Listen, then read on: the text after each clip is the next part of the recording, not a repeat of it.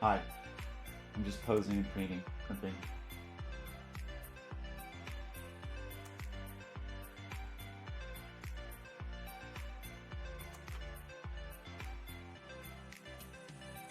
Hi, it's me, Scott. Hello. Um, what are we doing today? I think we're gonna work on dog more. It's so distracting to have my face right there, too big. Maybe this is not a good layout because there's just got my whole head right there. Mm-hmm. Mm-hmm. I don't like what's going on up here. Is this? Anyway, yeah. Hi. Um, I got distracted from it. Oh, I forgot to put the microphone over. Okay, falling apart over here. Just trying to get my act together slightly. Um, okay. What are we? Mm-hmm. Mm-hmm. One of these. Hi. I maybe should have mentally collected myself a little more before starting the stream, but well, what are you gonna do? Let's just start with dog stuff, I guess. I don't know, I'm hesitant. I'm hesitant to do so, and I will explain my hesitance, but also why I maybe feel a little more comfortable as soon as we pick the wallpaper over here.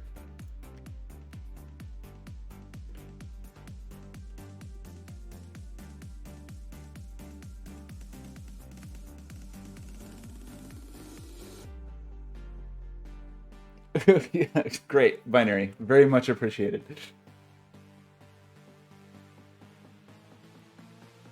Please, please send me misguided advice. What are the other developers working on?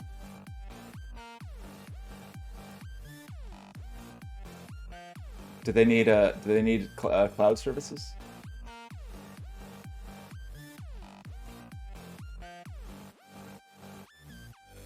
I think binary. I will say, I think most of your advice, directions you have pointed me, I think have been very fruitful. I think broadly, I'm really pleased with. I think I was already using Cloudflare for some things, like Cloudflare kinds of things. I guess sort of things you traditionally think of as Cloudflare kinds of things, like DNS and so on. Um, I was using Netlify for serverless functions and hosting, and still do. And I was liking Netlify, but it's not great to have stuff spread all over the world, or spread over a bunch of different services. I always find makes me feel a little fragmented. I like this, but these leaves yesterday. We had leaves yesterday. So so seeing all of the things Cloudflare is doing, I think is exciting. I did have a real moment of doubt yesterday with that with the stuff breaking when deployed. But here's the thing I still don't understand. So here's the story about what happened. Here's a fun little narrative. So somewhere in the process of the deploying, I hadn't deployed since March or whatever. Somewhere they popped up a message and they were like, hey, you don't have a compatibility date set. I don't remember what the exact message was, but it was something like, the gist of it, or what I took away with it, was like, you should be setting a compatibility date in your Wrangler file. So, and that's basically their way of versioning their API. So they can say like, okay, you have this date in your file, which is interesting. You have this date in your file. We're going to snapshot you don't need to know the version. You need to say that it worked as of this date and we'll figure it out. So that sounded not bad.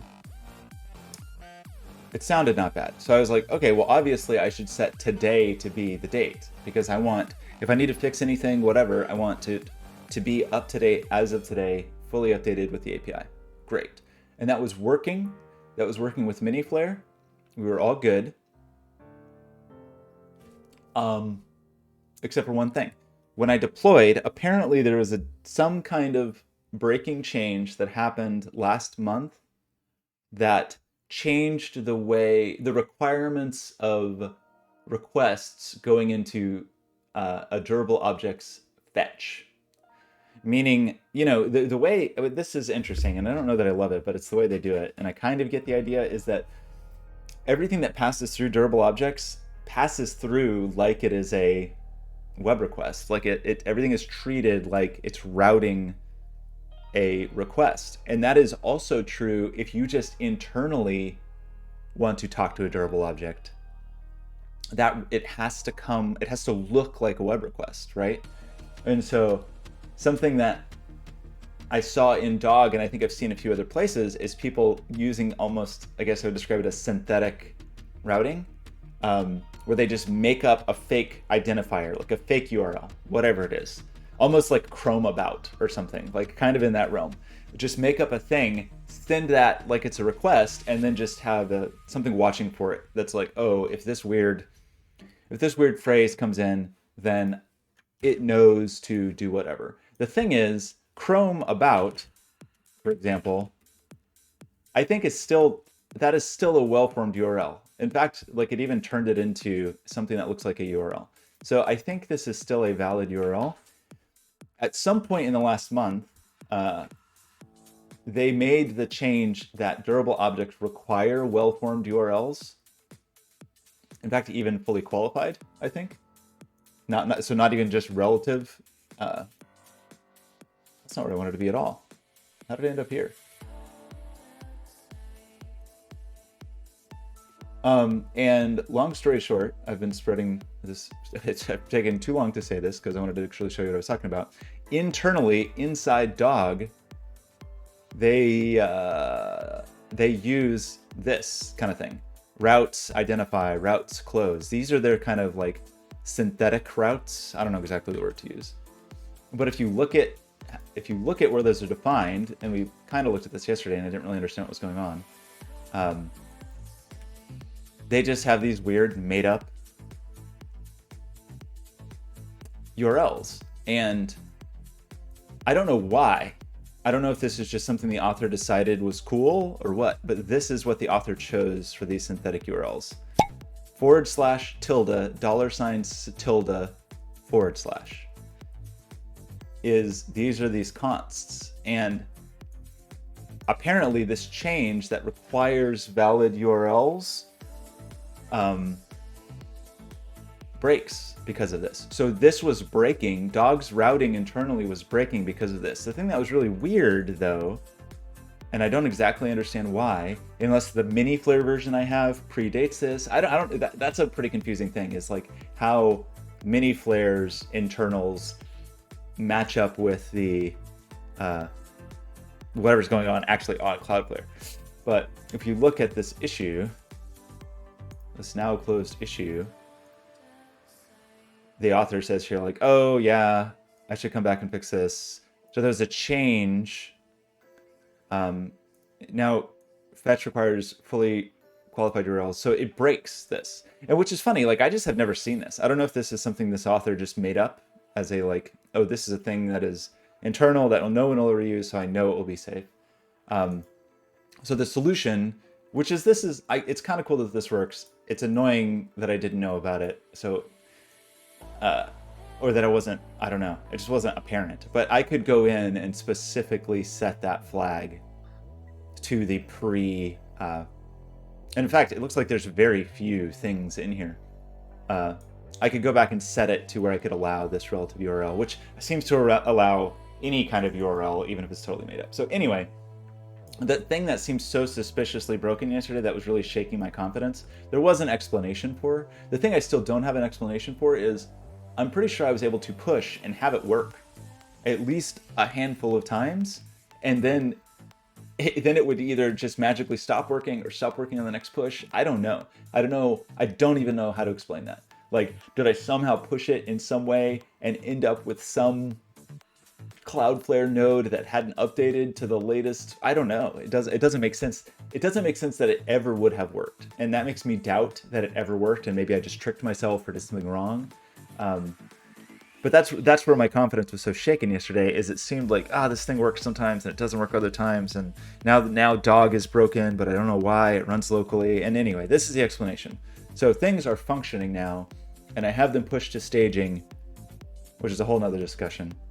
but they are functional on staging. Okay, what's going on over here?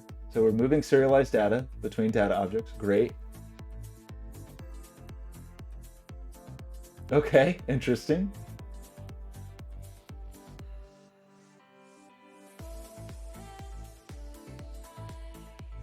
Is this like a Manhattan Project situation where these two devs are secretly building an atomic bomb and they don't know?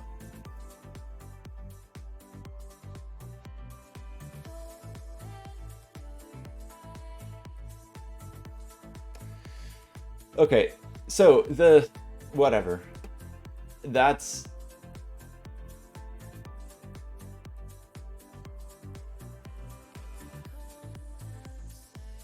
my instinct when I run into this is to like say like, well, how could I have done this better? How could I have known this? How could I have figured this out? It just did not occur to me like this thing was not even anywhere in my consideration of what was going on. Maybe there was some blog posts about it. One thing that I will say is I guess I would say is a problem with Cloudflare right now is that it seems that very frequently the most important stuff you need to know is happening in the blog.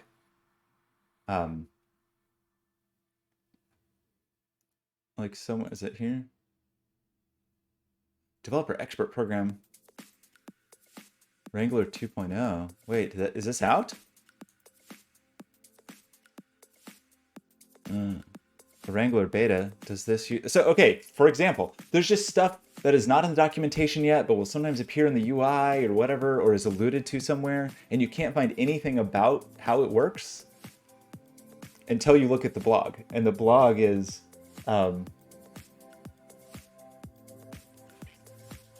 I don't know. I guess it's like the point of record. In fact, I posted a question on their Discord yesterday, and the answer was basically, "Hey, yeah, that thing you asked about exists, and there's no documentation, but here's the blog post about it." It was this because they started adding environments, like production and dev environments, to the Cloudflare UI. No documentation about it anywhere except for this blog post. So, I don't know. That doesn't feel...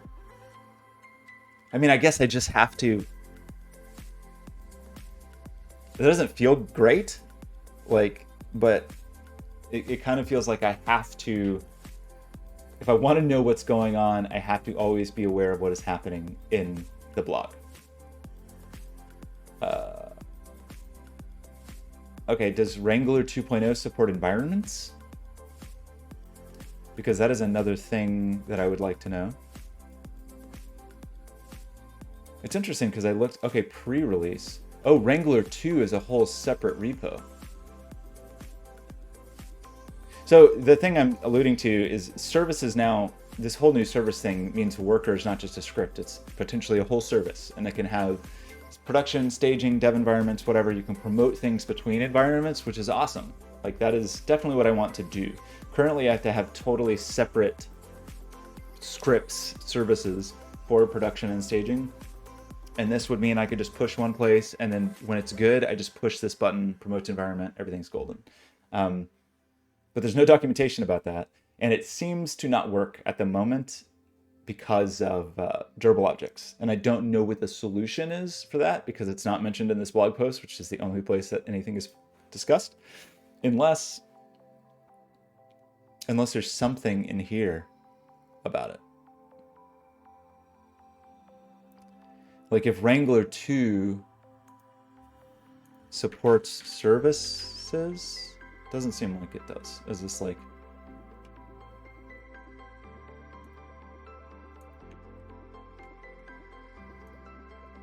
I don't know. I don't know.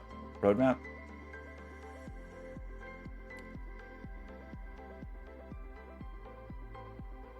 This tracks implementation of durable objects. It currently doesn't.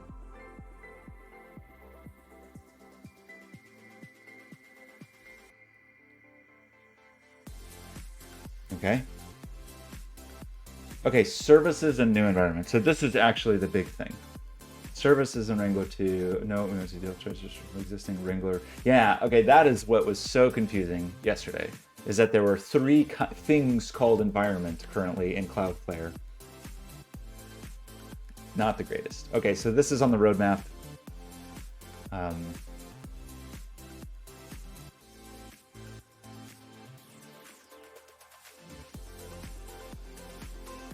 Well, they're actively thinking about it, so actively thinking is good. So it sounds like it could be some month until this is really a thing. So I think I'm going to choose to ignore it for the moment.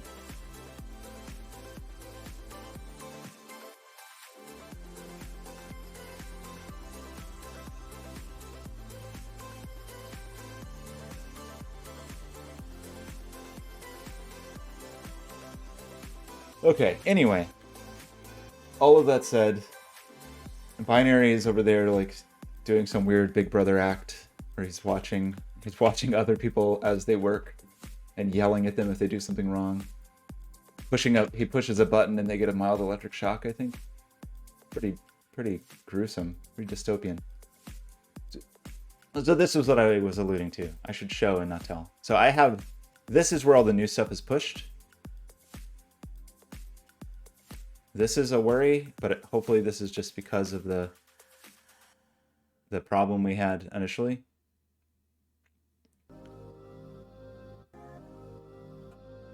That's interesting that our median time's 1 millisecond. I wonder if that's because of the remote, because we still have the legacy stuff in here. So this is like kind of a scary thing because we're already just in the last 24 hours at 52,000 requests. So like, what is our worker time?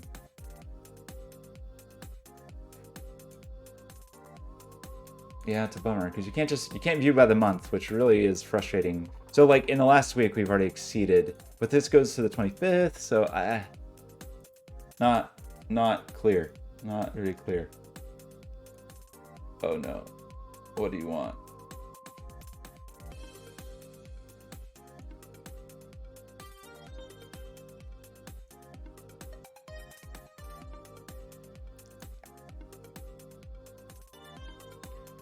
Oh boy, sorry. What do you want?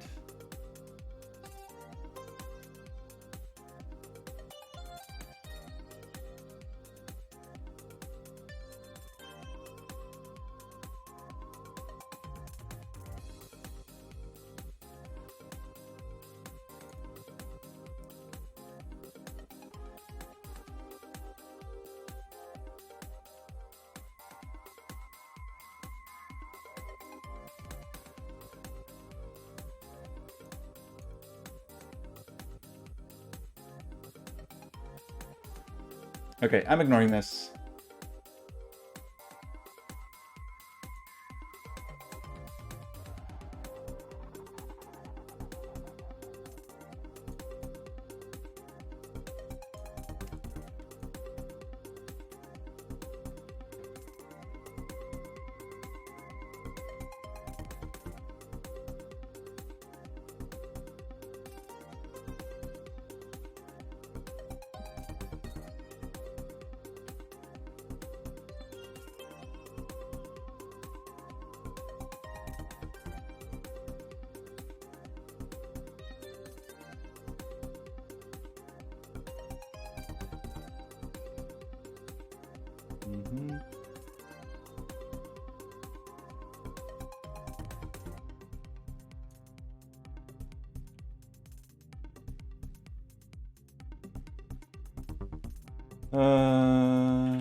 Okay, sorry, 1 second.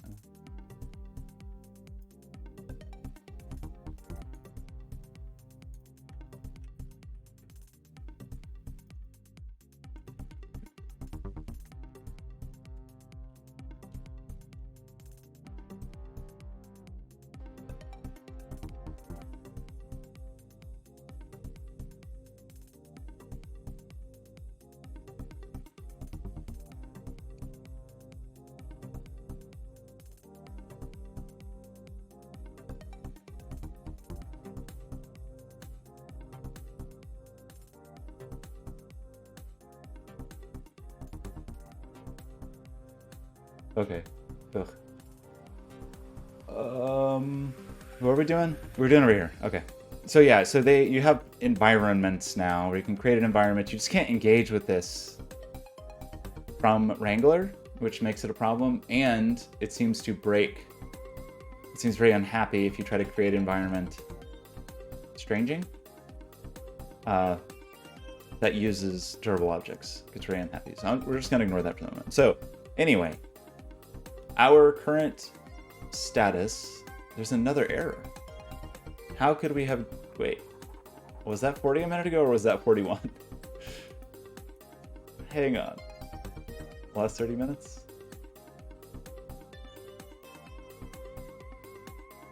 How is there an error in the last 30 minutes? There's nothing even, there shouldn't be anything that even knows about this server. Wait, that says the last 24 hours. Good grief. Last 30 minutes. This is really kind of obnoxious. Last 24, ugh.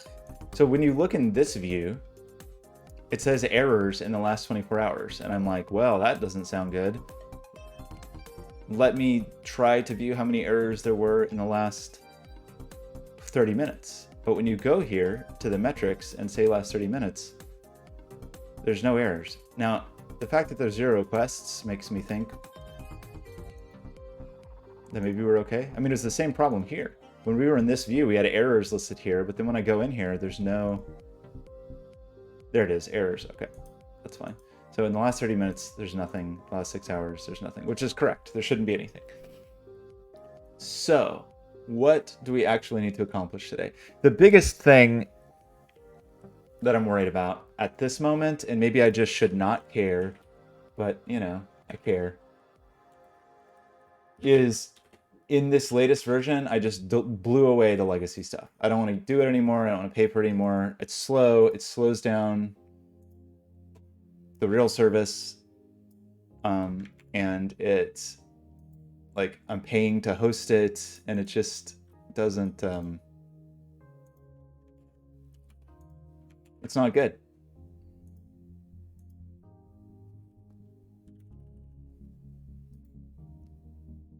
Not great. So I want to just get rid of it. So in this latest version, I totally stripped it out. My worry is that somebody's still using it. And when we go into the Heat EBS on Heroku, like, is somebody using this? I mean, I'm sending all clicks there, right? So like, I'm sending clicks there.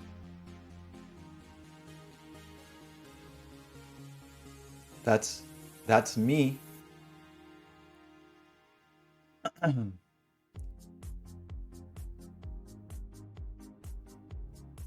Why was there? Oh, it's daily restart. Okay. So you know, like we haven't touched this since here. And unfortunately, I just didn't build it in such a way that I didn't build it in such a way that it's easy for me to know what's going on, because I didn't, you know, it was just supposed to be there as like a legacy fallback. For all I know, nobody's using it. And these clicks are just forwarded, because we were forwarding everything.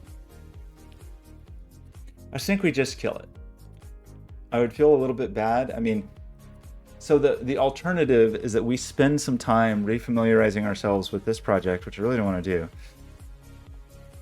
We spend some time refamiliarizing ourselves with this project and putting in some way to see what channels are connected to it.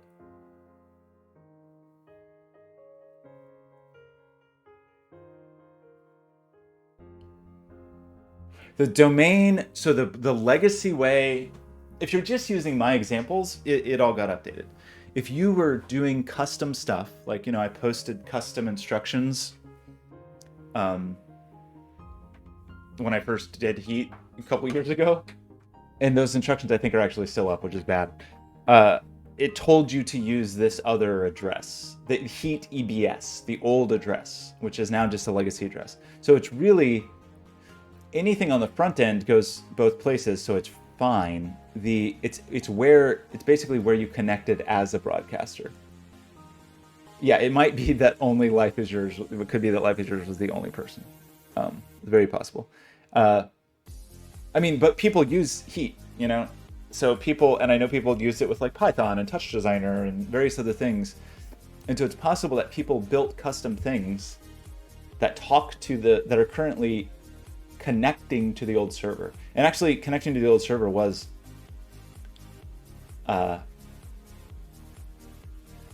more tedious than it is now. It's actually easier with the new version because you just connect to a specific URL. The old one you had to like connect and exchange info. You had to potentially use Socket.io. I was about to say maybe we could view. I think could view logs online somehow. So yeah, I mean, long story short, it is possible that some people have built some custom thing that will break inexplicably the moment I do this. And I really should have at the time thought, oh, sure it would be a good idea to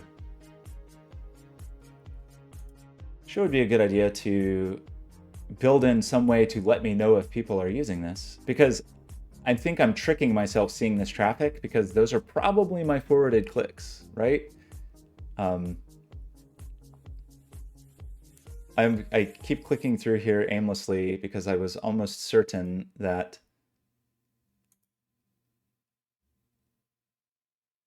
Heroku had a log viewer.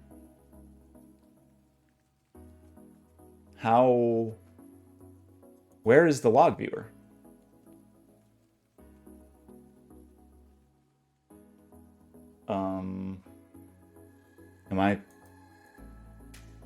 I was just totally misremembering that.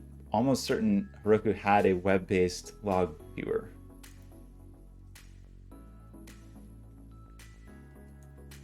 No? I mean, I know we can do it from the Heroku command line app, but then we have to go dig up the project and so on. Okay, so let's dig up the project, I guess. So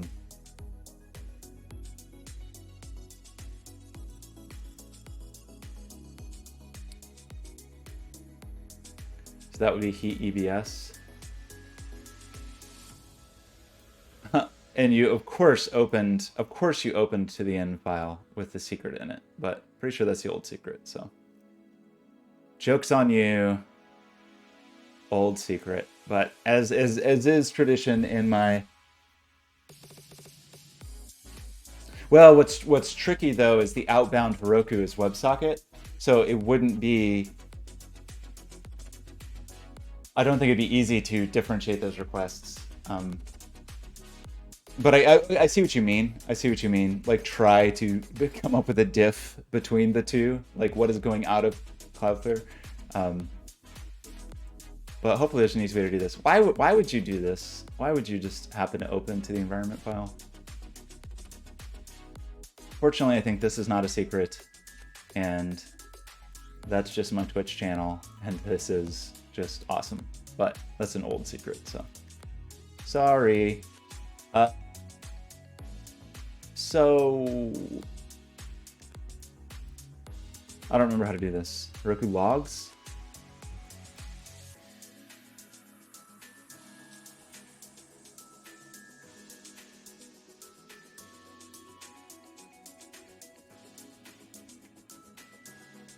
What is the...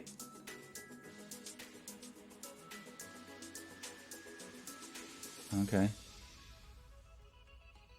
Credentials must have changed. That's not a bad idea, Binary. I just don't want to do it. It sounds annoying. Like, I care a little bit about not breaking it for people, but I mean, the reality is I'm overthinking it. Like, there can't be that many people. I just, I don't want to break something if it can be avoided.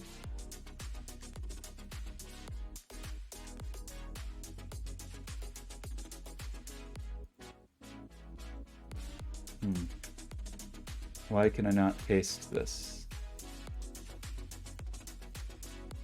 Something that infuriates me endlessly is web passwords that don't let you paste into them. Like, because they have some stupid JavaScript validation that prevents it. So more often than seems like should ever be reasonable, I find myself turning off JavaScript on web pages.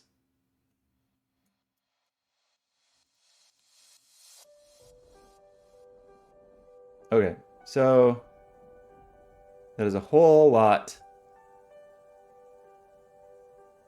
But these must all be forwarded clicks, right? Yeah, these are all clicks. So I don't know that this really helps us, because we'd have to find somebody who actually connected. Okay, for example, here is somebody. So somebody is using this. I mean, that's what these Socket.io connections are.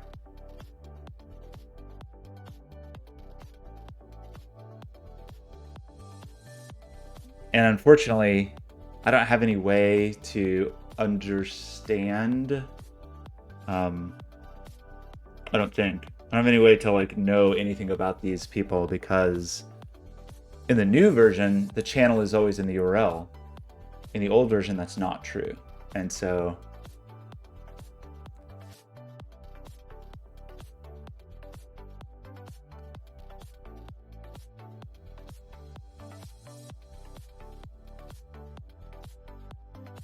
and it doesn't show like any information on the request to see.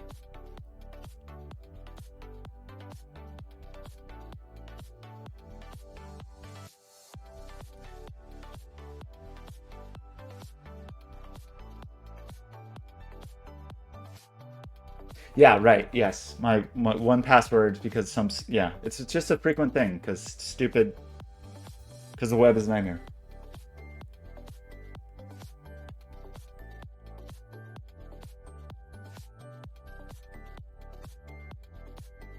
It's all bad. One password mostly works well, but you know, they can only account for so many. So this was somebody clicking too much. But yeah, these are... So this definitely means that somebody is using this.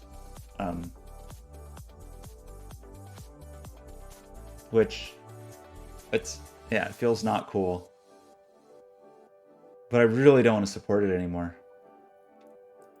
So what do I do? Like,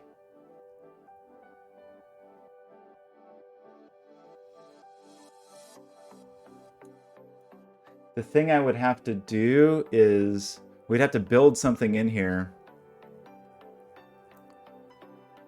I guess, that when somebody connected, either between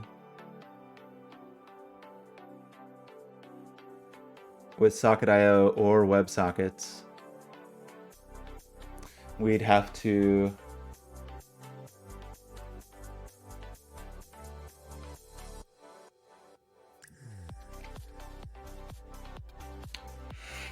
binary, tell me not to care about this. Tell me it doesn't matter for like the 4 people that are using this, if there's even 4 people. The thing we would have to do is like manually go through here, watch for these messages,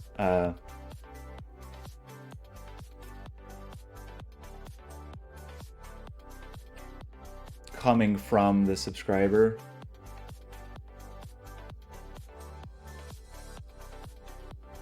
And here, like from the from the WebSocket connection or from the Socket.io connection, we'd have to build a list of all people, like what channels are using this. We'd have to store that somewhere that I could see it. And then I'd have to, like view it and then manually look up the people using it?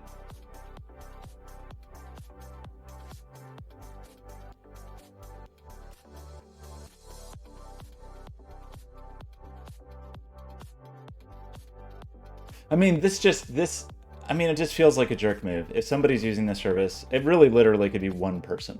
And I have no way of knowing that. So a thing that I could, like, here's the truly kind thing to do, I think, is I would have to go through this, store right here where somebody joins. No. Where is it, actually? This is when a message comes in. That's where we get the channel. How do we do this? So this is where a WebSocket, a Socket IO connection comes in. We watch for this, and this is how we join. So that is the way that we say, hey, you're part of this channel. This is the old annoying way. In the WebSocket land,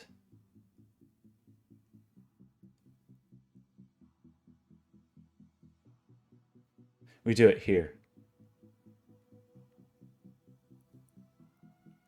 So we would, and to be clear, this is all we want to throw away all this code. We don't want this to exist. We don't want Heroku to exist. I just don't want to be bad citizen. So like, let's just think through this for a second. So I could add something to those two places, right? But then what? Where do I store it? If I just store it in memory, then I have to make some mechanism to get it. If I stick it in the logs, like, I don't know if we'll be able to get enough logging for it to be meaningful.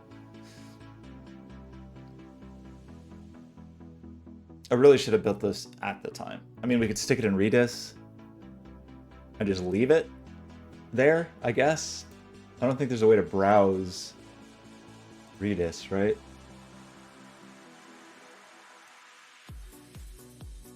Can you? Just browse the contents of Redis to go? I don't think you can. I think I'd have to build something too.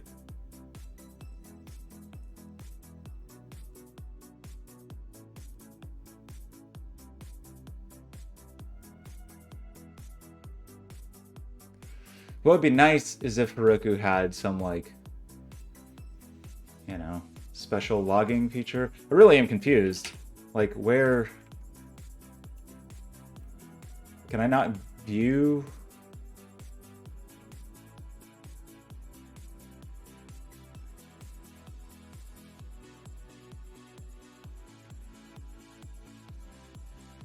So we could.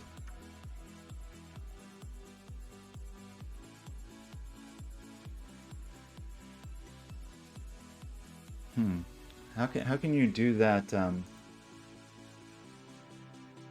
you write to the error log with? Does JavaScript do that? Log error?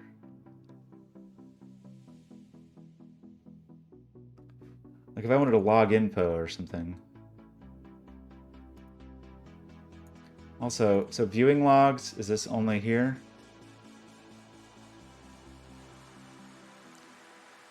So Dino, that's the app.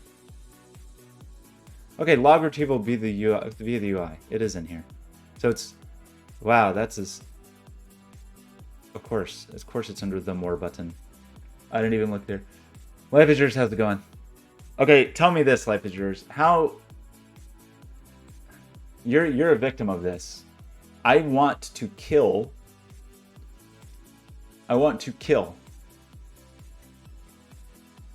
That's it. I want to kill the old heat, the like backup heat server. Because I just don't want to host it anymore. I want to be done with it.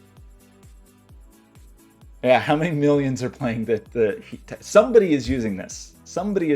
I just can't see it right now.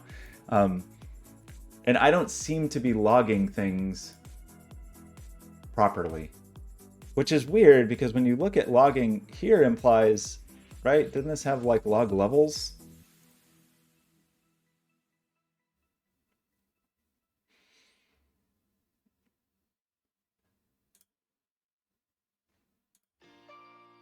Whoa, logplex. What's a logplex?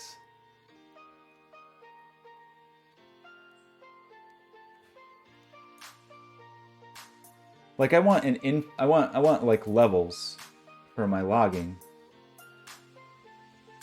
But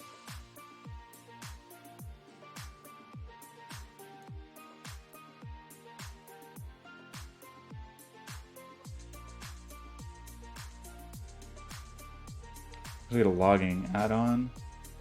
Log drains. Is there just some free log thing?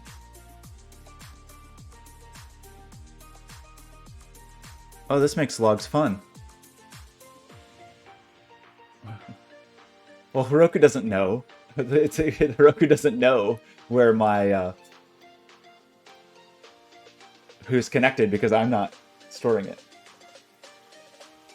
So here's the thing. I want to kill the old service. Right now, if I kill it, it will just kill it for anybody who's using it, which feels like a jerk move.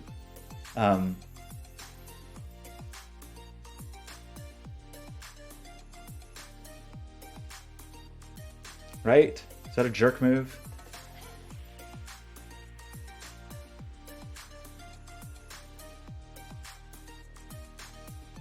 Is there a free plan? Try it.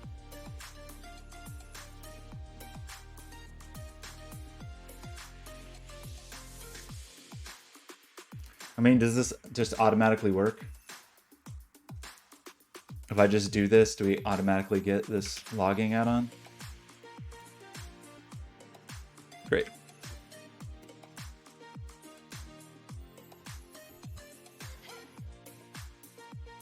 Unmonetized endpoint. I know. It's just, I don't know. If I was, I wouldn't care that much, except if I were the person, this is exactly the kind of thing that I would really complain about. I would be like, wow, what kind of jerk would do this? I feel like it's above and beyond for me to find individual channels and then go and try to tell people individually, hey,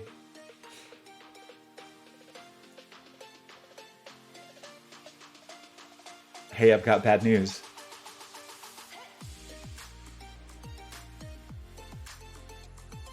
Okay, so we're getting this. Start a live tail. We should be seeing clicks.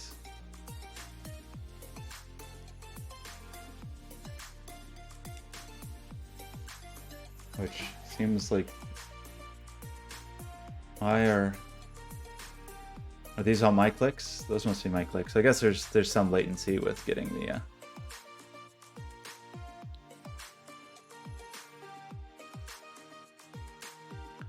click. Okay, I'm gonna try to click down in the corner, so it should be a click that's close to 0, 0.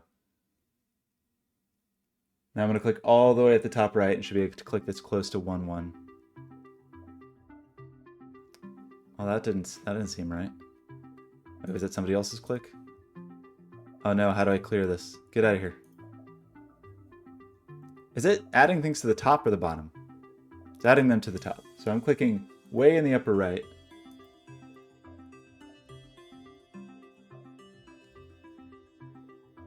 Oh, does Y go this way? Okay. So I am seeing this. Do I see any, am I doing any logging in here? Am I just doing no logging other than the listening? Redis client connected. Okay, I'm doing that logging. Okay, let's just do this while I have a crisis of conscience. Where we say,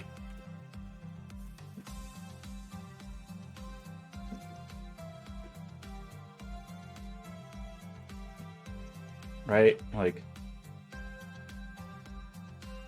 so we have to do it there, and then we have to do it in here as well.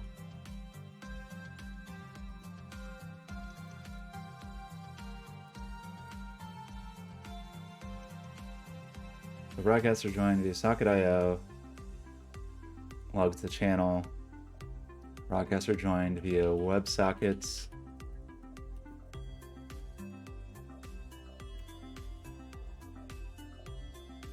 Channel. Those are my only two changes.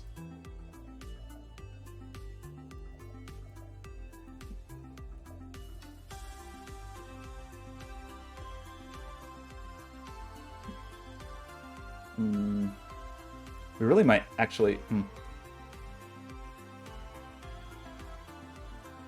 get push Heroku. How do we do this?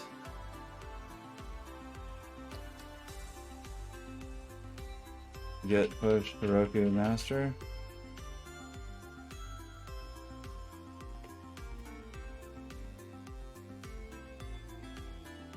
Wait. Why is this not a Git repository?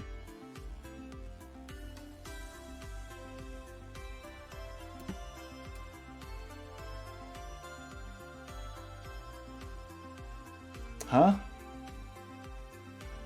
Oh, that's smart. That'll let him know. Very good.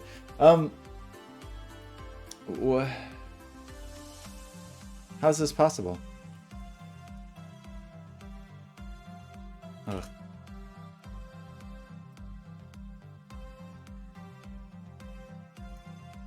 Can someone explain this to me? How?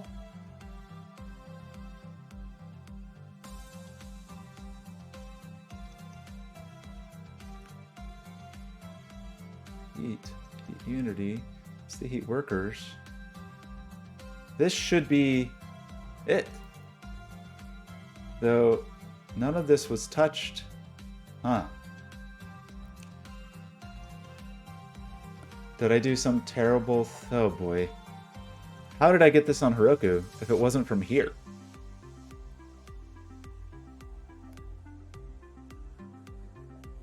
We had Beanstalk stuff here.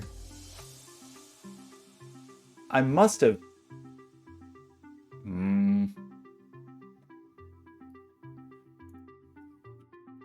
I must have deployed this. It got on Heroku somehow, right? I'm actually really baffled why it wouldn't have been from there, though. That's troubling. Is that a repo? I mean, the answer is probably the answer I don't want it to be, which is it's probably, oh yeah. Wait, this makes no sense. How?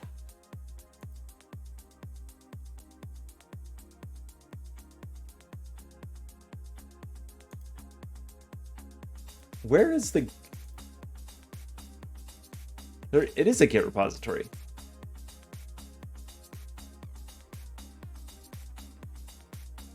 Okay, but this is like the Amazon code commit stuff. There's no... Heroku isn't in here. So how did I push this to Heroku?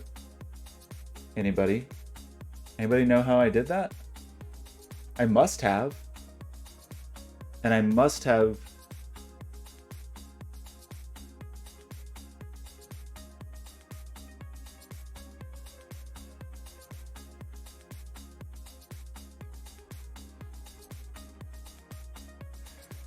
Well, no, there is a Git repo here. It just doesn't appear here. I guess it's hidden. So that was my mistake. But it doesn't have the Heroku remotes in it. So like the thing that worries me is that I like did that change to some old version. This is the thing I really don't have a solution for. Stuff that's heavily versioned and managed remotely, like how to deal with that globally.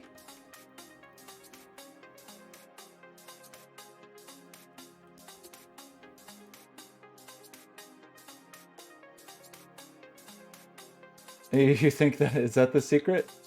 I don't think that's the secret, because if this repository was never pushed to Heroku, then it's probably not correct. Like I had to make some changes to get it to run on Heroku. I mean, maybe it is correct. Maybe those are all just environmental variables. Maybe I didn't actually have to change anything, which might explain it. But normally, I mean, maybe you're right. But can you?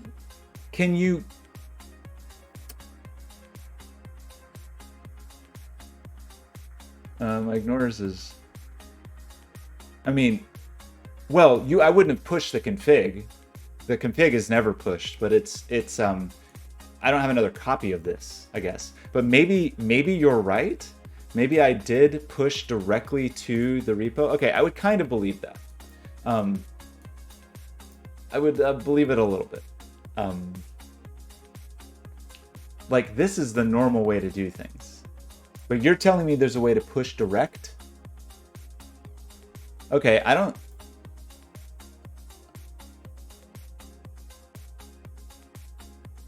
How? How do you do that?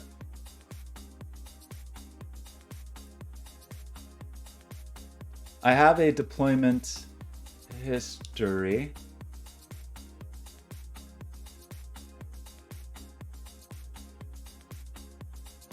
It's me setting a bunch of configuration variables. Deployed. So this was my last deployment in May. But I don't think it says how I did it. I'm sorry, in June. Okay, but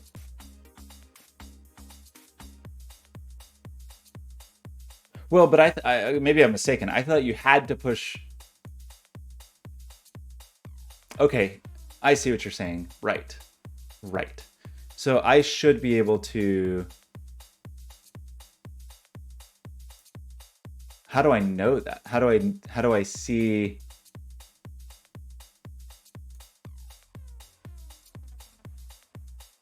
The Git repo, clone it back and look. Well, it wouldn't have the repo then, but you're right. I could clone it back just to make sure that there's nothing different. But what you're saying makes sense to me.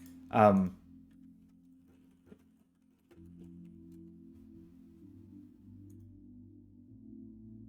guess I forgot you could do it without making a. So you're telling me I can just do this.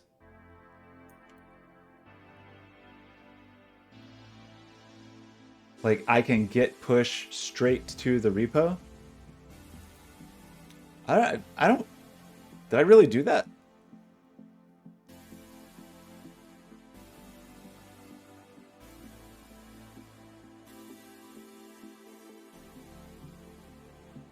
Okay.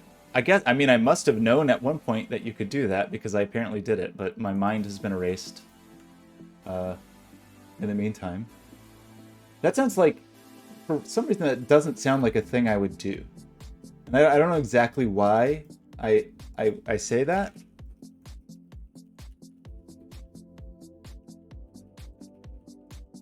I mean, yeah, now that you say that, I mean, I obviously just push to repos arbitrarily all the time, but I always do it through a config for reasons I don't really know how to explain. And it seems weird that in this one case, I would not have done it my normal way.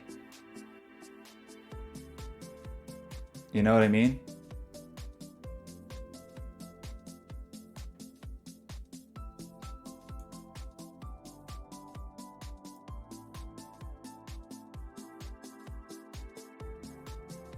And because the Heroku app doesn't exist here. Is that what the problem is? Maybe I did it that way because... maybe I did it that way because because this wasn't initially built for Heroku, so it wasn't set up for the Heroku app. I don't know.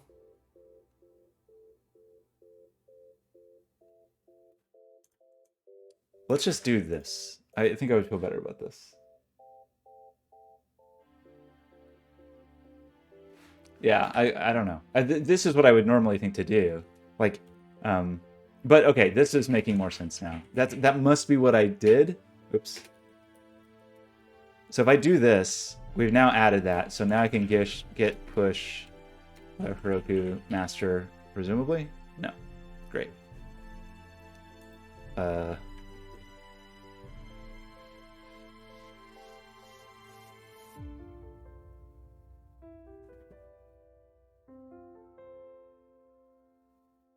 Was it main?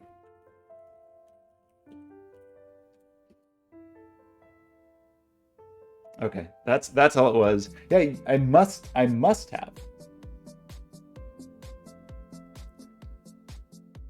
Yeah, or maybe I'm just breaking everything. But no, I think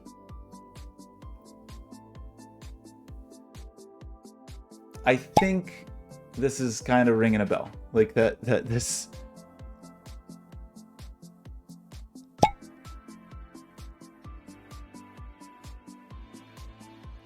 app crashed. Okay. Well, I'm getting so many emails from that stupid log thing that we just installed. And it's just sending them over and over and over again, so very good. Okay, so we broke it.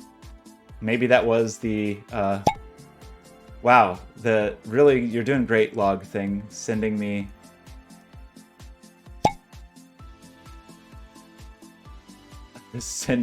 crash emails every second. I'm gonna say that I don't find that useful. Thanks. Thank you for trying.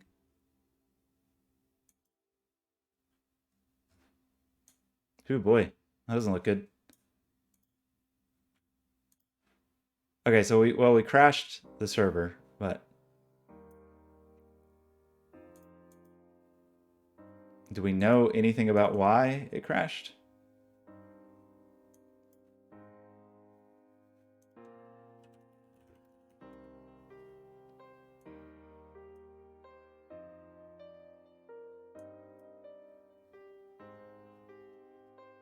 Good. This looks very good.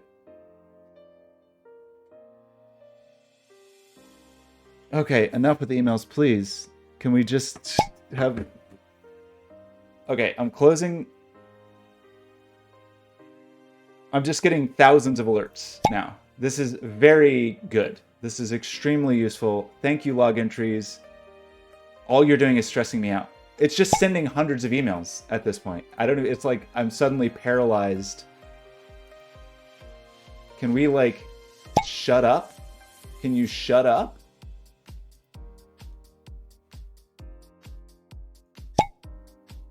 Okay, I'm a little bit tilted, I will say. I just want you to stop. Just... Okay. Let's do this. Can we, like... roll back? Roll back to what? Roll back to here?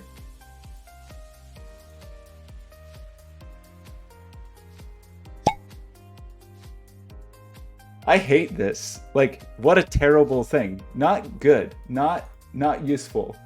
I just got 85 emails from those people.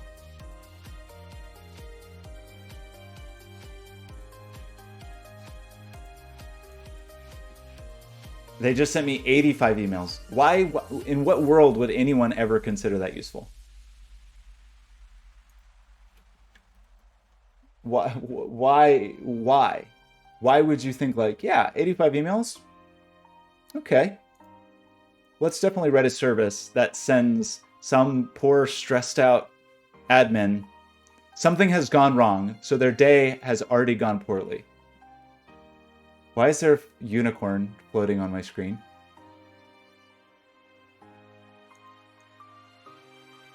Guess that was glitch. That was weird.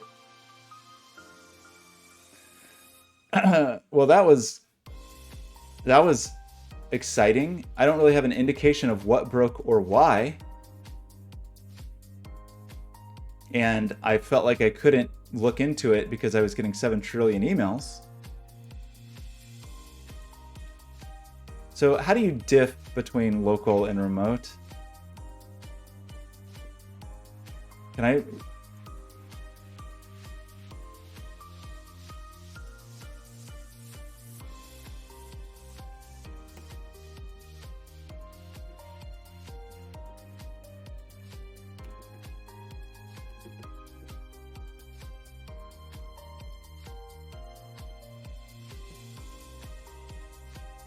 That doesn't seem to be true.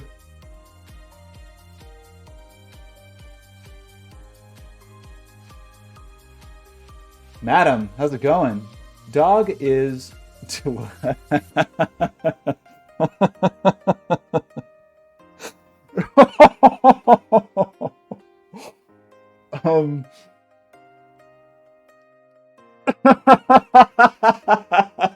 Life is yours. I think that's the funniest thing you've ever said.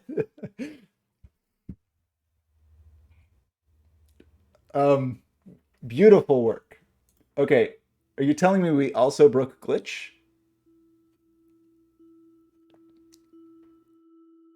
Okay, I'm just frankly a bit tilted at the moment. So, oh, well, because, oh, that's really bad. If, I don't know, oh gosh, that's potentially horrible. Yeah, thanks, Unicorn. If,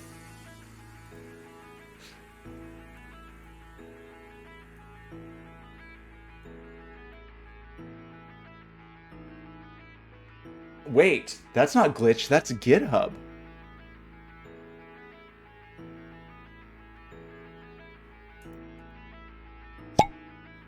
I'm still getting emails. I really want no one to ever send me an email again. So that, yeah, that we're still getting emails from the logging service. Okay. Everything operating normally? I don't believe you. Current status. All systems operational. I beg to differ. I'm still getting emails. I'm still getting emails from those people. Okay, let's close. Let's quit my email client. I mean, are we still actually getting emails? Like, is it still actually broken? Or is it just, are we still catching up on a backlog of 7,000 errors? What a, okay, let's, I'm not into this service, let's say. Also, like, ugh, okay. So, GitHub is breaking? I don't think I broke GitHub. I'm pretty sure. Okay, I'm sorry. Madam Dog is a feature. It's a long story. It's a very long story. But basically, we've got Heat, which seems to be broken. No, there's Heat. Okay. Heat is okay, maybe? The GitHub hosting. Okay, this is why we're going to port everything to Cloudflare. We've got this thing called Heat, where you can click on the stream, and it does this thing. Oh, yes. Thank you, Binary. Very good. Much appreciated. Yeah, look at... I'm still getting emails from the stupid log thing. I hate this. Okay. Why does it say there's no...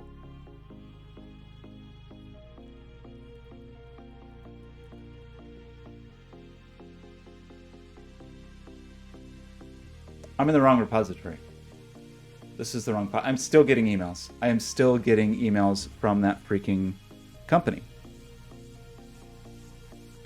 But these are all from 10 minutes ago. It's just catching up on sending me trillions of emails. So very good.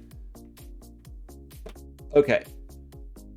So I'm like, that actually rattled me. I hate notifications. Like, I'm so sound sensitive to begin with, and I like really get overloaded with stuff like that.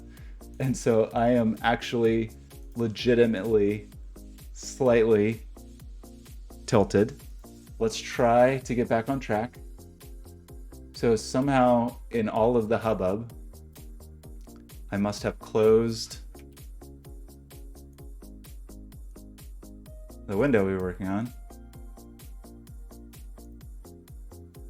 And what we wanted to do here was a git diff between main and Heroku main to try to figure out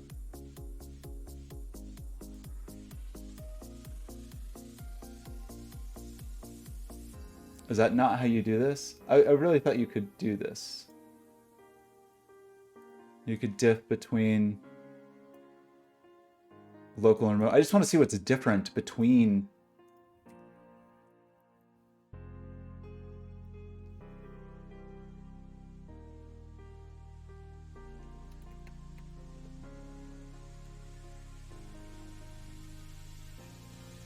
Okay, this says it's master, but I thought a second ago, okay, is it kit diff master between Heroku main?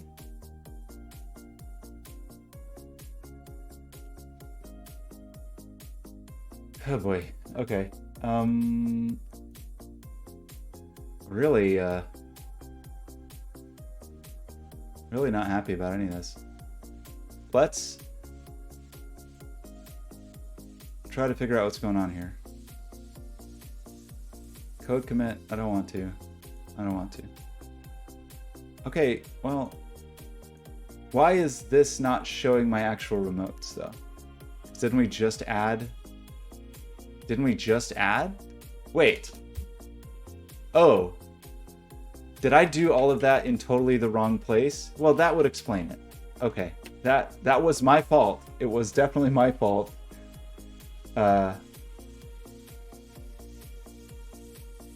Definitely my fault. We just did all of that in the... We pushed our worker repo there. So yeah, of course that didn't work. Okay. But which I feel like I would have figured out very quickly had I not instantly been inundated with 7 trillion emails and lost my mind a little bit. So we super did not want to do this. This was absolutely the wrongest thing I could have done. And it was just dumb cut and paste error. Woo, boy.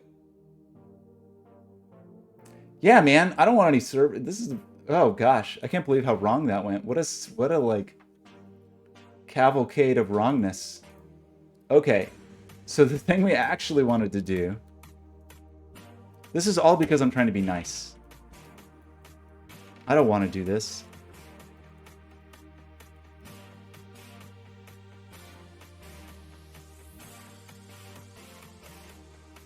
Okay, we're pushing again. Let's see how bad it is.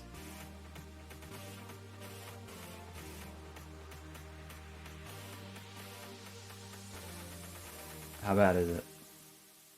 Get ready for getting 7 billion emails. Brace yourself. Uh-oh. It's already happening. Hopefully that was just the restart.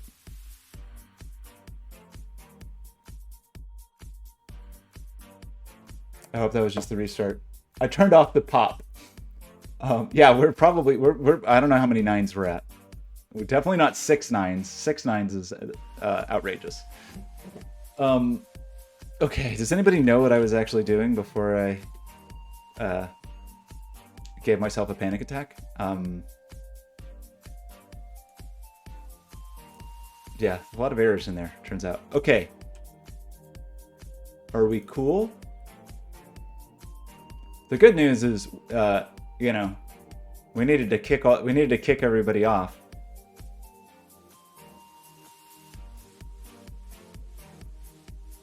So we got this Redis client connected. Why don't we get, and we have this socket.io hit. So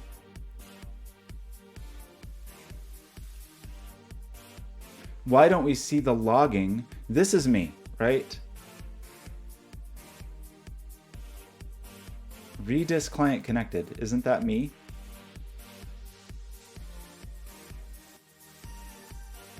The on connect here. I mean, I think that's just straight up me calling console.log, right? So, one, why aren't we seeing the listening?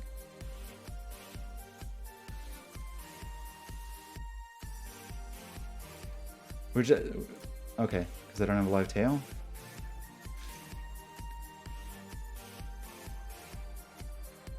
It's a lot of clicks, everybody. Okay, so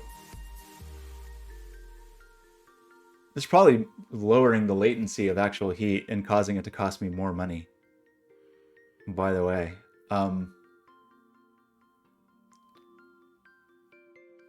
how do we do this?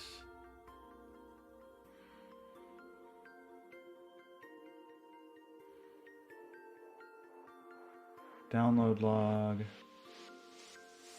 time picker, the last 30 days.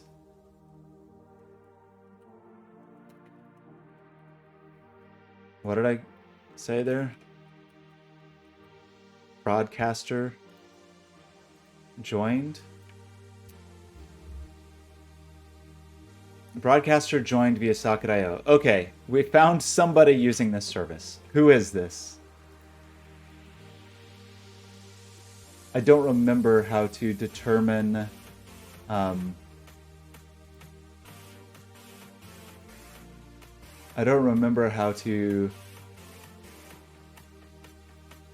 given a Twitch channel ID, find the user.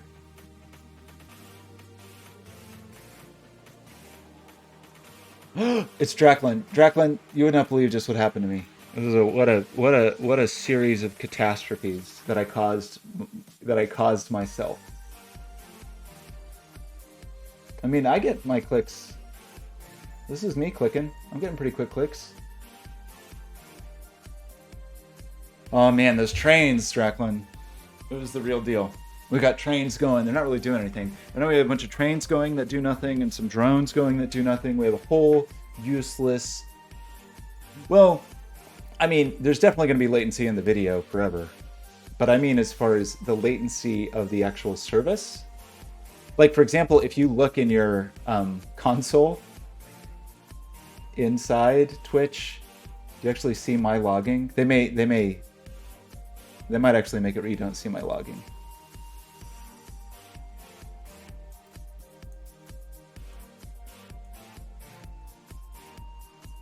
Yeah, they may not let you see my logging. Anyway, you should hear back from me almost instantaneously. I'm talking about adding a few milliseconds. Is it time to Marco Polo? I mean, Twitch will tell you the video latency, right? Isn't that a thing it tells you? Polo. But don't they tell you video stats? Latency mode, low latency. Latency to broadcaster for me is 1.5 seconds. So you should be able to do the thing and it will tell you the latency. Okay, anyway, what are we even doing now? So we added this thing that logs the broadcaster.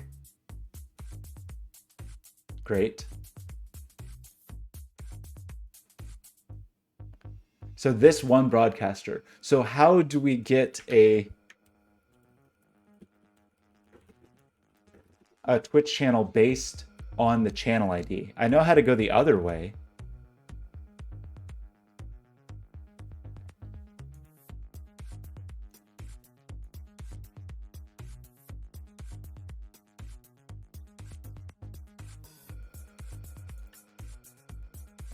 I mean, I feel like 6 is not terrible for the other side of the world. Okay, well, that's not what I meant to do. I mean, I know there's some API for this, but then we'd have to dig up Postman and like spend time digging into the API. Like, all I want is, does nobody just have a thing for me?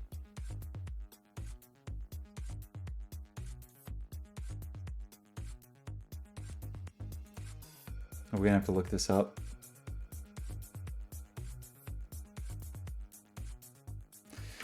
Hey. 2.7. That's not bad. That's not bad, right? Okay, so get user by ID. The thing is we have to do all the authentication stuff for this. I don't want to do that.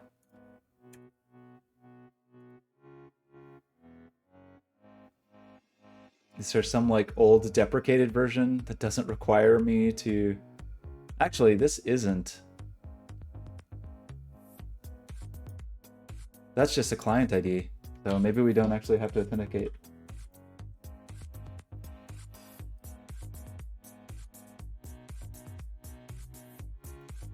What are you mad about?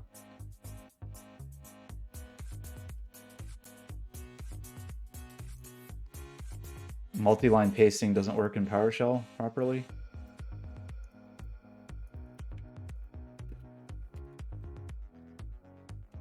I hate you, PowerShell. I mean, maybe it did work when something else is broken. Who can say?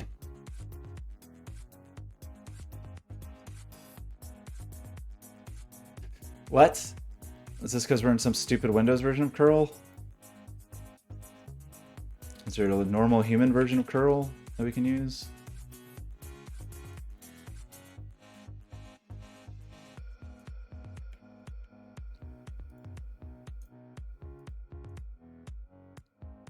Valid client ID specified. Well, that's fine.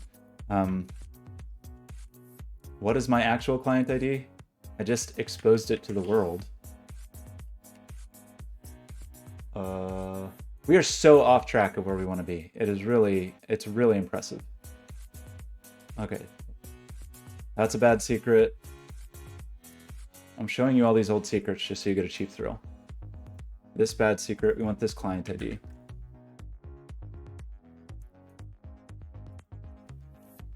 Okay, so that was to look up users, but how was get users by ID? Wasn't that a thing? User by ID. So users / user ID. So it's just users and then / whatever the number is. All this trouble, this person better appreciate this.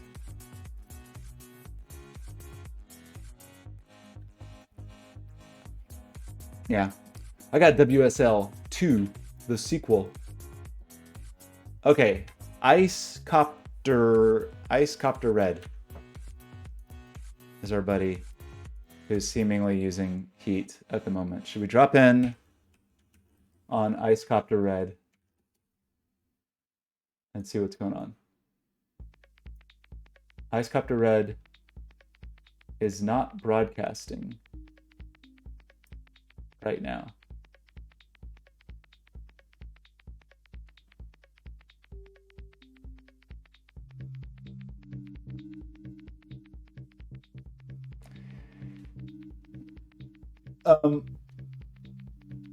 Extension can connect to the endpoint when offline, which is a problem. And so in the new version, one of the things I want to do is kick people off if they're not currently getting clicks.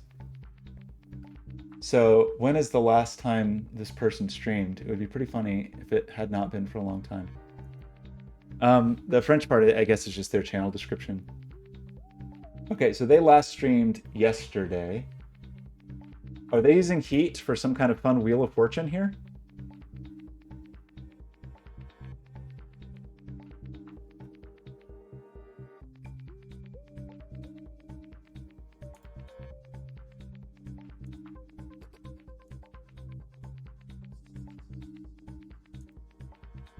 Do you think that was using heat?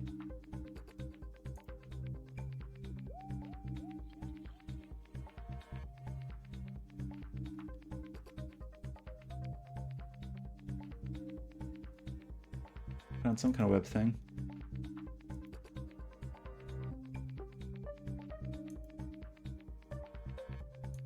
You know, fun clown nose.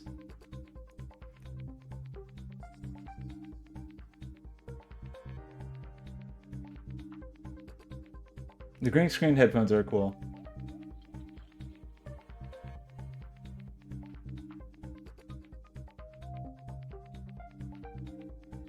Oh, really? Wait, a picture of this guy? Oh, is this a heat Etch-a-Sketch? For the polite pause? Okay, so...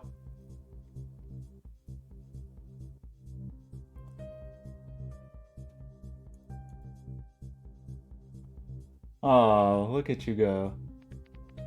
But that's not the... Is that the same person? This is Drunken Reaper. Is that...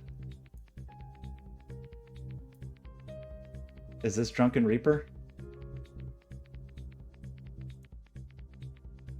I think it's a different person. So this would still work. Normal heat works. It's only people who've made custom things.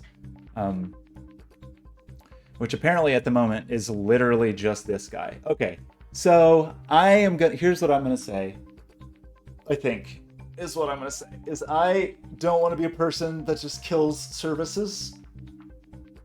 We have the legacy forwarding code. So let me spend a minute just like seeing how we were doing the legacy forwards before. And if it's not too annoying, maybe I'll put it back in. I don't want to, but I don't want to break people's stuff, you know?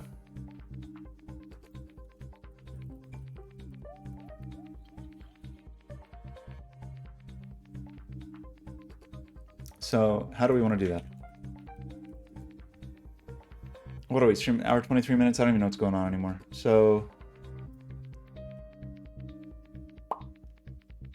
of course, GitHub is so useless. I go to GitHub. You would think that somewhere here, I would see the repository I'm actively working on, right? Like you would think somewhere on this page, recent activity, nothing. My repositories, none of them are the repository I'm actually working on that I pushed to just in the last 24 hours. None of these are the repository that I pushed to in the last 24 hours. I don't even know what this is. Why would I want to explore other people's repositories? Like, what garbage? What a useless thing. What a incredibly useless thing. I never want to see this page. Why would I ever care about this? Stuff that happened 4 days ago, 10 days ago, I want commits that were today or yesterday. Like, what or just at least show me the freaking repositories that I'm using. Like, here's the repository updated 17 hours ago. All of these other repositories, like 24 days ago, months ago, like, what is the purpose of this? Anybody? Like, why would you make it so bad? This page is useless. So infuriating when all I actually want to see, if I go to my repositories, the thing is on top.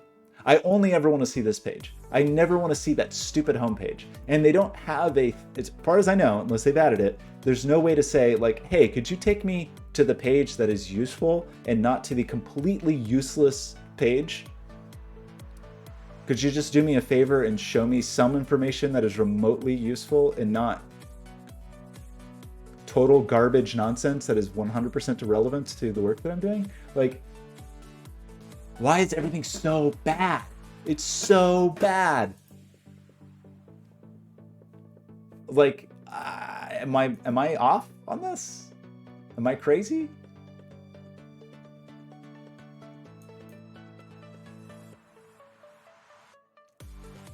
Like, why? Why show me any of this?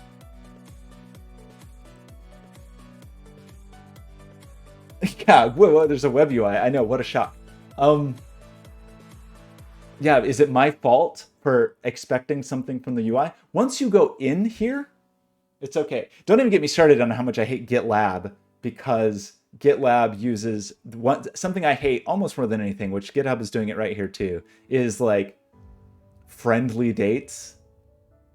Like, I don't have a concept of 17 days ago. Can you just tell me the date, please? That's what I want to know. I don't want to say, I don't want the stuff that's like, whatever, that's library that people suddenly started using all over the place in the last couple of years. It was like, oh, in the last 2 days, or about a day ago, or whatever it is, about a month ago. Like, just show me the date. That's all I care about. I just want to know the date. 17 days ago, 17 hours ago. How about yesterday? How about we did something there yesterday? 2 fortnights ago, yeah. Okay. Oh, this makes me so cranky. Okay, I apologize for the crankiness.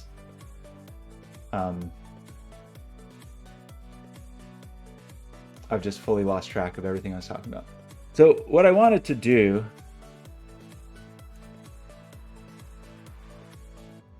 we just want to view the repository at the time of this commit, right? That's the thing we really want. We just want to look in here. I don't remember how to do that though.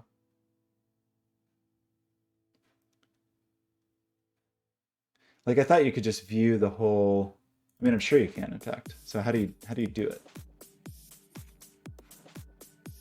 I just want to view the whole repository as of this time. Yeah, okay, here we go. So legacy, what did we used to do? We had, okay, logging we're just not even going to think about. So that's out of the mix. For legacy, this is really all we did. So there's definitely some latency, because that means every click that comes in, we have to wait some extra time for Heroku to respond. So that adds some latency to every click that comes through Heat. But I'm gonna just do it for now. But okay, another thing that is really important to, like, we learned something important here, is that people will just leave themselves connected to Heat even when they're not broadcasting. And so, like, that's actually a pretty major problem. To the point that maybe I should build something in to say you can't be connected unless you're broadcasting. I'll be right back.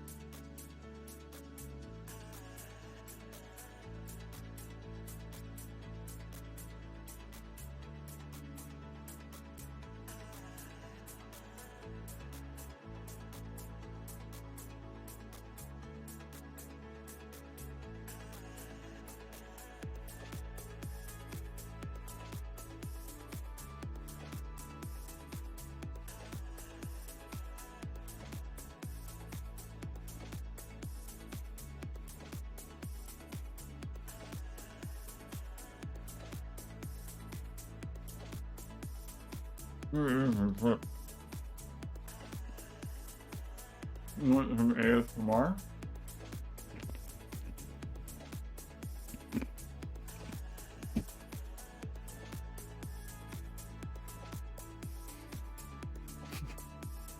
Sorry. I apologize for the chip. The chip ASMR. This is stress eating. I got so stressed out by the logs that I'm eating some chips. Also, the soap dispenser in the bathroom I just refilled the soap dispenser and it just covered my body with soap. It was a very refreshing experience. So I have a mouthful of chips. I'm covered in soap and I'm feeling refreshed. So let's move forward.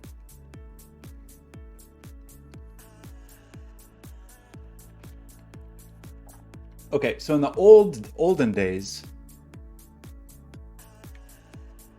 is this really all we did for legacy? I thought we did more, but maybe it was logging. Okay.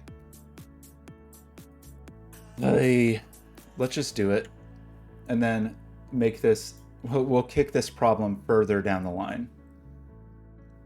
Because it is actually a problem. I think it is affecting our performance. But it's basically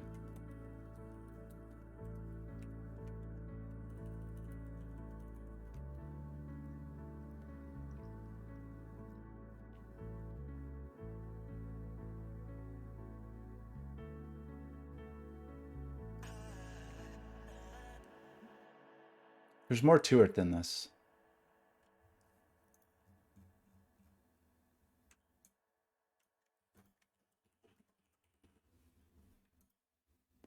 But I'm like slightly forgetting what the additional thing was. What was the additional thing?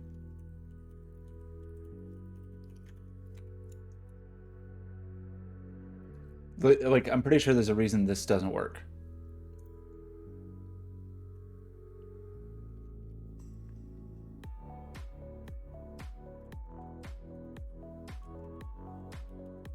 No, this isn't right.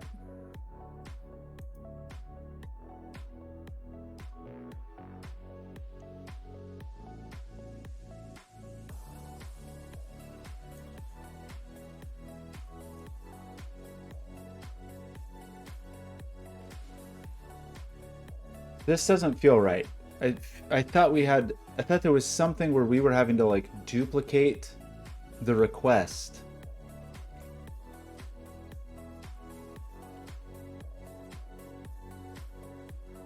Right?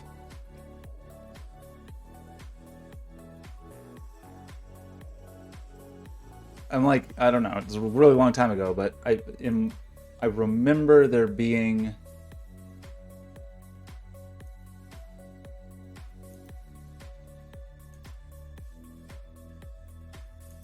something else. Like there was some other.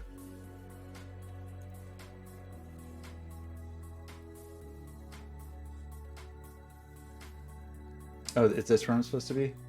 Send modified request to legacy server. That's the thing. That's where we need to be. We need to be here. So there is more to it. So there's the legacy. Yeah, it was this stupid thing. I still think it's not too bad. So we had that legacy URL, which remains the same. And then this is what we had to do, actually. So we had to do, yeah, it kind of sucks, actually, but.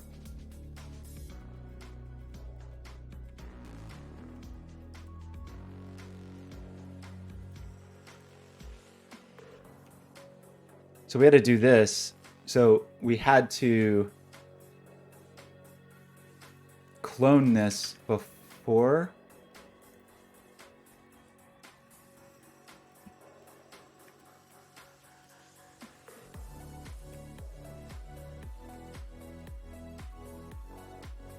And then I think this was the basic idea.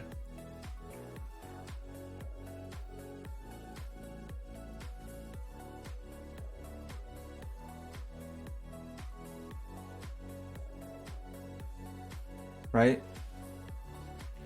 I think that's the whole thing. I want to get rid of legacy stuff, but I don't know. I don't want to do that. It's one too many things to do at the same time. I feel like we're kind of doing a lot of things at once. And so I think I would be more comfortable with just getting the current thing working with dog rather than like also trying to worry about the legacy thing. And you know what I mean? You know what I mean? So, okay. I apologize for losing my cool a little bit. I was just so upset by that logging and then so outraged every single time I look at the GitHub homepage because it is so astonishingly bad. Like, yeah, that's right. Wait, old dog neutral. Oh, look, there's more people. There's more broadcasters that are still using legacy heat.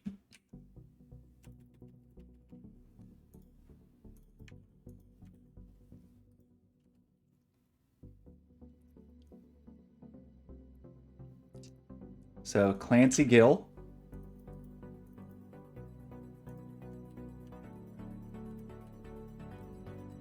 So this makes me feel a little better, right? It's like we're not uh-oh. High response time. Logging high response time again. I don't want that to know. Okay. So this channel has some kind of fancy. Are we doing heat here? Look, that's me. Cool.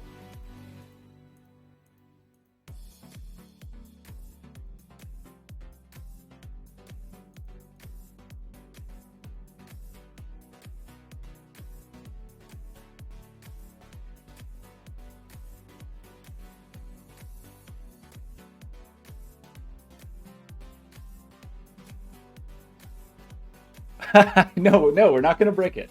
We are not going to break it. We're specifically endeavoring to not break it, right? So how can I know that it's not broken? I think my Twitch developer rig. We had to set the Twitch developer. Okay, so I will say this is making me feel a bit justified in not destroying this. Because here's 5 people that are clearly using the old thing, and they built something custom using my thing, and I don't want to be a jerk to them. So maybe like we'll collect this for a couple weeks or something, and we'll go back and look at this and say, uh, "Hey, everybody, you need to update. You need to update your thing," and just let them know. Okay. But that makes me feel more justified in this. Even, and I'm sure there's more, but just right now. Oh wait, there's a dude. This person's live.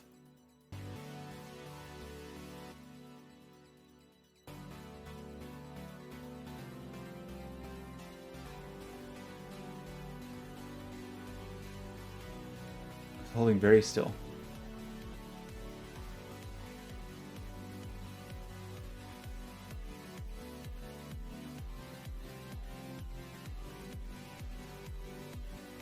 Then I don't even want to talk about what this morning has been like. I've done everything wrong. I deployed the wrong project to the wrong production environment and totally killed the Heat Legacy server because I just get pushed from the wrong window.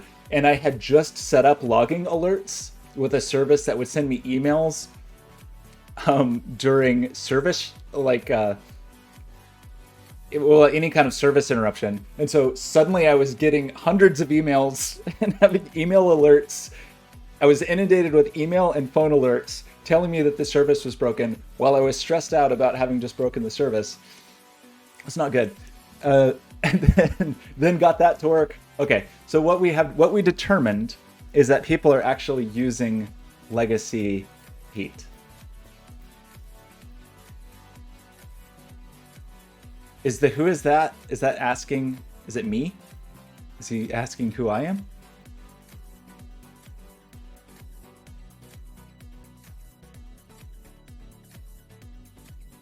So the thing that I'm doing, it is, I know, it is, I don't want to tilt my cards. So anyway, the thing is we have determined that yes, people are still using the old Socket.io thing, at least 4 people, and I don't want to just kill it. Oh, you're gonna go, okay, hang on. Wait, that's not the right one. Who was that person? That one was Clantigill? Was that right? Yes. Okay. Here's Clantigill.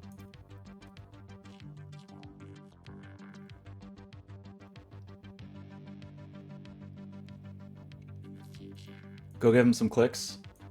We also have other people, so we need to like build something. Ish, boy. Okay. Anyway, let's go here. Let's run the front end. I believe this is pushing to the staging server at the moment. It is. So now we need to open yet another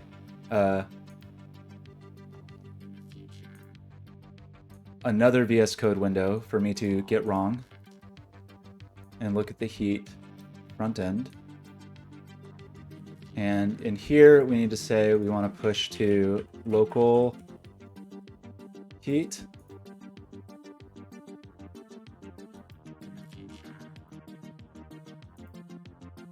Okay, so those look like that. So we should be able to see, in theory,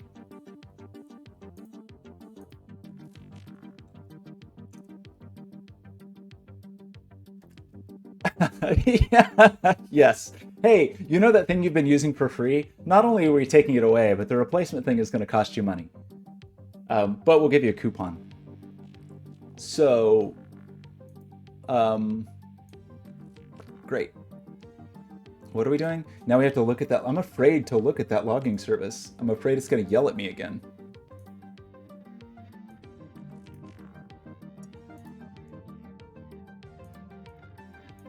So we should be able to go here.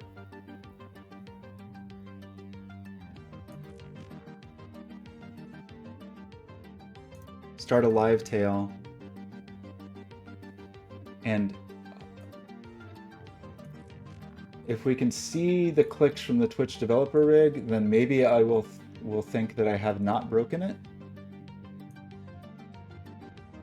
Oh no, but you people are clicking too much, so how am I gonna know? How am I gonna know? I gotta look for clicks that are very close to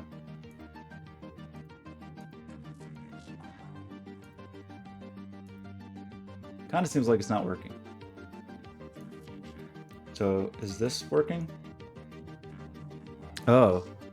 Request with getHead method cannot have a body. It doesn't have a body.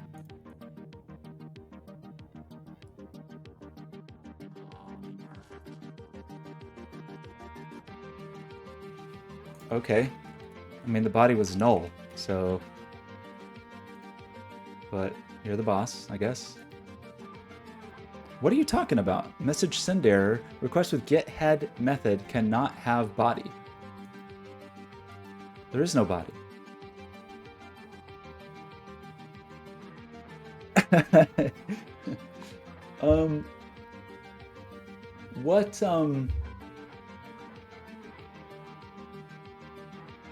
What is wrong here? Request with getHead method cannot have body. There is no body. There's no body.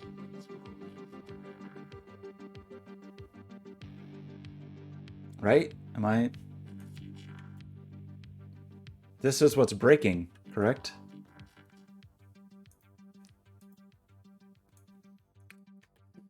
Oh, this has just been a week where nothing works.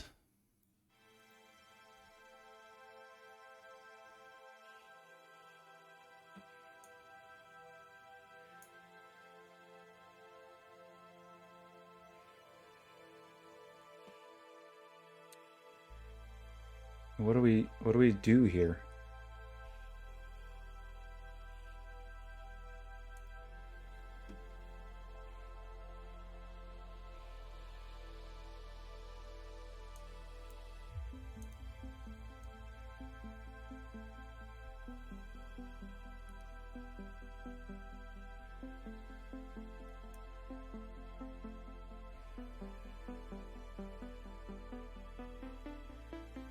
Is that me trying to access the body? Is that me trying to clone this up here? That would sure suck. That definitely worked before. Okay. Is that really what the problem is?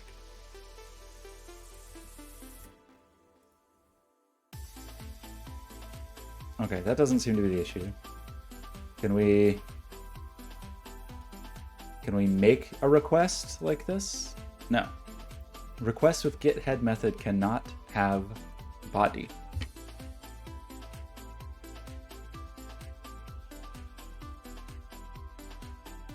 And we can't remove the body that was there previously? This sucks, because I'm trying to just make a new request with get, but the original is there, so like, what am I supposed to do?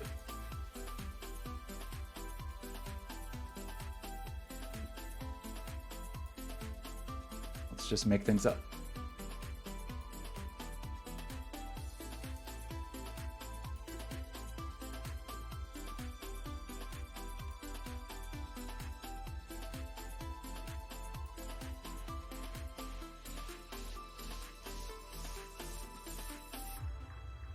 Okay, how do we do this?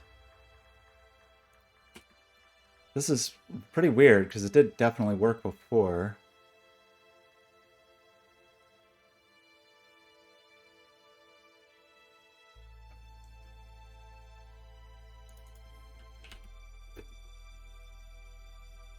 I mean, can we do something like, it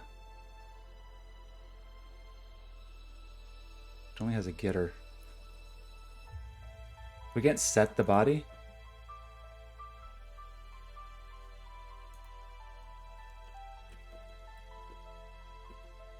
Oh boy. Okay, well, it's a readable stream of the body content.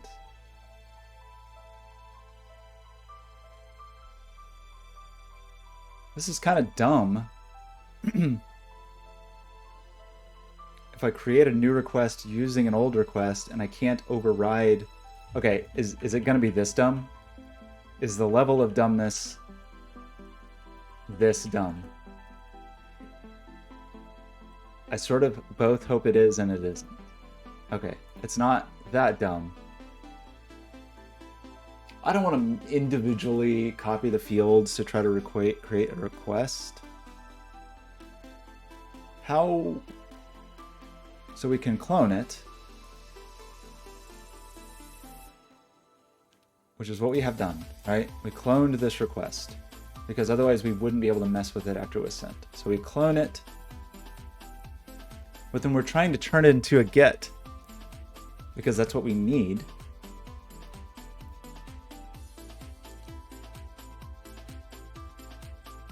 You feel bad for wanting to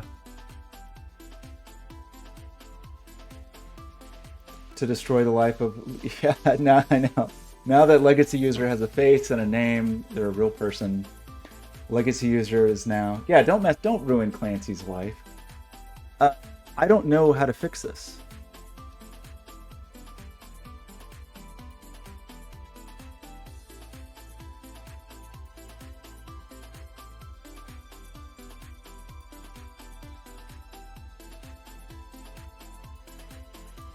A request using the getterhead method cannot have a body. Fine, I want you to just throw away the body.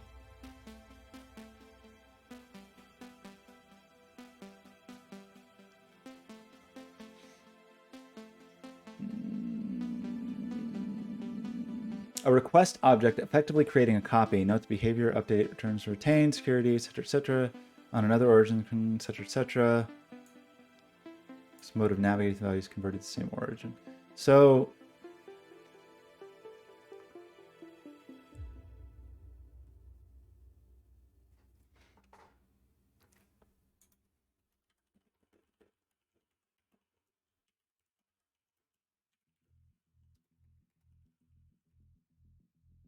we're never going to find this. This is too esoteric. Like, we need to take a request that had a body and turn it into a request that does not have a body.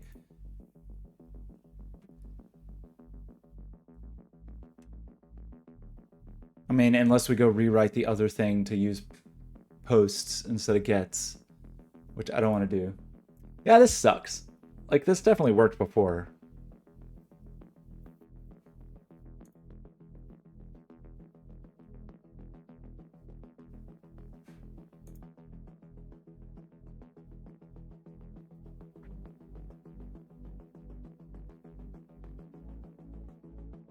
How can you...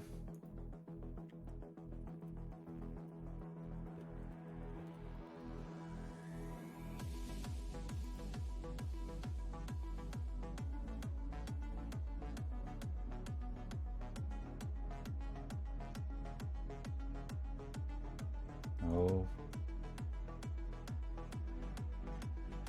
Really? Clancy's out there making it happen? Good for you, Clancy. Did you see some actual video, or what's going on? Or this is some other person?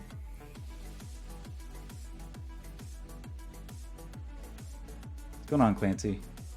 Click, click, click, click.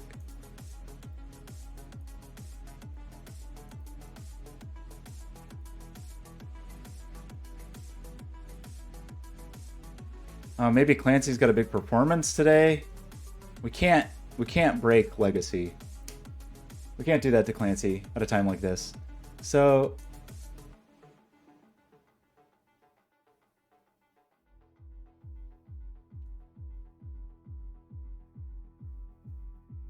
now we're just stuck on some incredibly stupid thing.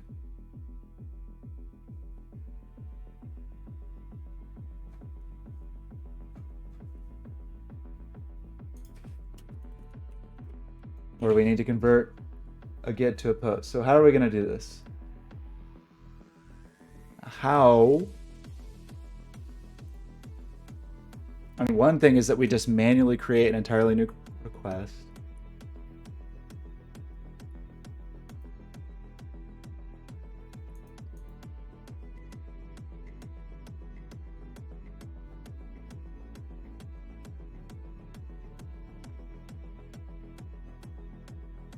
We're never going to find this.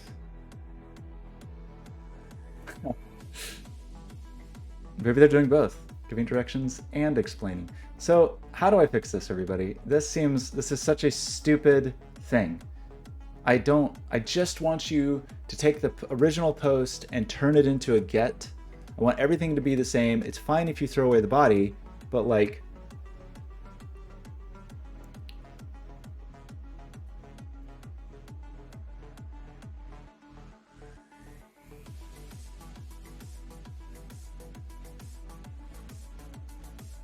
Can I change the method after the fact? I kind of doubt it.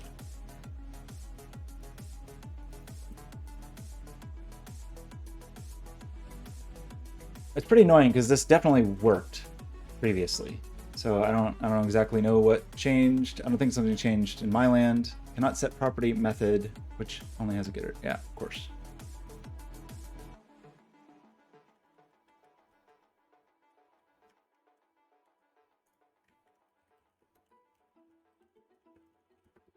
Maybe there's another way to do that.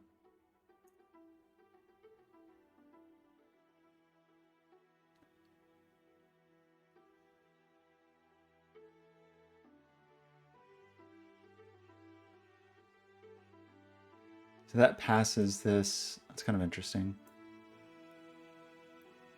With the init. So that's the initial. You pass the old request in with a new URL. That's just the update the URL. I know. Before I ruined everything. This was all working and fine, and I didn't have to think about it until Cloudflare decided to charge me money. Then it became personal.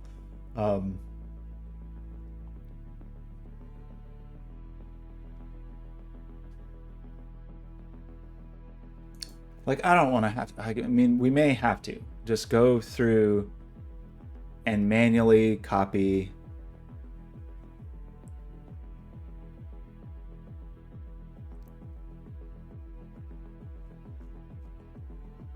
I just feel like I'm going to miss something if I do that, you know? Oh boy.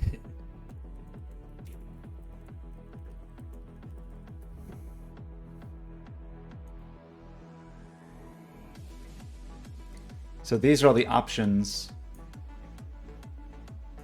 that we would presumably just try to copy over from the old one. So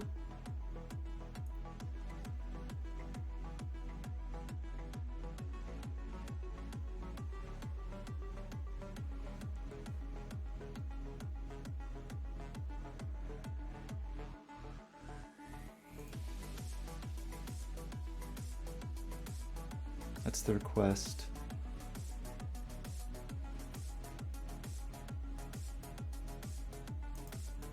Input. And a direct URL of the resource you want to fetch. It was weird because you put that in later. The URL is not one of the init things, but okay. Let's just try this. I don't want to do this, but I don't know what else to do. So we'll make a legacy URL, and then we'll just go down the line and try to copy things one for one. I have a feeling in my heart that it's not going to work.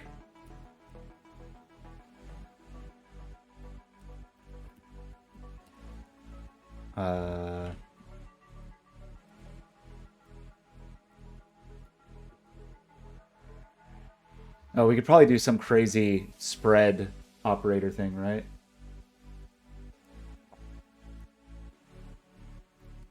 In this case, it's not sockets.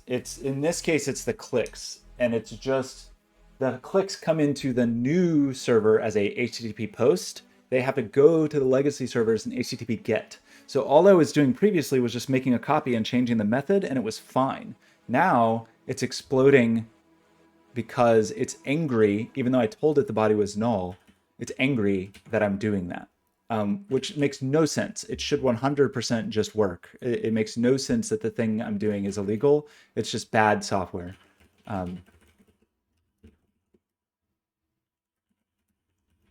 So I'll just try this.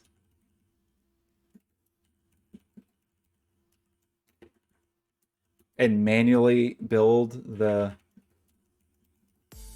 new request with the method I want, but won't set. And some of these are going to be wrong, but whatever.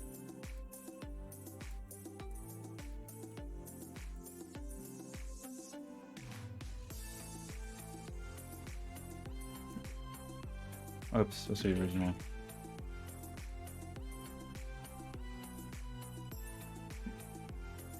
Oh boy. Okay, I don't really feel like that's gonna work. Oh no, it's a more insidious problem, unfortunately. So the reason we still have to do that,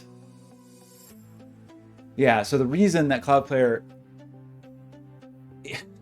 it's a durable object routing thing where I need to know the channel ID before I know where to put you, right? So I need you to tell me the very first, as part of your initial request, your channel ID needs to be part of that. So now it's part of the URL that you hit the new server with.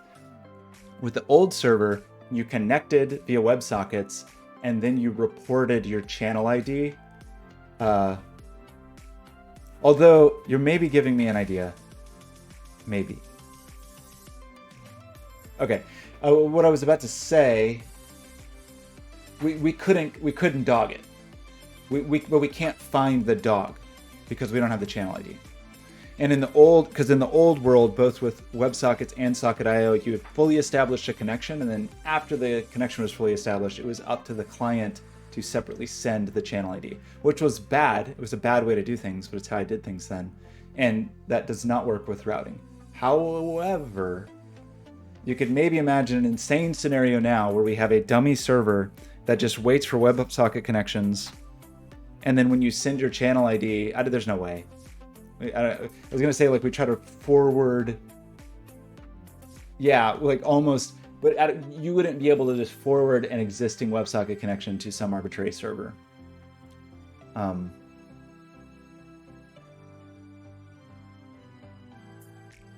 You could do this in a different way, but you'd have to build new middleware, basically, where they connect to the old server, and we don't forward the clicks, we forward the data that is broadcast, like the data that goes to the broadcasters. And so it would basically have a WebSocket pipe between the old server and the new server. And right here, we're like forwarding everything, we're sending everything to the correct user. We would also like send everything down the pipe to the previous users. That's not a bad idea. It just would mean rewriting the legacy server, and I definitely don't want to do that. Like, I guess part of the aim here was to not have to touch the legacy server at all. So what are we doing? Now we're going to try to see. I wish you could clear this. I don't approve of any kind of log display or buffer display or whatever display that you can't clear. I don't approve. You should always be able to like push a clear button. Is that at the bottom? No, it's bad.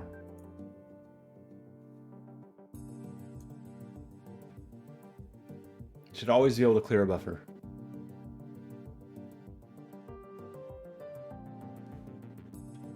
Okay, we're suddenly getting tons of errors again.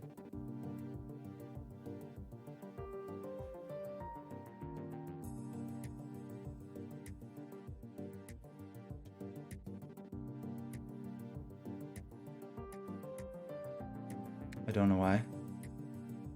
And there's enough traffic that's it's a little annoying for me to try to see. I guess we could stick in some very synthetic data where it would be very obvious. Where we would obviously know. So is this 0, 0?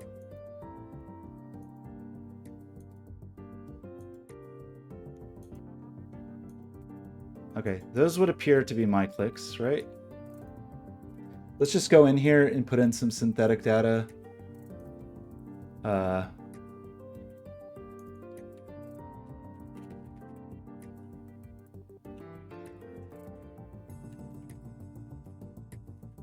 mean, that might break something for somebody. Let's just do 0.123.123. Is that what these clicks normally look at? Like their floating point? Yeah.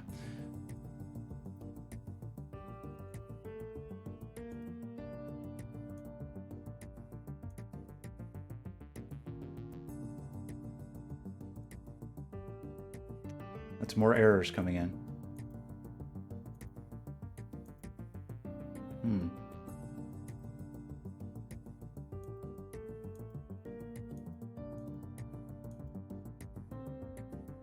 So many errors. I don't know if that's just because so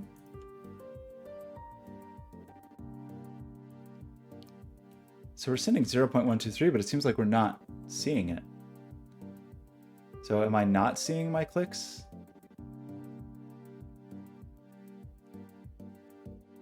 I feel like we're like overloading the old server.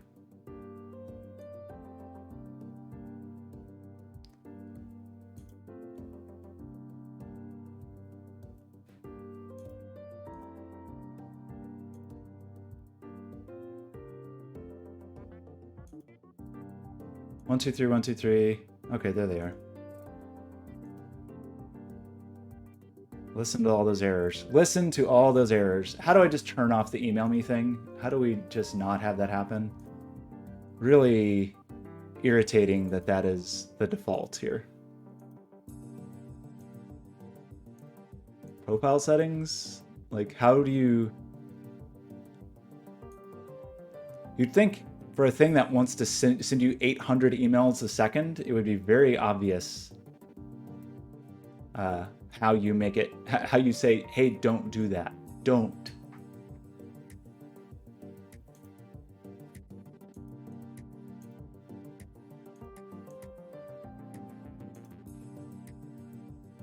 This sucks. This sucks. Stop emailing me. Oh my gosh. So infuriating.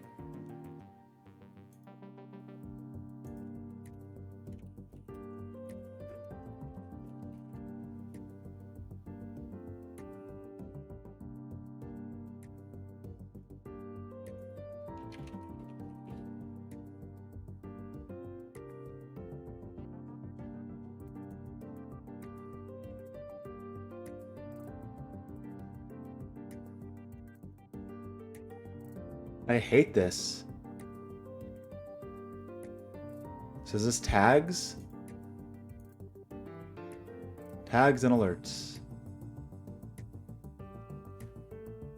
Enable one notification. How about none? How about disable bulk actions? Disable all? Do not talk to me. Why do they still all say enable next to them? Is it a lie? Every one of these still says enable next to it. So...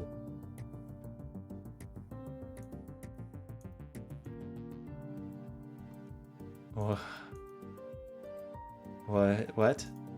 With the, is it like the free plan won't let me not get emails?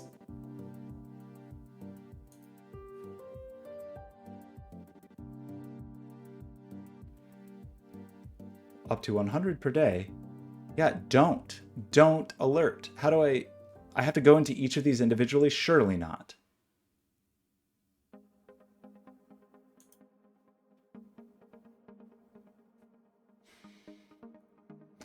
I hate this. Like, see how this looks like a checkbox that you can check? Seemingly isn't. How about we just select all these and delete them if I can't? Okay, great. Great.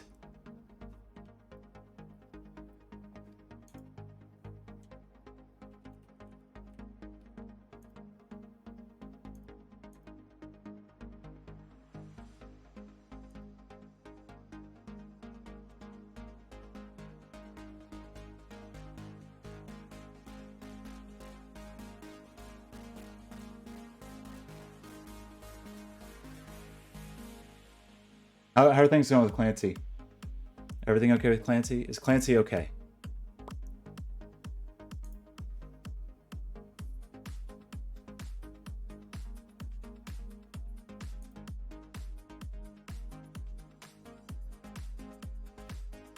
Everybody, I'm worried about Clancy.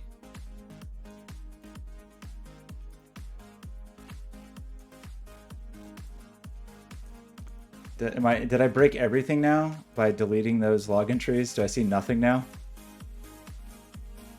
It says all. It says 584.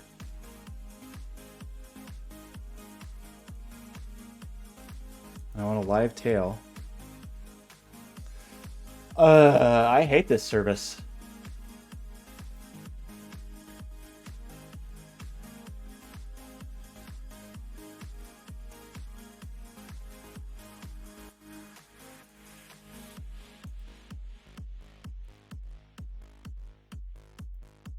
Those aren't me, right? Right? If they were me, we would see the 1, 2, 3s. We're getting all those 1, 2, 3s. So like, what's the issue here?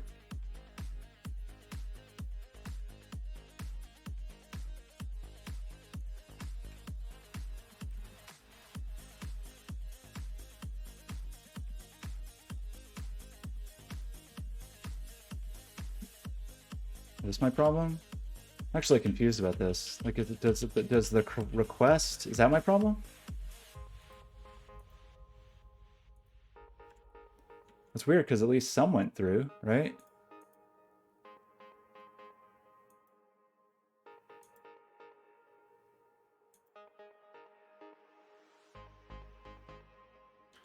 Are we just overloading?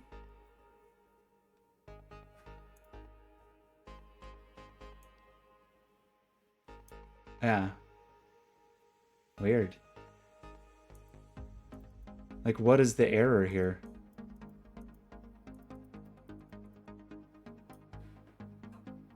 Why does it hate my fake requests? You see what I mean? Like, why I'm getting a warning H28? Is there like something about my request that's... The client socket did not send a full request and was terminated due to 55 seconds of inactivity.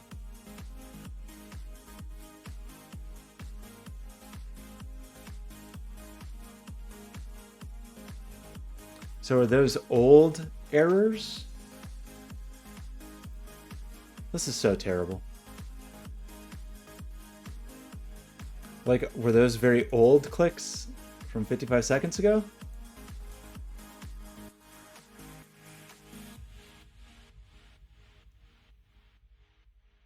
Like in 55 seconds, we're going to see a bunch of those things again? I'm very confused, everybody. So let's just log this and make sure that we are doing the thing that we think we're doing.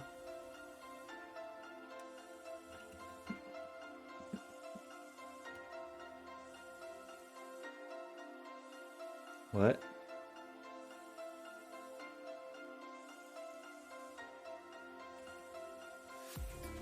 Where do I get debugger.log? Okay, we're trying to just go here, right? That's all. edbs338/click.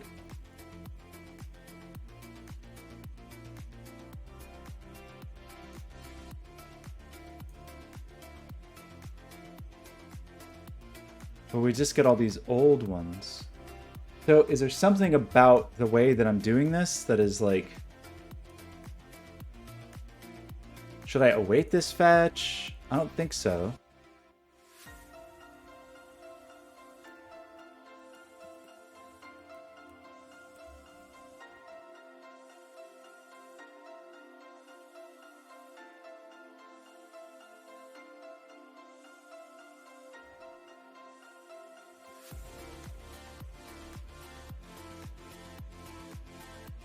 Something is wrong.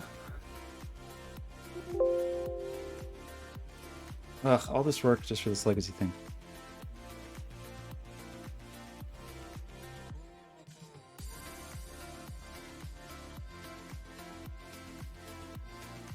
I thought there was something specifically about like a wait until.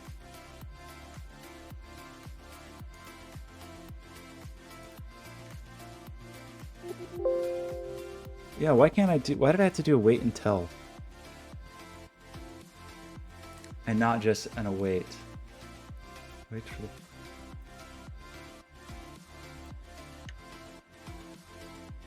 I remember adding that because like the connection was dying too soon or something. And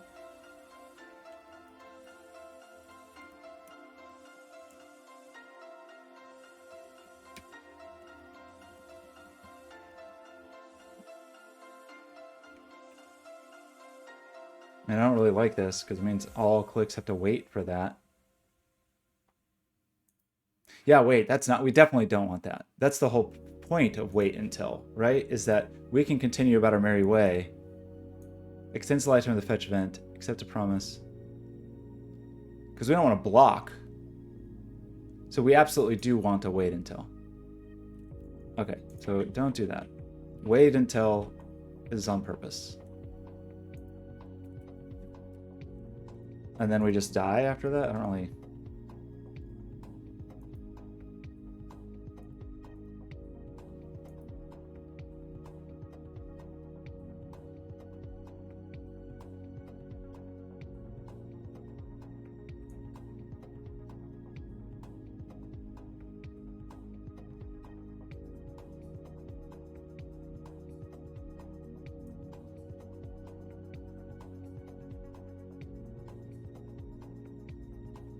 Yeah, a wait until is what I want.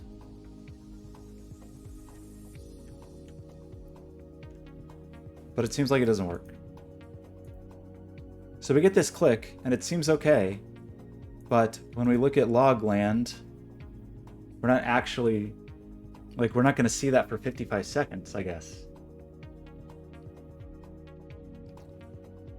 Right? Which is really weird, that you wouldn't see the log event until...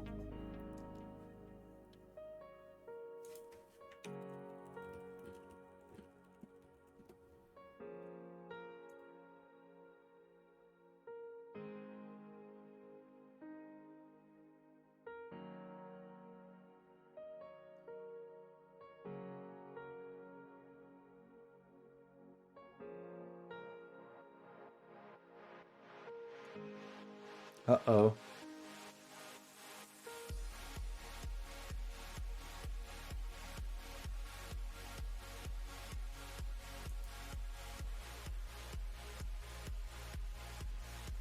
Can you not abort a fetch?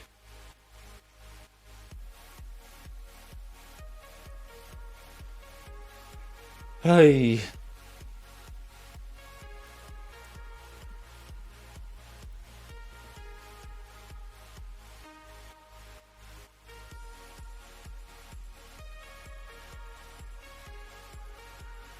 What am I missing here? It's like I'm leaving something dangling.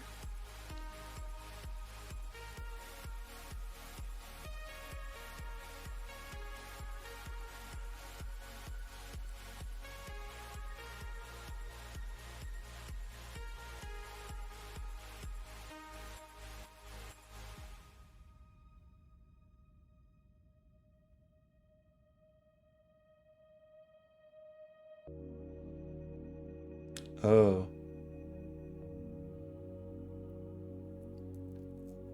Huh.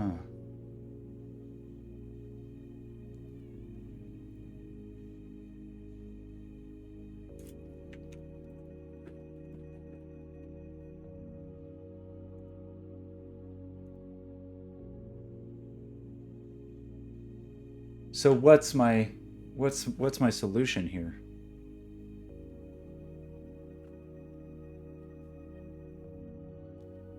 Somehow this fetch is leaving the connection open, I guess?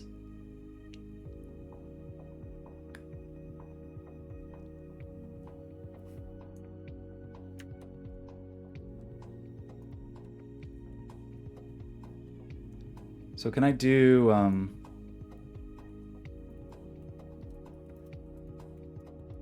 the thing I want to do that just feels like it's not going to work?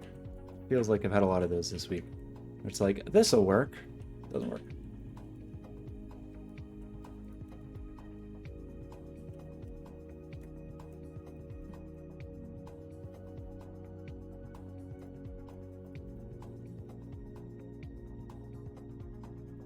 Great. What broke?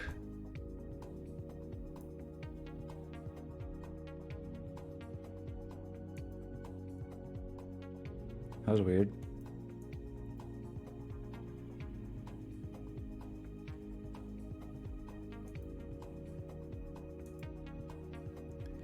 That's the forward request. Is this really still happening? Now I'm just second guessing everything. I mean, they're certainly not going through in real time.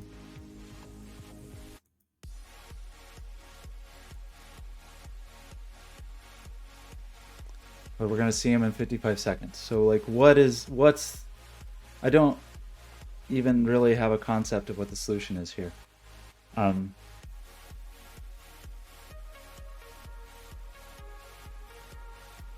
I just wrong about this?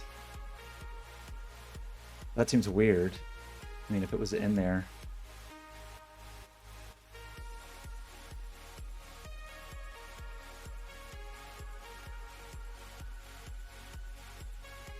I feel like we're just gonna get these expired things again. So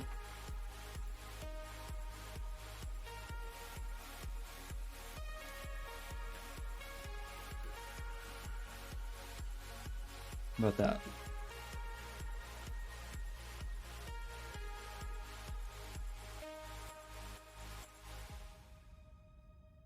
Doesn't seem right, does it?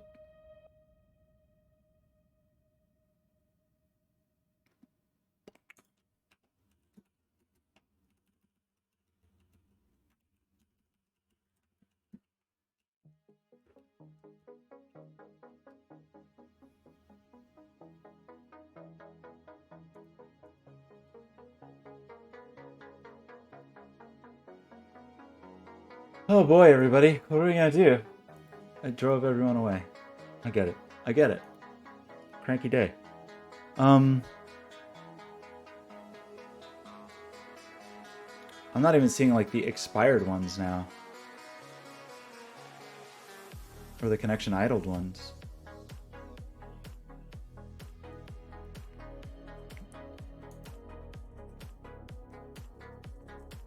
We get the legacy URL. We add the click coordinates. Wait, how's... This isn't right.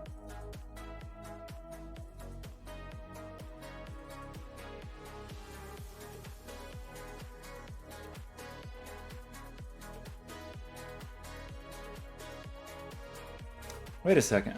Where's the,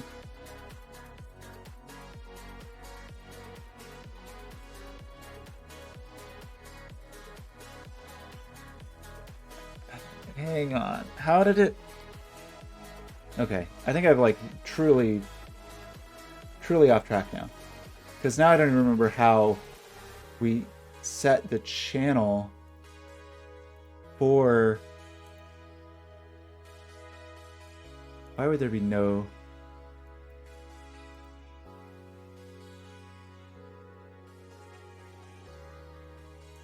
How did we do this?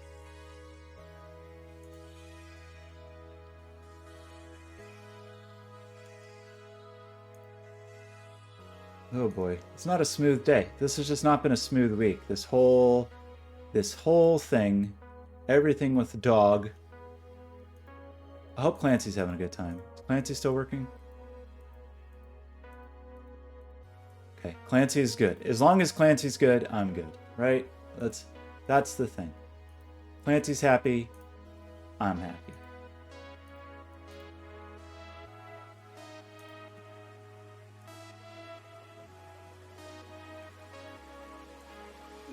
All right, good. Yeah, Clancy's showing us all how it's done. Clancy's not going to give up, right? Why would I give up? Clancy. Okay, we got to go find the thing again. Because I feel like I've lost the thread on something. That is one thing about Heat. There's a lot of problems with Heat, but the fact that there's like 9 different repositories for different parts of it is because there's this legacy backend server, and there's the new Cloudflare workers, and there's the Heat, there's the Twitch frontend stuff. And there's like various other support things like the Unity client and all these other things. It's a little, I'm finding it a little hard to keep it all in my head. So the thing I'm just totally do not even kind of remember now is how in Legacy Land we specified the channel ID.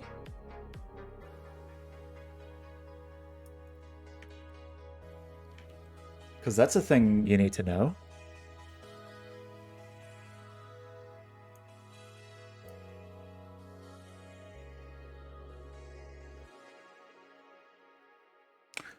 Oh.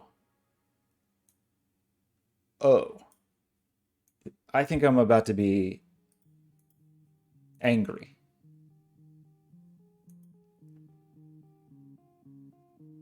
Possibly. Let's see.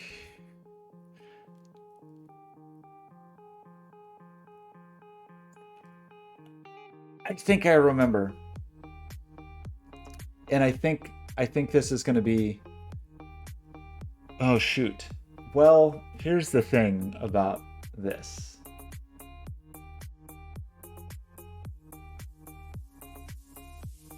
Where even is the HDBS? Nobody knows. There it is.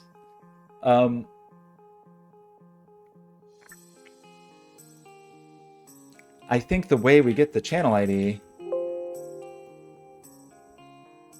is from we pull it out of the JWT.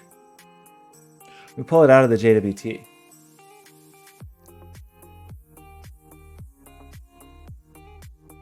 So we have to be sure that we're actually sending that. Where does that come from? Is that in the headers? Like who's responsible for this payload? When we call this get,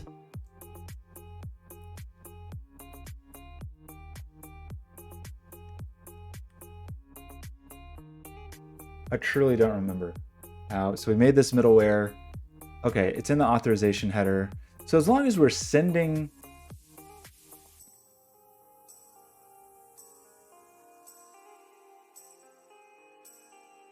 that seems believable to me.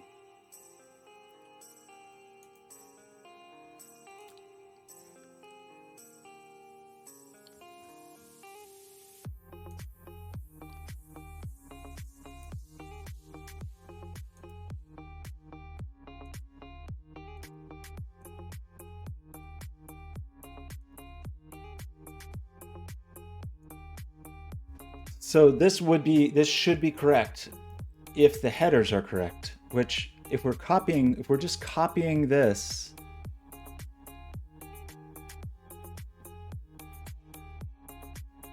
you would think they would be correct, but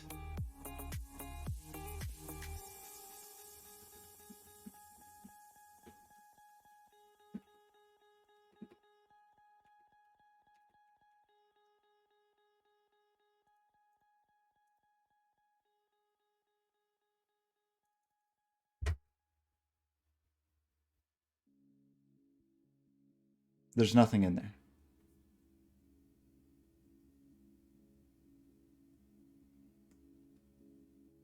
How were any of those clicks getting through?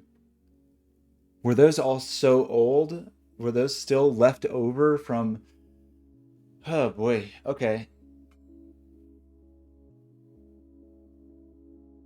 How is this possible? Forward request...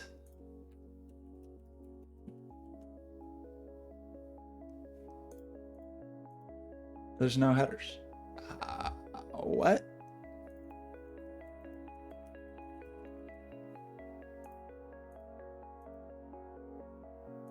Did I break? Is request original wrong? We cloned the request.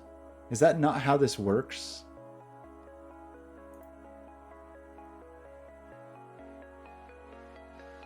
This may not be the way to do this.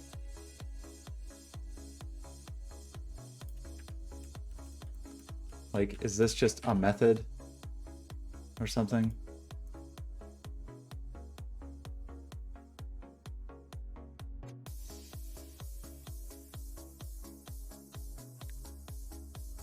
Okay, so that works.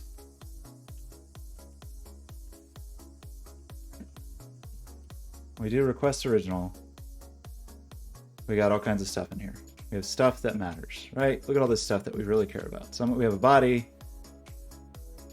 We have all these headers that we know and love.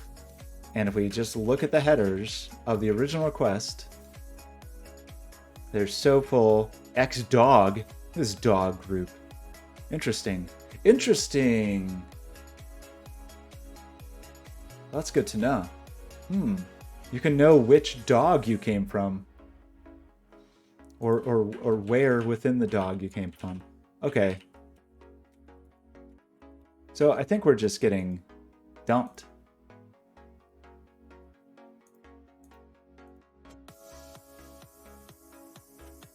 Or maybe not. That was our forward request. So it looks like it has this stuff. Authorization is in there. Okay, so maybe we're okay. So this still does not explain. Okay, well, I think we have to do this then.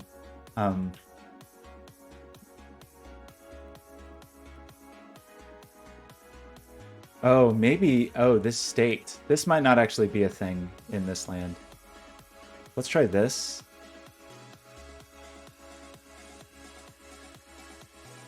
And just call it. Basically, let's try to block with it. Are we actually getting clicks in there? Are these my clicks? Close to 0, 0. Close to 0.5, 0.5. Okay, yeah. So those clicks are coming through. These clicks are not coming through. And the reason is forward URL is not defined. Well, that does help if you spell things correctly. I will. If that's really what was wrong, I'm going to be so impressed with myself.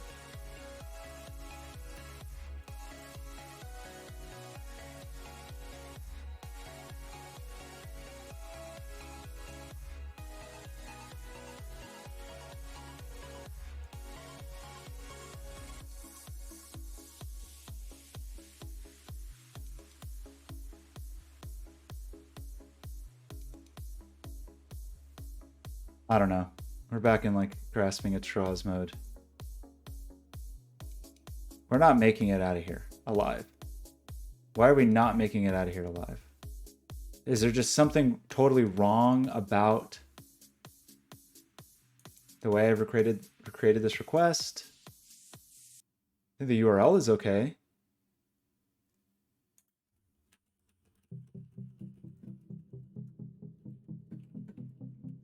Right? Invalid JSON response body. So we eventually got, yeah. That's fine.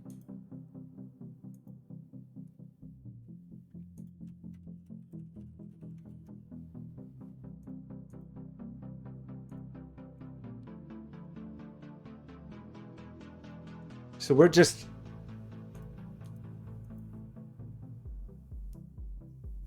getting stuck here, and this is eventually timing out.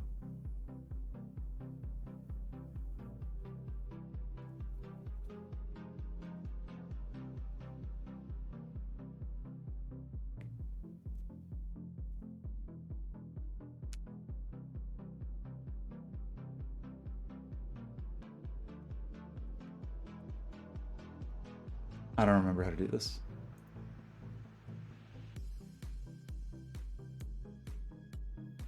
That's text, not body.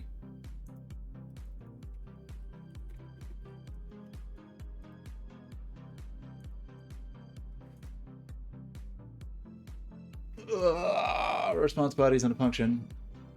What? All right, I didn't call response body, I called response text.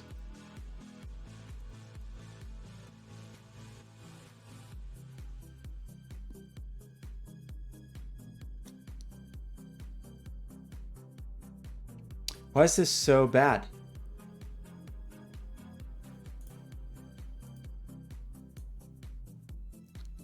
I mean, we're getting all these idles. Something is wrong with our request. I don't know what it is. I kind of just want to see what happens if we just do this.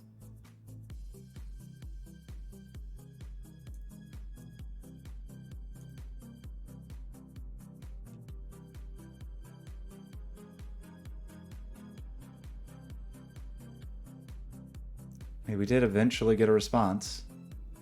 It was very slow.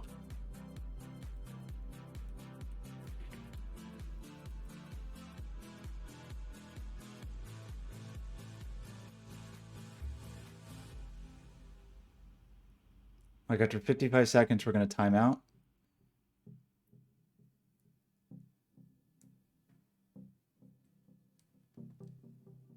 What is so weird about this? Like, why? What thing am I missing? Because this really...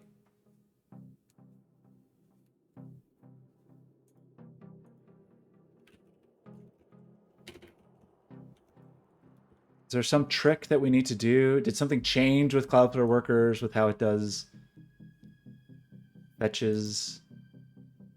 This is logging things that are not even... Like, we're getting callbacks from before we restarted. You know what I mean? Like, am I just...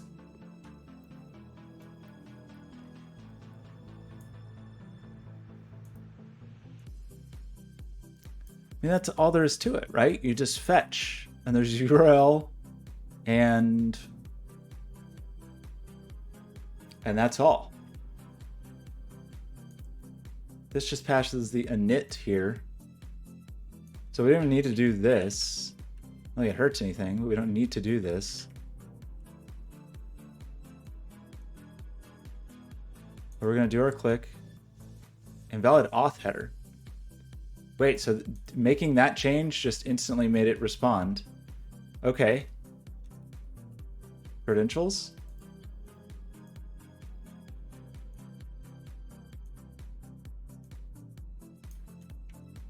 I can't tell if this is actually updating now.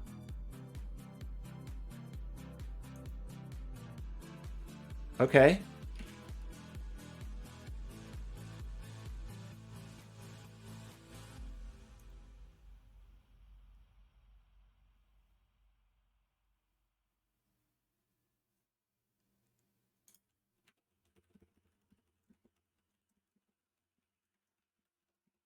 Are we getting anything from headers? Where's Clancy when I need him?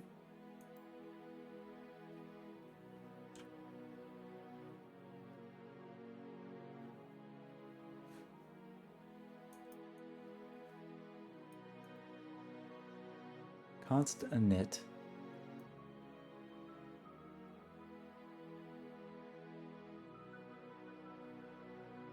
Oh. Huh.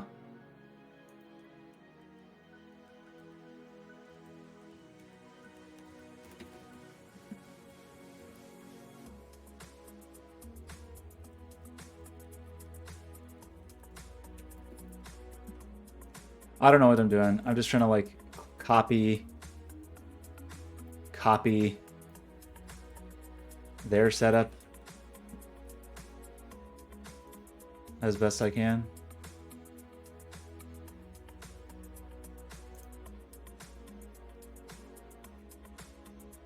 Forward init. I've done it again.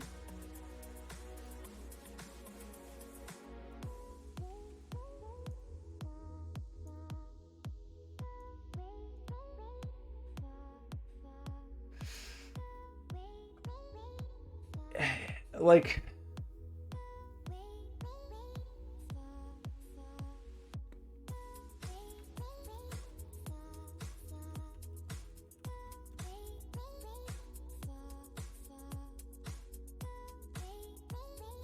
what is it? What is it that's really hanging us up here?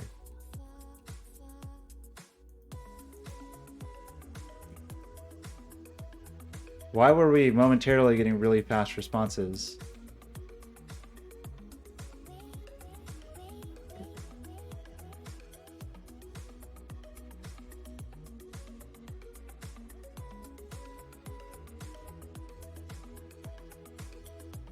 because we didn't have the headers at all. So let's just try this. It almost feels like we're getting stuck in some dead end on the server. So invalid auth header, right? We're going to pass those headers through.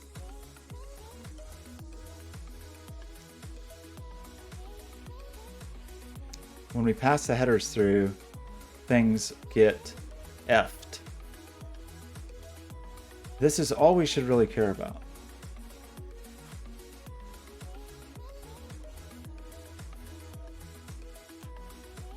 So what it kind of feels like,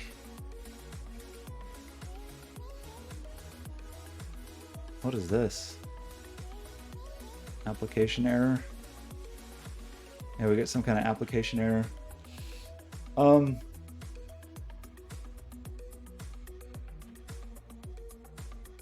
So for example, if I were to just try to go to that URL,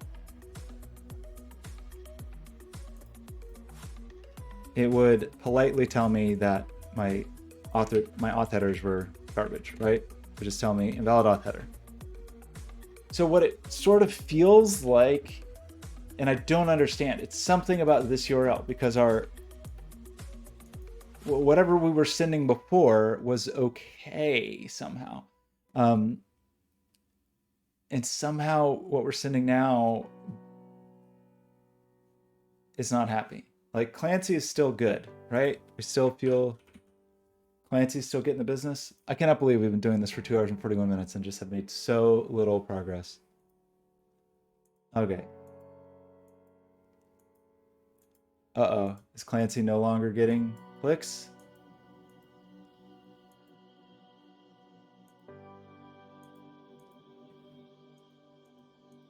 Okay, no. We got Clancy clicks.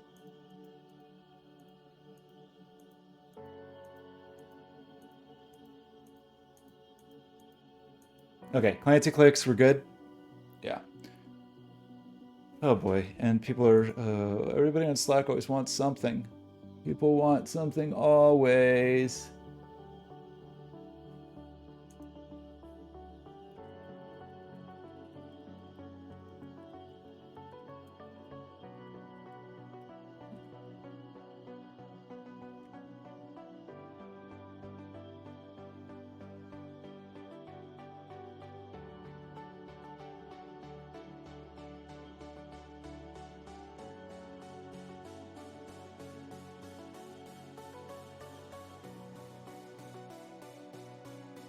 Okay, so Clancy is good. We got clearance for Clancy.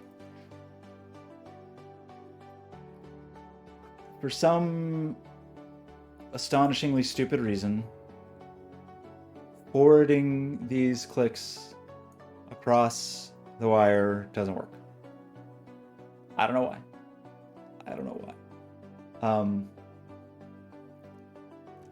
It feels like if I just had to take a guess about where something is broken and what is broken,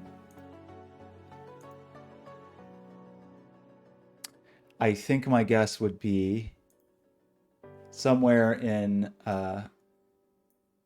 JSON Web Token land, because there's just a brick wall of stuff that has to happen. I mean, it's not that big of a deal, but like there's this middleware to do our authorization. So if we don't do that, we're fine and we get this invalid auth header. Otherwise, like, are we getting stuck inside here? Are we getting... So I kind of have this temptation. We can't. I was going to say, like, I kind of have this temptation to skip this, but we can't because we actually, yeah, that is where we get... that is where we get the channel. That's the only way we know the channel. So like something is breaking.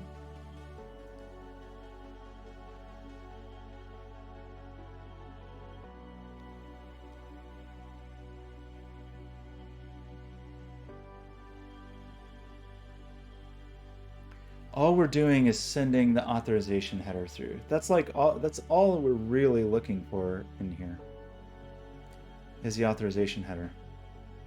So should we only copy the authorization header? no other headers. That doesn't feel like that's going to fix anything, but if it was like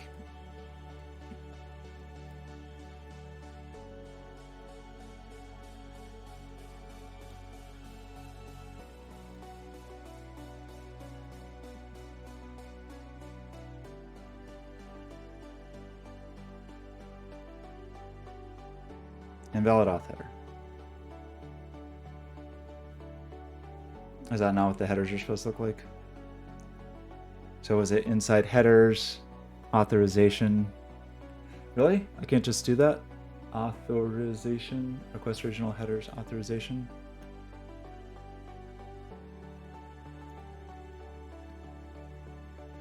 Undefined. Request original dot headers.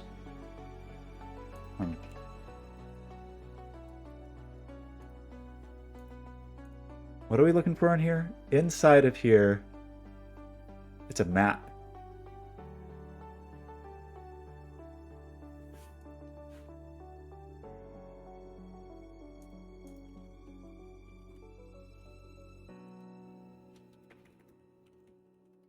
So I think we can't do this. I get to do this.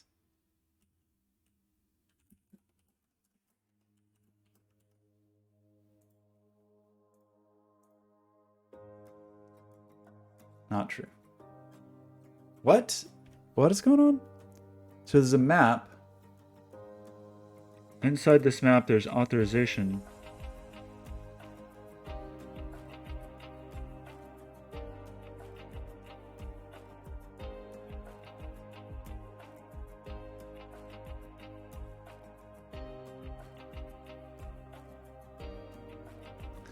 What's wrong?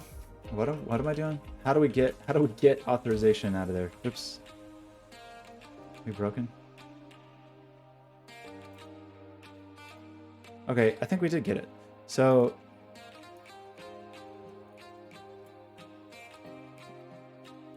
I don't like this. This is such a bad feeling. Just feeling like you're just bumbling.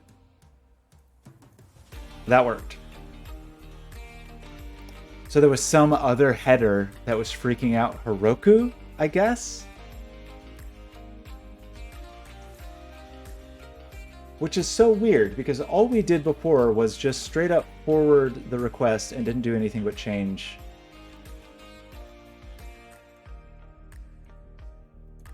So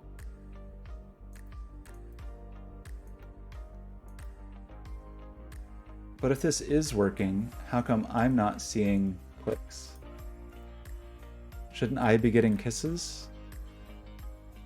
No, because I'm not listening to the old server. Oh boy. Okay, so how do we switch? Whoa!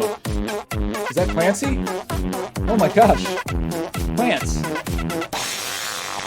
Whoa! Tu m'as fait peur, Letty. Bienvenue. Bienvenue, bienvenue, merci. Oui, le costume de qualité de Oh, it's this dude. Did our buddy just... Why did that just suddenly start playing? What a terrifying thing that just happened. Why? Why did this just happen to us? Maybe he was doing some heat stuff. I don't know. Boy, that was a shock. Okay, so we want... I can't find anything. It's all gone. Can we find anything?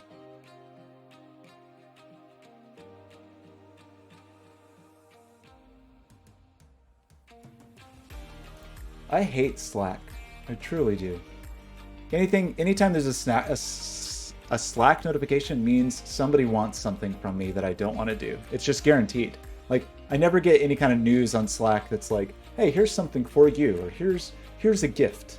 Here's something you would like. Slack is 100% people demanding my time and attention. It's like, it's terrible. More than anything else. Like, email is mostly that. Email is mostly people wanting something from me. Occasionally there's something in there that is of interest to me, but Slack is only people making demands on me. And I hate it. Okay, so we've got to do a thing that I don't exactly remember how to do, but I think we can edit this context. No, I think we have to delete the view. We have to make a new view. And the channel we want to display is Clance. Our buddy, right? Clancygill. And just to be sure, Clancy seems to be receiving. We're going to show Clancygill.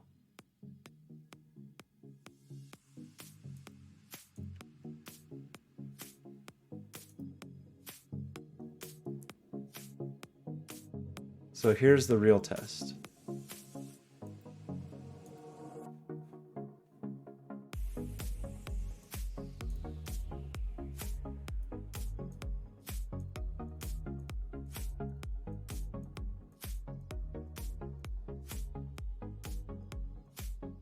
It's not good news. I mean, I'm clicking too fast, but I don't feel like we're getting all these. Could be Clancy's very latent.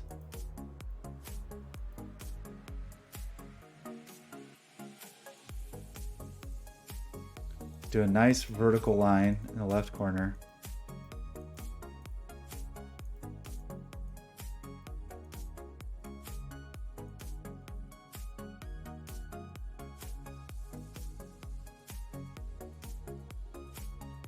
Okay, actually, we should just see it in the logging, right? Do we lose the stupid log window? Oh boy, how do we get this stupid log thing back?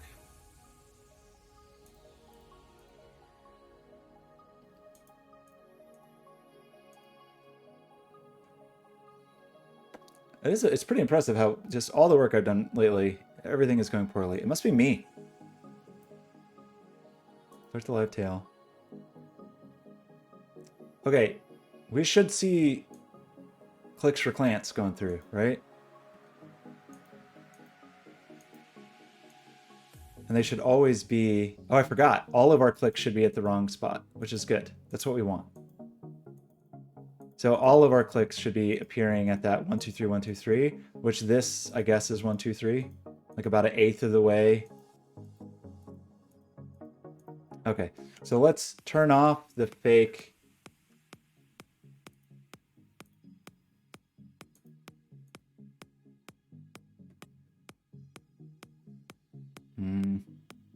What? The fake.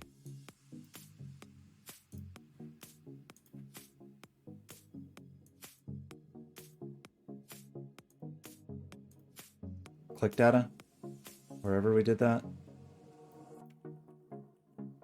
I don't know. I think it's just click X, click Y. Okay, cranky day, everybody. Refresh. We should be getting meaningful clicks now. Did Clancy just go offline? Okay, no. Whew, what a relief.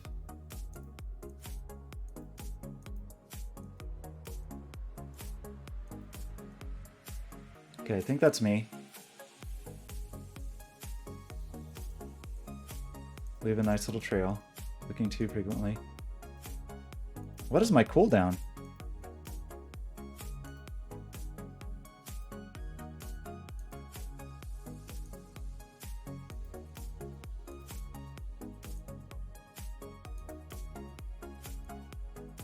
Okay. We feel confident that I'm getting clicks to Clancy, right? We're making it happen. Clancy clicks.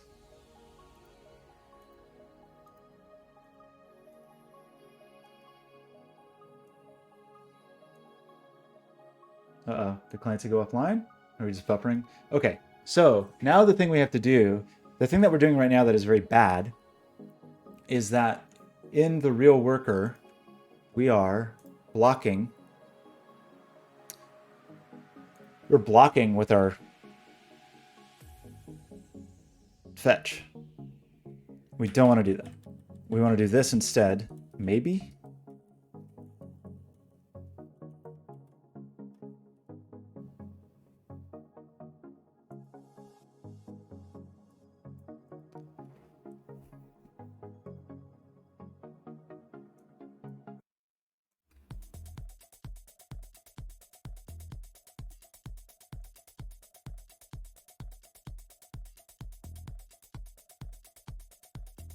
I'm trying to click without moving the mouse so I can see if I'm getting data in. It sort of seems like it's not working.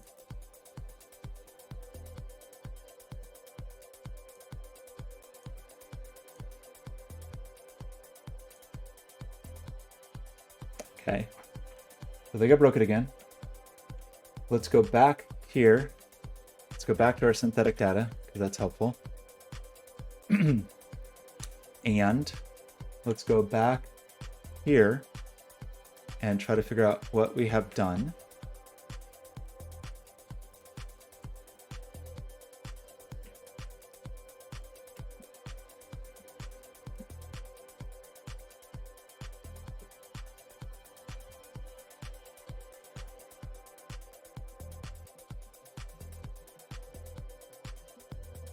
Wait, I was clicking me, not Clancy. Is that my problem? I don't think so.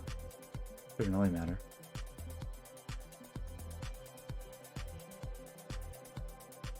Okay. It feels like we're broken again. The await thing.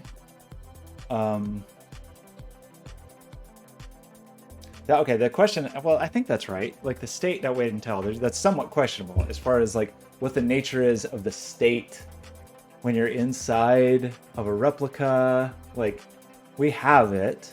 We have the state that they told us about. So like, presumably that's correct. Oh, I didn't refresh. Oh. I didn't refresh these views. So we got 1, 2, 3s and 1, 2, 3s.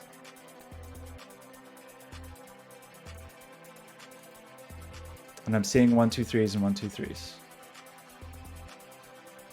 So let's let it clear out, and then I'm going to click 5 times. 1, 2, 3, 4, 5.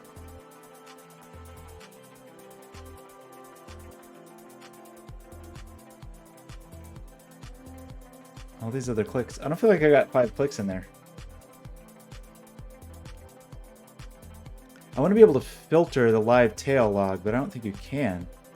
I think you're either searching. I mean, I guess I could add a label for 1, 2, 3 or something.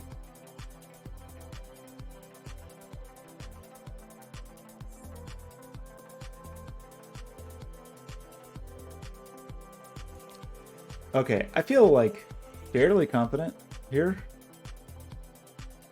1, 2, 3. 1, 2, 3. Quite latent. 1, 2, 3.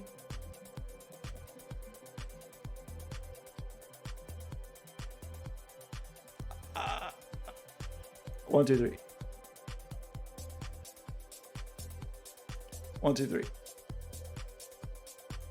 1, 2, 3. Okay. I think it's working. I think it's working. Let's. Oh boy. What a pain in the butt.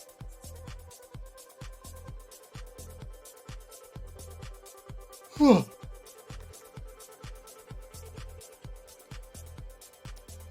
One, two, three. Where is it? There it is. Okay. So it's hard to tell like where the latency is. It could be from the logging setup.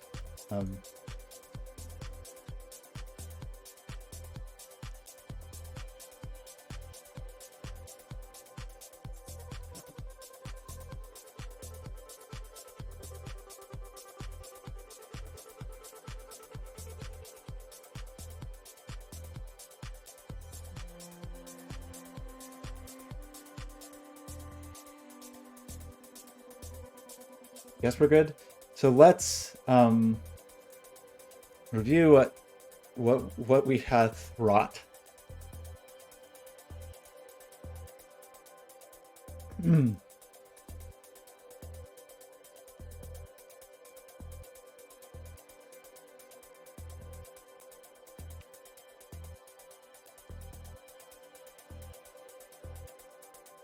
What's funny is we probably don't have to do this anymore. Right? Like this cloning of the request. I think we actually don't have to do that anymore. because we're not trying to reuse it. We're just grabbing the headers. So I think we can just do this. Maybe it'll freak out.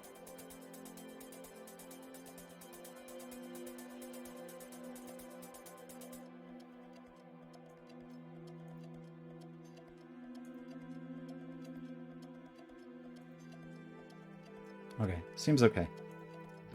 So very slightly simpler. So now we have this stupid legacy thing again. I don't want it, but we'll at least like let it, maybe, I don't know, we'll let it run a little bit. We'll check the logs.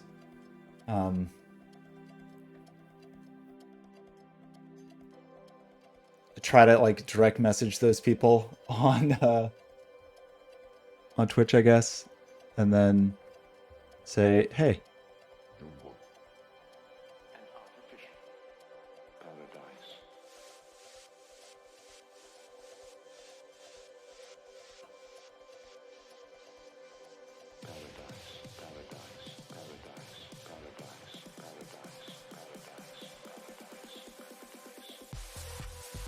Okay. Oh boy. Okie dokie. So.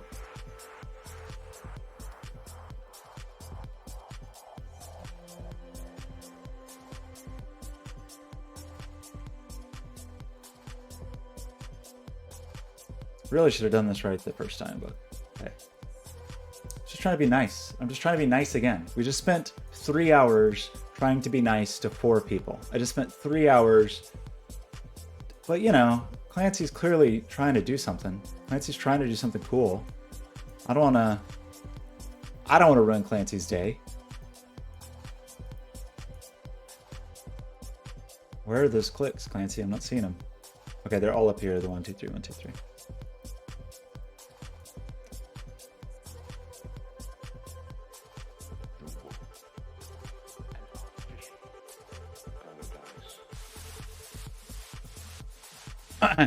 Maybe I'm messing up Clancy with my synthetic clicks. Okay, we have pushed that. Let's deploy that somehow in whatever way you're supposed to do that I don't exactly remember. We have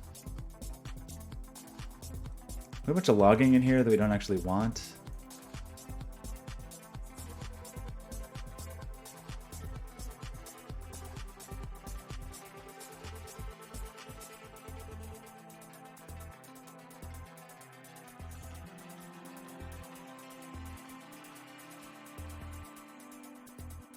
I'll leave it in there for the moment. Weird that we have 0 connections there. It's a limit set. Maybe 100. Unless I set it to something weird in the env file. No, it's not even there. Don't worry.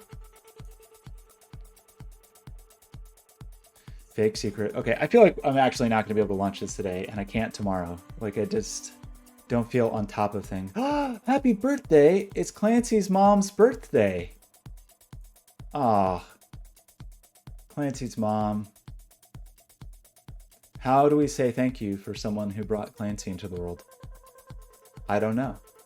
I don't think we can. Okay, so let's...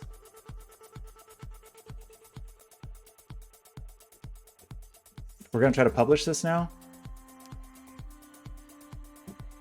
I think we're going to try to publish this to our staging server, and then we're going to try to run some tests, and then if we're just nuts, we'll deploy, I guess.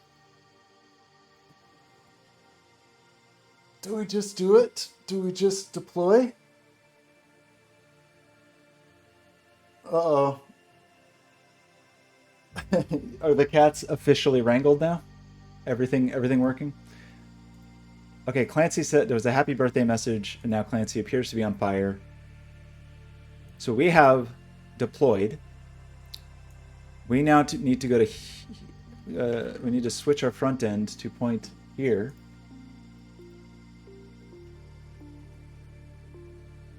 Instead.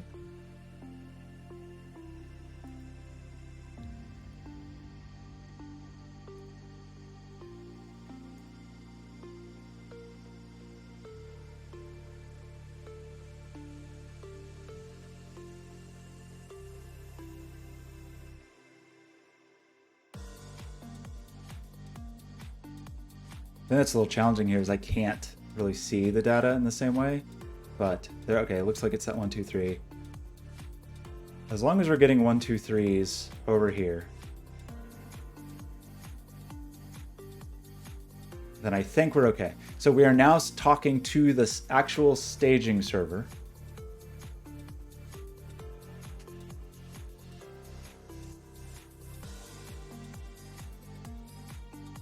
Oh my gosh, I know. If I had done that this morning, I was really talking myself into thinking like, there can't be that many people using the legacy thing. It won't be that big of a deal. We'll just forget it. And if I had done that, what would have happened to Clancy's mom's birthday? I shudder to think about what would have happened.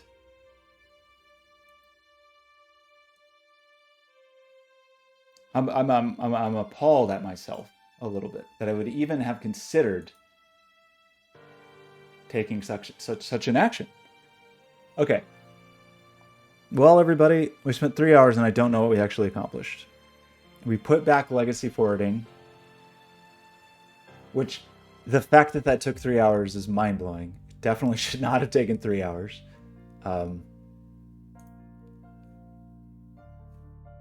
We do have some ability. So should we...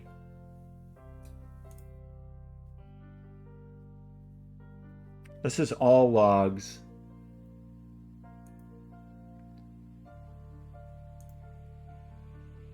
So what we need to find is broadcaster, right? That's like the thing we're going to be looking for.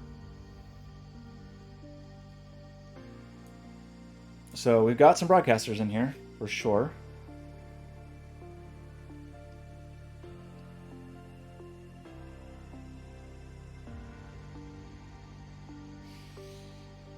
I didn't even have the, I mean, we may have to write like a legacy tester or something to even be able to do the legacy testing, but we've got a fair number of people.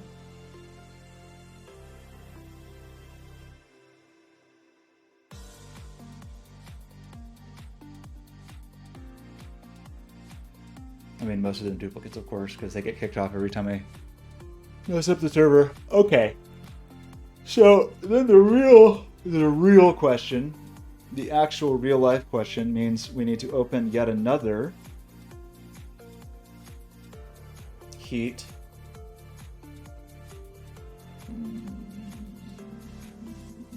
client, heat, just regular old heat. Okay, heat proper is like, this is all of our tests. So we need to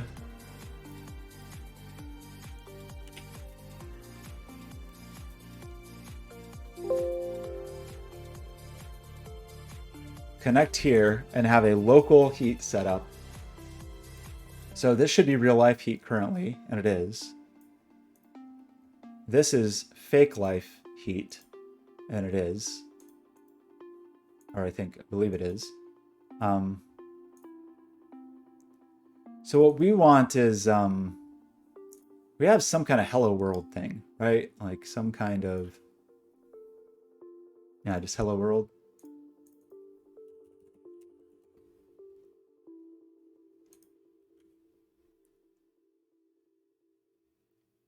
.0.5. So if we go into hello world and we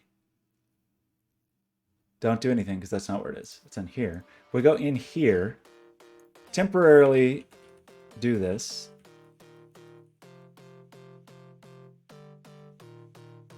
Wait, were those the same? Try this. Okay, this is the updated version of heat. If I click here, we got the thing. I forgot that I added this really cool heat colored logging. Okay, heat warfare, I've got some bad news. You had 6 months to port it. You knew that the service updated. So actually, I don't know, Life is Yours, do you know that I published a Unity WebSocket package that you could just pull right into Unity and instantly have heat access directly in Unity and any other WebSocket stuff? It's probably the most useful thing I've written in like 5 years, and nobody knows about it. And I kind of don't want them to know about it because then they'll ask me questions. Yeah. So it's now a Unity package. Of course, this takes me to where I don't want to be. Called Unity WebSockets. Weird. Why was that the first thing? Yeah, this thing. You never got the email. It's because you didn't watch every second of every stream. Is the issue here? 2 months ago, looks like. Yeah, so you just add it into Unity, like a so, and then you can just. I should probably actually put some documentation here, huh? I don't want to. Maybe one day we'll add some documentation. I guess when we update the Heat Unity example. Urgent action required. Yeah, if I had just ignored urgent action required, we wouldn't be dealing with all of this. If only. Okay, so how am I gonna know whether this is working or not? Like, how am I gonna?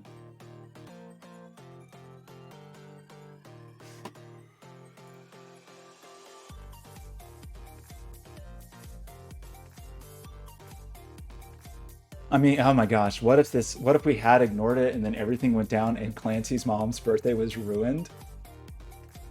That's weird. This auto connect? Okay, so I see these two connections, and one of them is this connection in the web browser. So if I leave here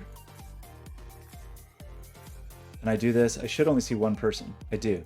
So if I go in here, so the thing we can see, I need to make this an actual regional reporting, but we can see we're both on the same replica because they're both in the same array here. So the thing we want to do, I don't really want to, but the thing we're gonna do is go to Cloudflare and go to workers and go to the dev land.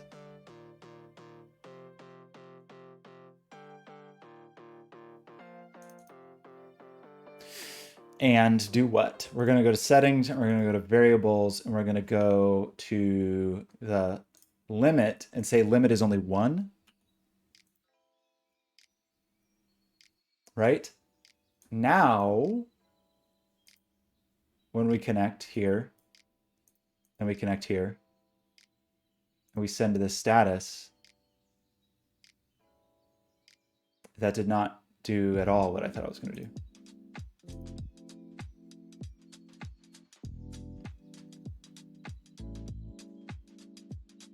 What did I do wrong?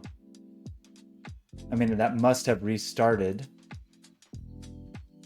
And I said the limit was 1. So I only, okay, wait. I only see 1. Where are you? Where is this person? Okay, this could be very terrible news. Let's click here. I got the click over here. I didn't get the click here.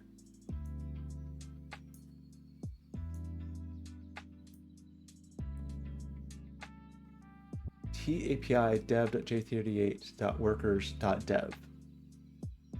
Heat API dev workers dev channel is the same. Uh-oh. Does this mean gossiping is not working? No, I see you.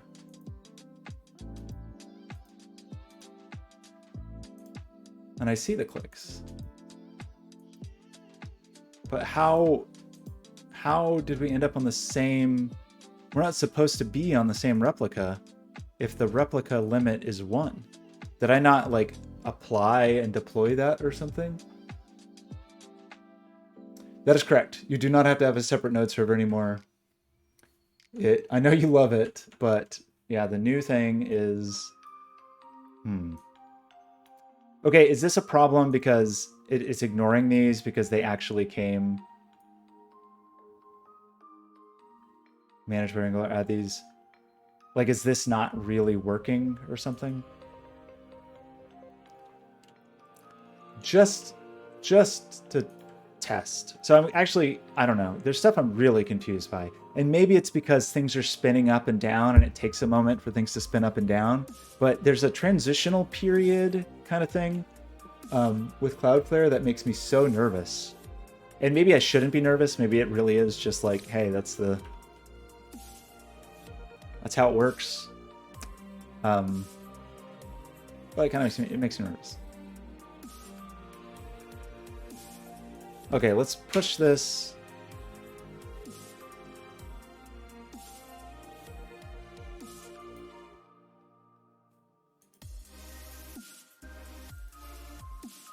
I see only me.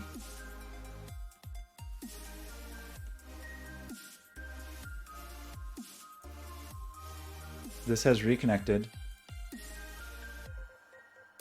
I see both of me on the same replica.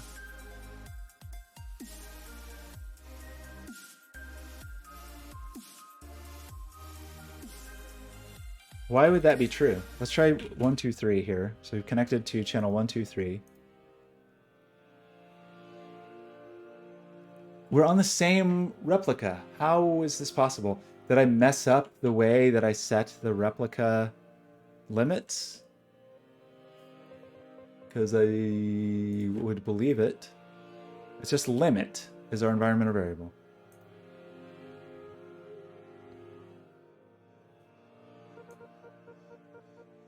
Not you.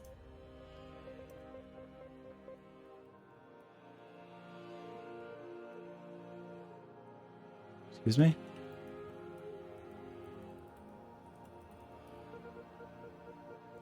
Well, this could be the problem. So it was getting forced to 100. So that was just not good programming. So let's try this. Send. We should. Is it gonna? So I just published this, which is weird, but it didn't disconnect us. Okay, we just got disconnected. That's good. It kicked us off the old thing. So here we are. And the WebSocket, we should reconnect over here. Maybe I didn't add reconnection to this. Doesn't make any sense. I added reconnection directly to heat. Channel 1, 2, 3. We're not seeing channel 1, 2, 3. Let me disconnect and reconnect again. There is channel 1, 2, 3. Something is amiss. Let me triple check here. This says 100. Oh, because I pushed again. Set it to 1. We at some point should get disconnected here.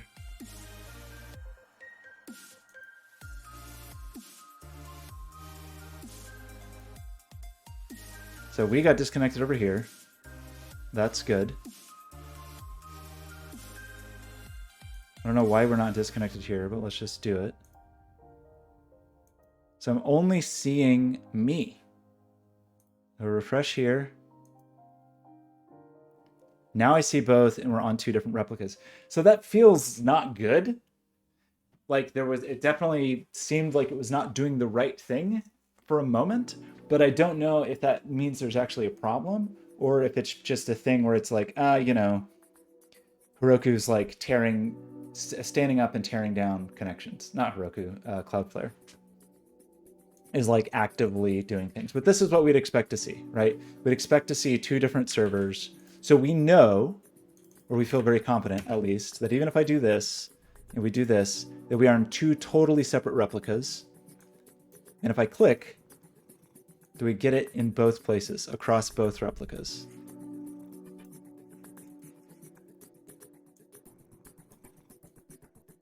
And it would appear that we do. So that is dog in action. Is that enough to make us feel confident that dog is going to work? I don't know. What's Clancy doing? Is his mom there yet? Like, I don't want mom to show up. What's going on, Clance?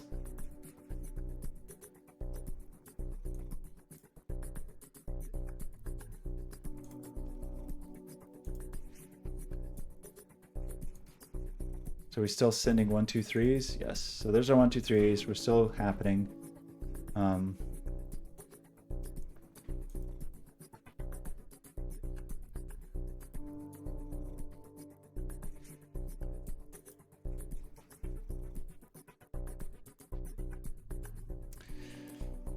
I don't know. I need advice. Binary, life is yours. I mean,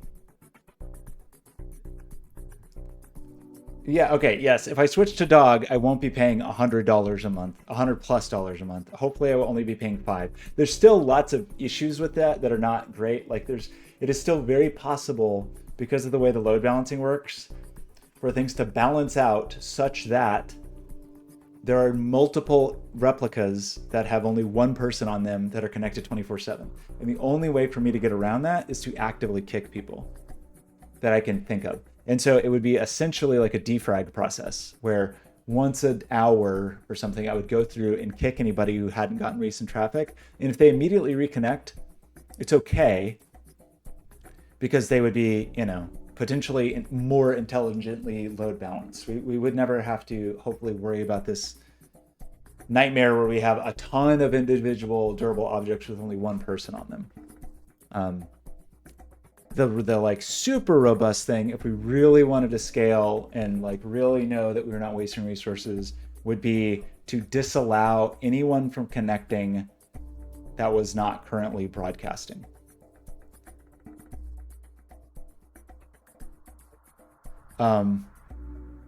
The issue with that is that, of course, that's a Twitch API call that we wouldn't want to do all the time in our main worker. But with the new worker services thing, where worker scripts can like crosstalk,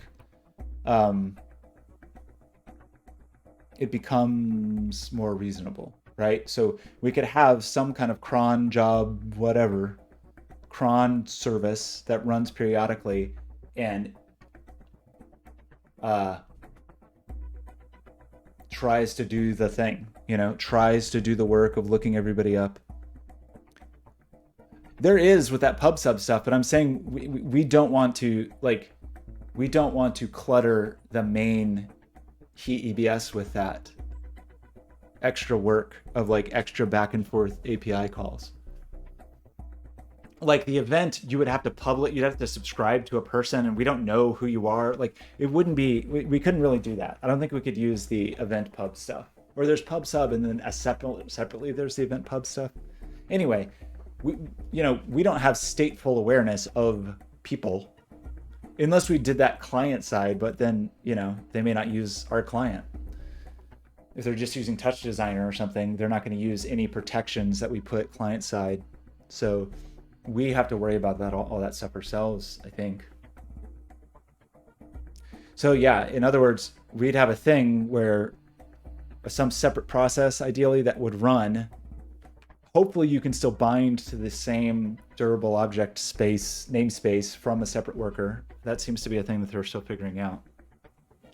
Look through all connected people, and if somebody isn't connected, but they've been, isn't live, like flag them as in trouble, and then check again 15 minutes later, and if they still haven't gone live, kick them off or something. I don't exactly know how I would manage it. It's sort of a annoying problem, but we're not to that point yet. We got some baby steps to go through first. But I feel like in terms of baby steps, we're getting this stuff. We're getting the stuff we want. What I don't know what else I can do to test this effectively, you know?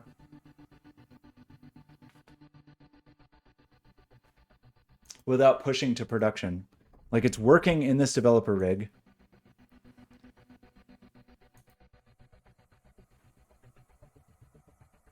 All this is exactly as before. Like the point of ingress is basically the same.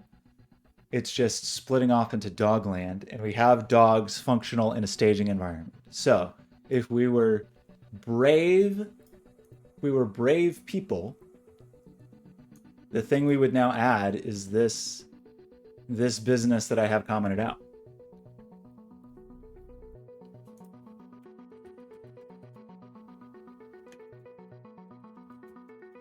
We cut logging. Right? Like we would just do it.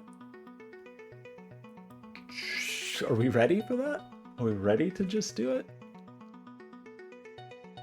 Binary, where's my DevOps? You're my DevOps person. Are we ready to deploy this? Life is yours. If Binary's not here, you're the deputy DevOps person. So flip a coin. I mean, I could just push it, and if it works, it works. It doesn't, it doesn't. That's almost like flipping a coin, right? Okay, let's just think through. We're definitely going to have a couple minutes of downtime at least, right? I haven't pushed to prod at all yet because I have not had the confidence to. I've been pushing to Heroku prod on the legacy server, and I've been pushing to Cloudflare staging, which is just a duplicate environment.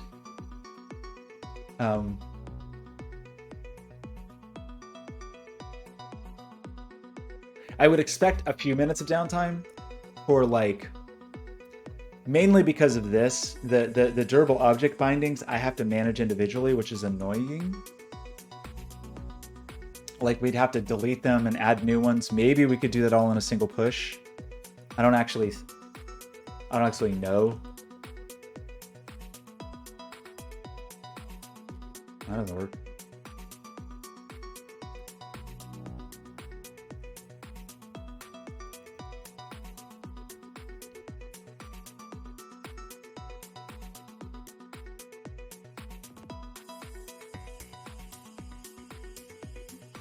I kind of think we just do it.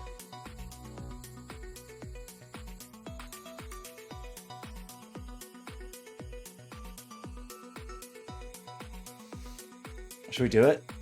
Push to prod? Prod push? It's definitely going to break something. Like, it's almost no question. I do think it lets you roll back. Let's just see how easy it is to roll back, just in case things go very poorly. I know, like, as a new thing, they're adding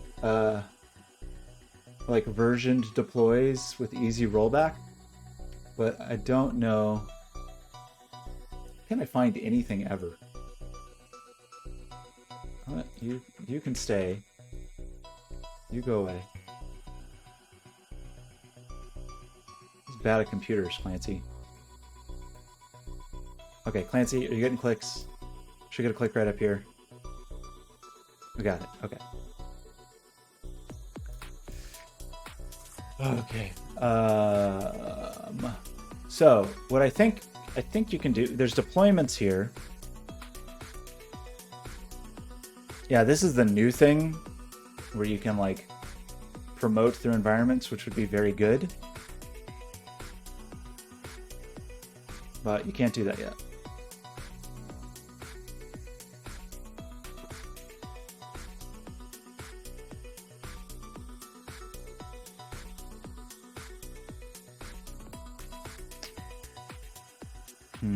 I don't see how to do that. Maybe you can't do it until you have environments, or maybe because I haven't actually done a deploy there recently. So deployments. Welcome. Welcome, it says.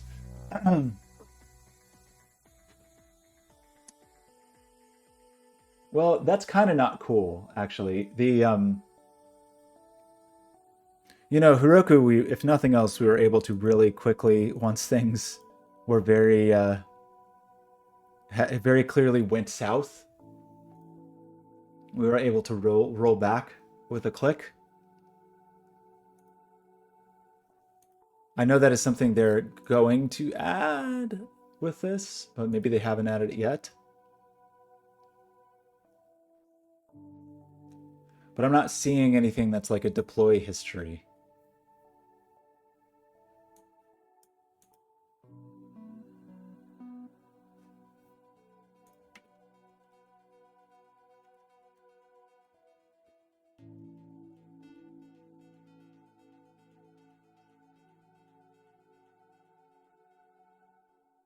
Or revert? What do we want?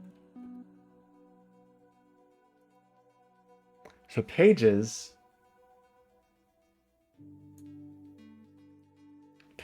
can roll back.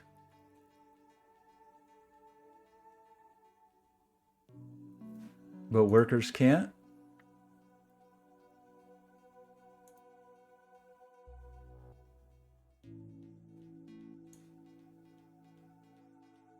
Hmm.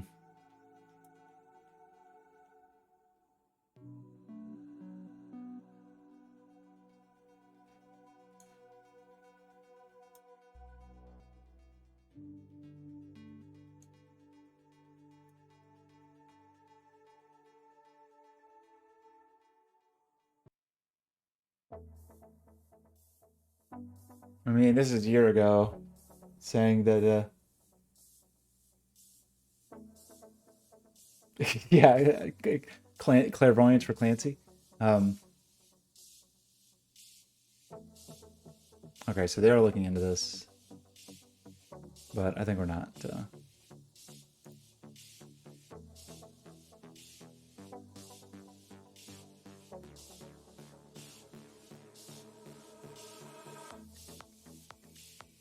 Stateful Wrangler.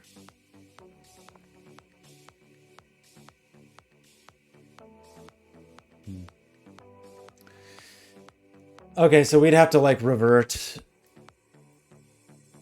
which would not be the worst thing. We could revert the repository and whatever. Do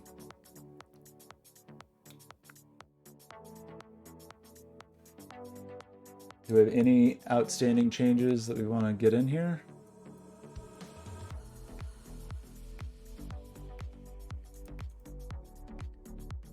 Cool. Source tree just very much really crashed, really with gusto. Really wish source tree would not constantly pop up for get authentication for things I don't care about.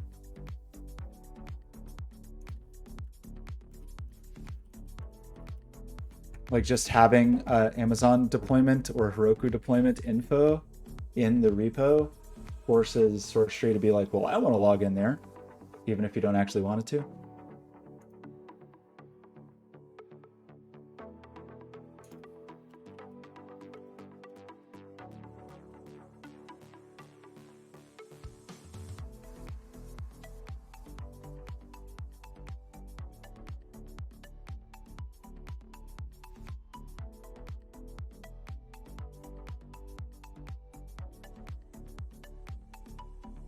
Okay, so I'm not even gonna let this be. We're gonna do a git shortcut for this. I think this is the thing we should do manually,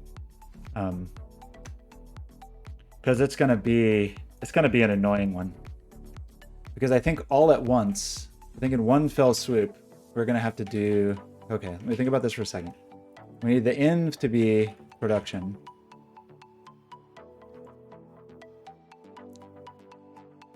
We need to delete class channel object.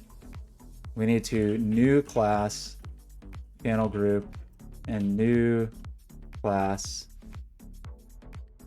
channel replica. Do I do it? I kind of just want to do it. I'm doing it. I did it. It's not going to work. Something's going to go wrong. Okay. Cannot apply delete class channel object which was not exported in the previous version of the script. Okay. That's because this is wrong. Because this actually needs to be this. So let's try this. What's gonna break? Nothing. Well, okay. I'm not gonna say nothing broke. But it did seem to go through. Have we fully destroyed heat? Kind of appears so. How bad is it?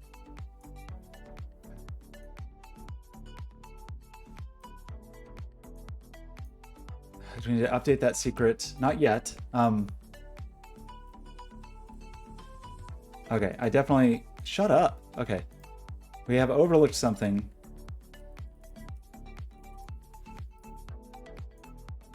What crisis? This says we're connected. Wait, we gotta click.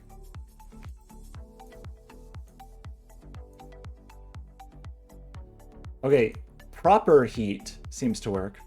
Does legacy heat work? There's no way this is actually working, right? This is a delusion. This is a shared delusion shared between me and nobody else. It's between me and Clancy. Okay, let's do this to reload heat.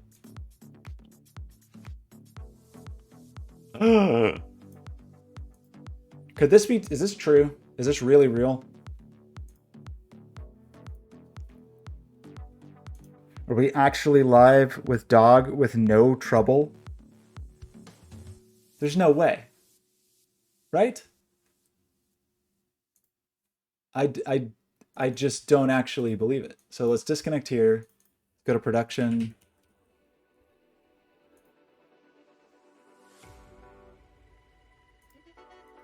We've connected to prod. Heat API server 2.0, that's right. And we clicked here and we got the click. Wait, what warning? There was a warning? In the deploy? Where did you see a warning? Are you just messing with me? Oh, this warning, I don't know if you are talking about this. That's actually from a different VS Code window.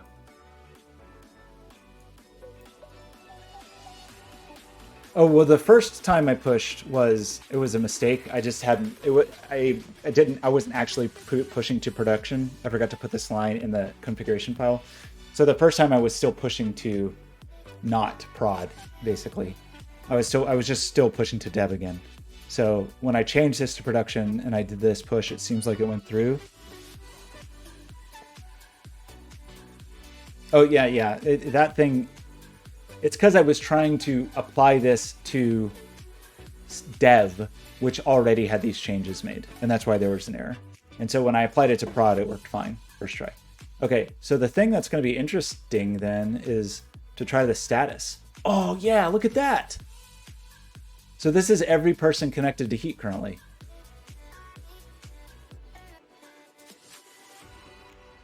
And that's legacy and non-legacy, and a timestamp for when they connected. Cool. So we can actually use this to build like a broadcaster list, right? Like, ah, man, except it's kind of, this sucks actually. There's no, it's actually really hard to like send in a web request to affect the WebSockets. Because what I was, or even the replicas, because I was going to say like, oh, we should just build that really fast. We should just build the web page that shows you, oh, count the total number of clicks per session. That's a great idea. Can I do that?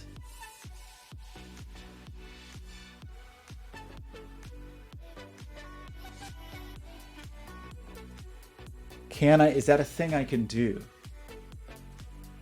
Okay, anyway, let me finish my thought for a second. So the thing that would be nice is just to have an API endpoint that is a status API endpoint.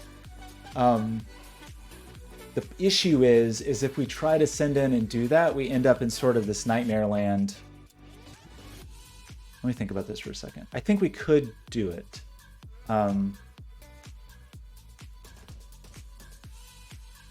think we could do it. Okay, I need to use the restroom. I'll be back real fast.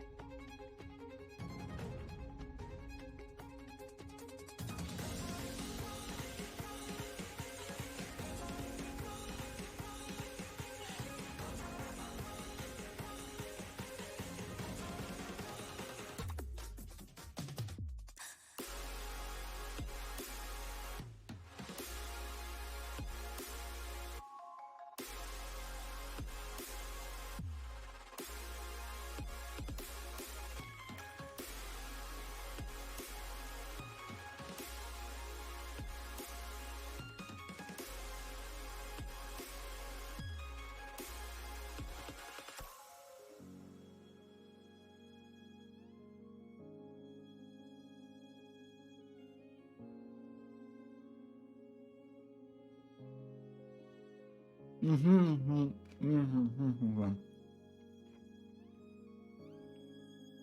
want some chips ASMR?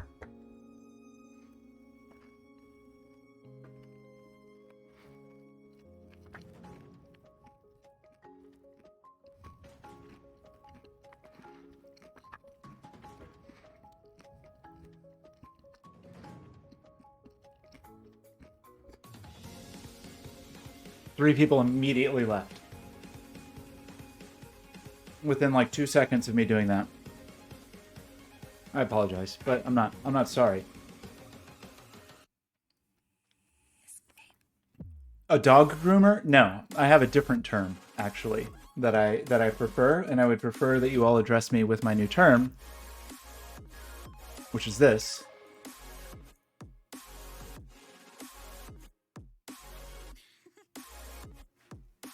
Please only refer to me as the dog father.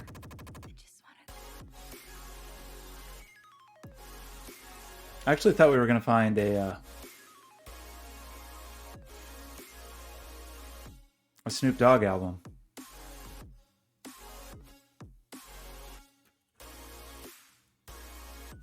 Okay, this is what okay. 2 G's. The Dog Father.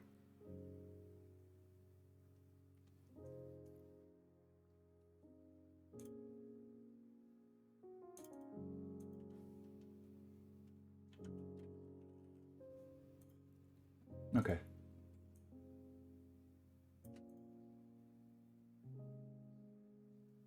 Hello, it's me, the dog father.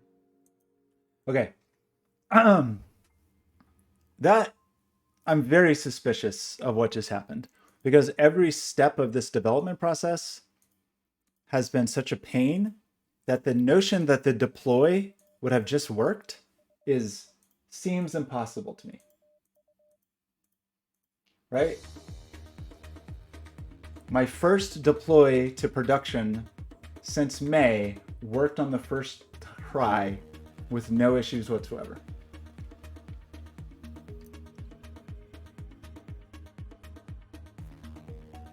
How?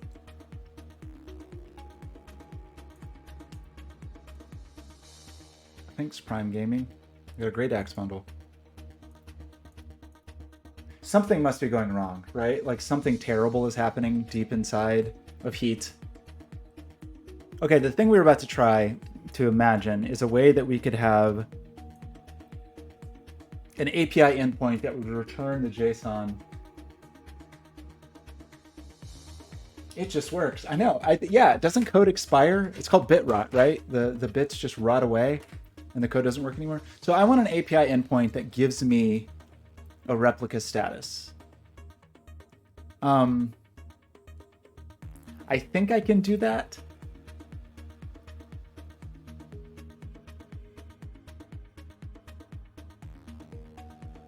The thing is, we have to make up a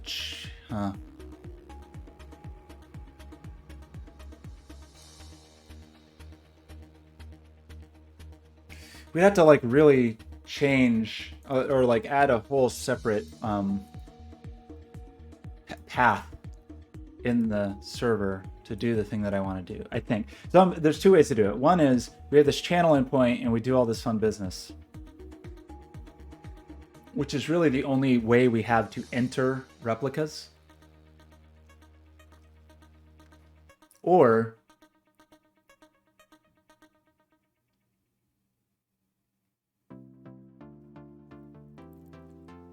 we go inside here and do something silly. And we say that if the path is... So how do we do this? Once we get inside here, we handle an API request and we say that if the... Okay, this is the API method. So like...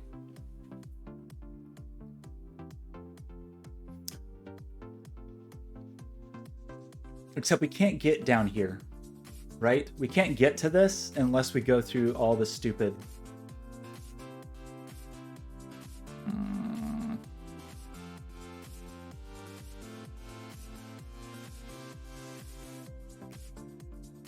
Okay, I kind of have an idea in my brain of how to do this. I gotta think for a second.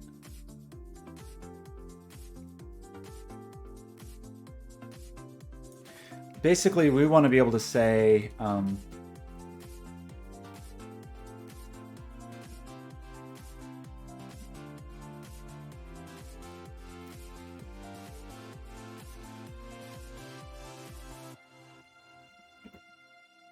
so this is what's going to be really weird.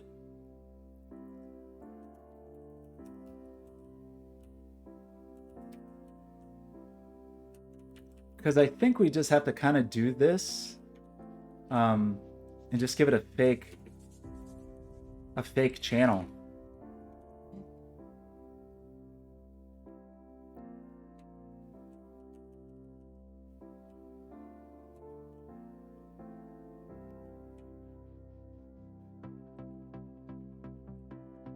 Or just like say it's the status channel or something.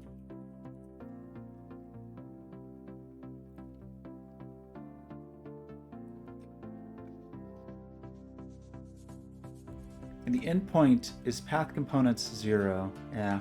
So we've got to do this here, and then we actually have to do the same thing inside of here, which doesn't feel great, but we basically, so we're like handling the request at the gateway level, and then we also have to handle the request here.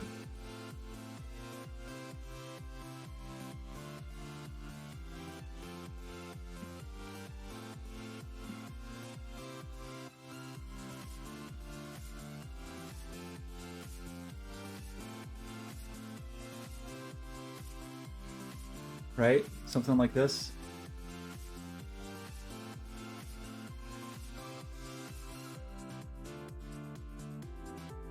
And then we have to do the gossip. So we already have gossip for heat status. So like, we have this logic that goes through and finds the remote connections, it finds the local connections, and we'll like do this business.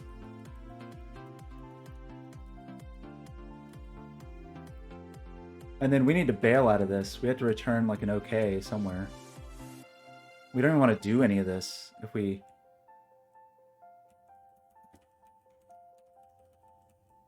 Basically, we want to do this.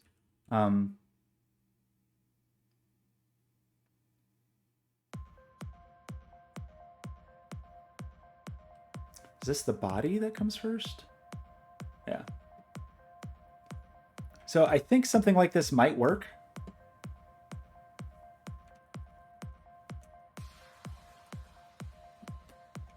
And really, we could wrap this with channel, but it's the only other option. So we may robustify this if we add some more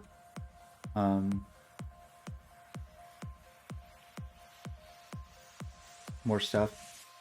But basically,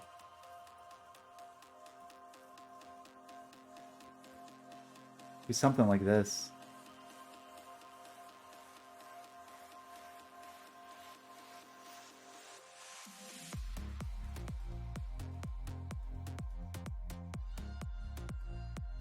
Seems too easy, right? What am I doing? What am I overlooking?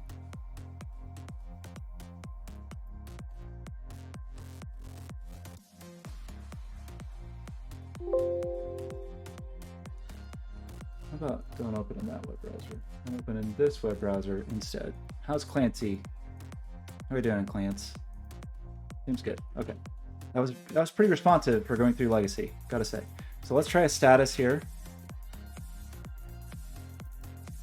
Oops.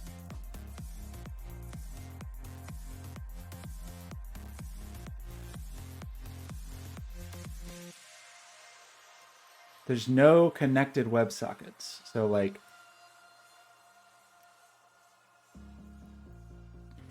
this is really not the way to do this. Let me think about this for a second. This is like kind of not at all the way to do this because we don't want to,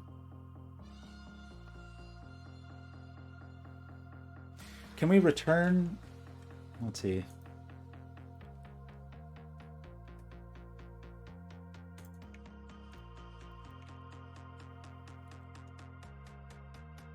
We just want to return some JSON. JSON. Oops.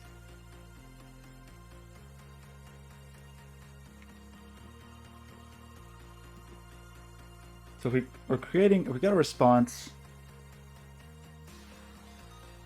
Should just give it a body, but how do you give it a... Like, we want some JSON.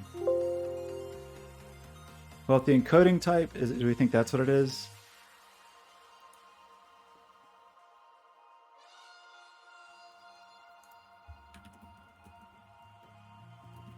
There's got to be a recipe for this, right?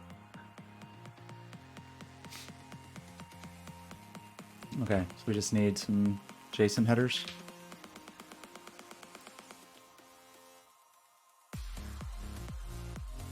JSON.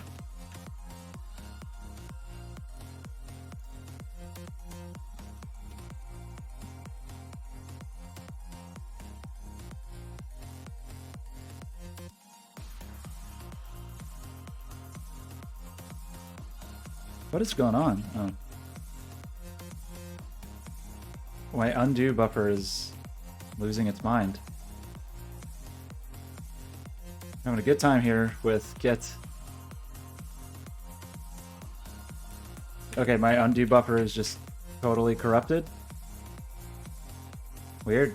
Okay, my Vim extension just failed me, I think. A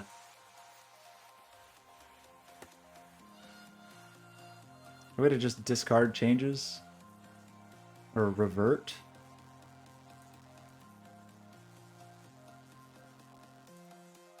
Okay. Can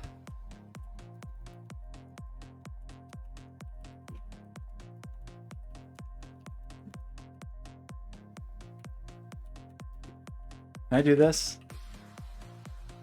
You think? Think I could do this? What is headers? Is headers a... It's an object, not an array, but...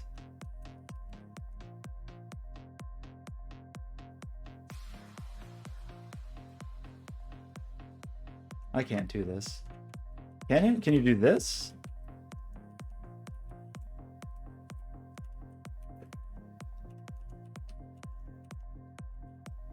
Does this... That would... I think this works. Pretty cool if it did.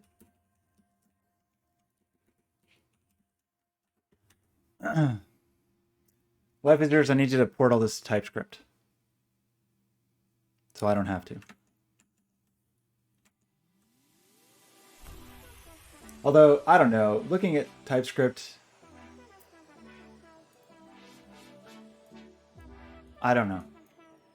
so much of the world of JavaScript is just looking at JavaScript and saying, this is terrible. What can we try to pile onto this to make it into a real language? And so there's so many frameworks and build systems and on and on and on. And now there's TypeScript and all these transpiling approaches. And it's so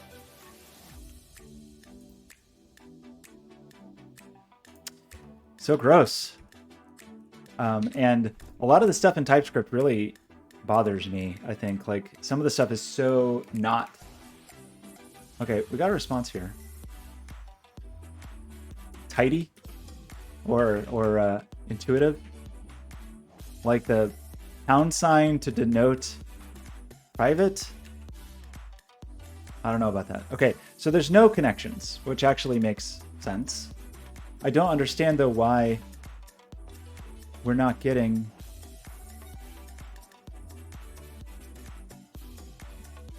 Shouldn't we just get a string for a string representation of our empty object? Okay, we do.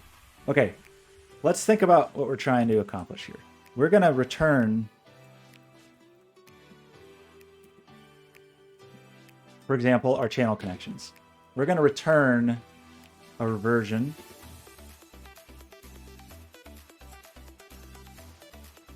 Okay.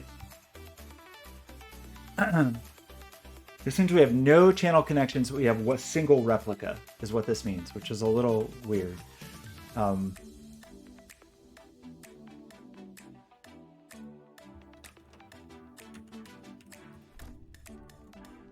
this could be something like... Is that how you do it, or is it length?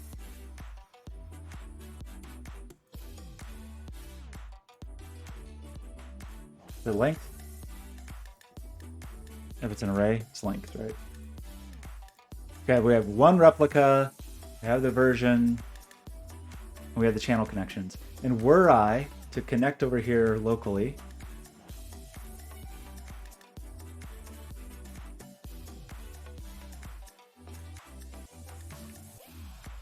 disconnect. Were I to do such a thing as this,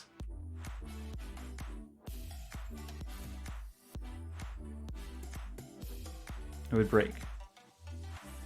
Because somehow I lost the 8787. So we are connected, we get this. Now when I run this, we have two replicas. Because we should actually show our limit. That's a thing we want to know.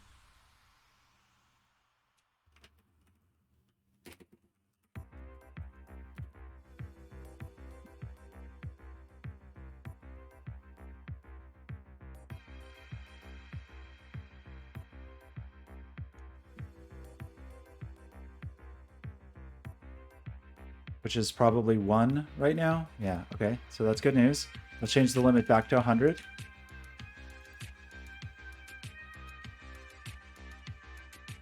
And let's do this. And we have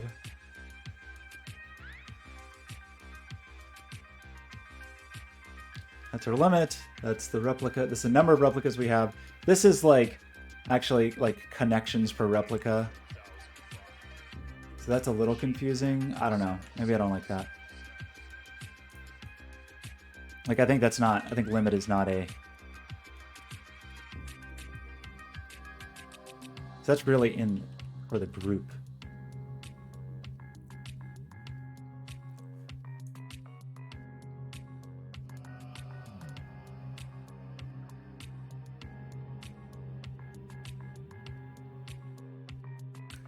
So that number really is something like channel connections per replica,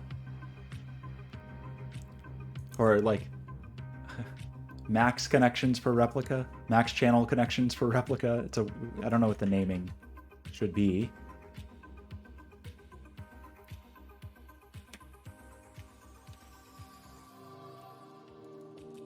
We'll just call it limit for now. How about that?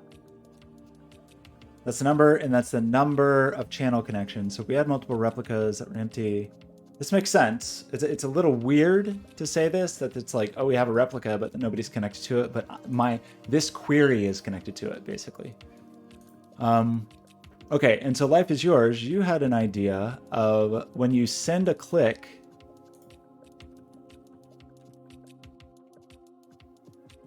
I really don't want this GG here,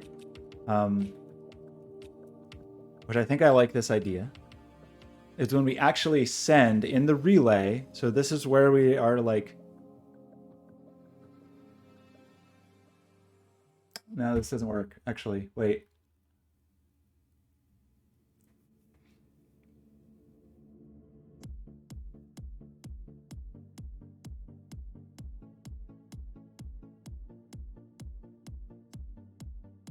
I think it works. Like during this connection, it's a little weird. If I modify value here, does it modify the underlying?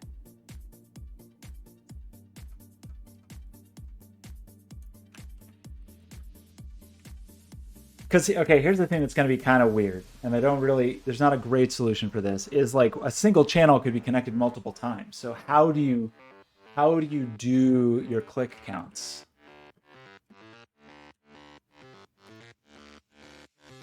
Does that statement make sense?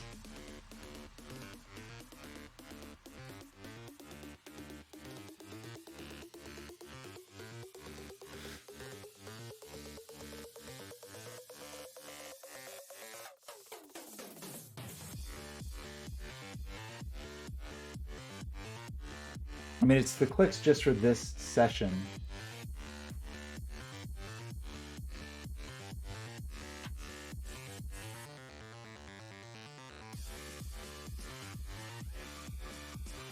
Oh, to show other users with clicks? Yeah, but I'm on board with some kind of tally. I just mean the thing that's tricky here is the clicks actually get routed.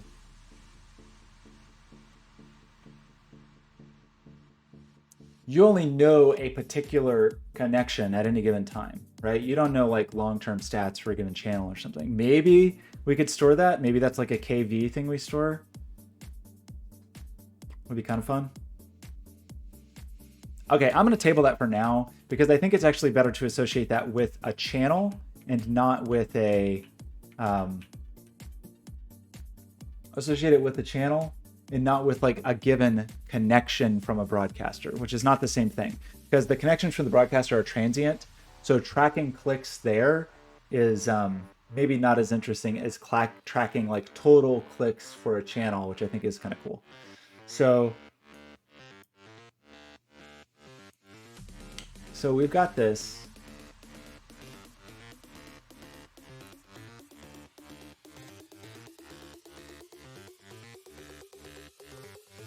So the thing we need to do then is we'll need to do some client-side thing that, because the other thing that's a little weird is you could have connections from the same channel across replicas and you wouldn't want to count them twice. So you would need to loop through these, form a list of all connections, and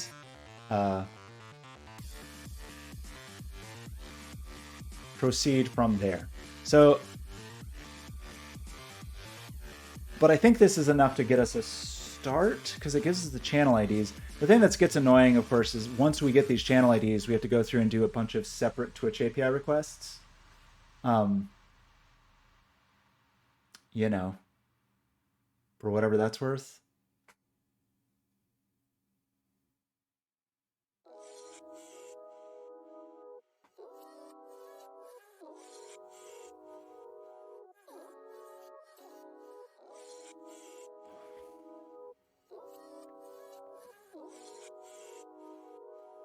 Just thinking this through for a second. Okay, I feel like we can push this. We can certainly, I feel okay publishing this. The staging. And then let's go through and make sure clicks actually work in staging land. Probably be a wise choice. So let's go back to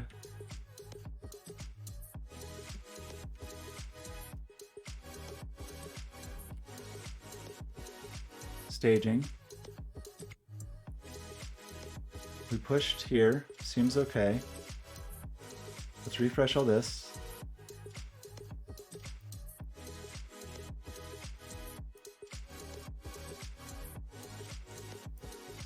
So staging is a little weird because it's still production for the legacy server, right? Is that true?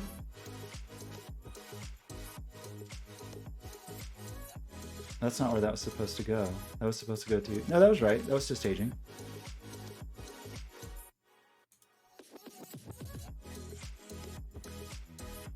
And just to verify, over here in these annoying logs,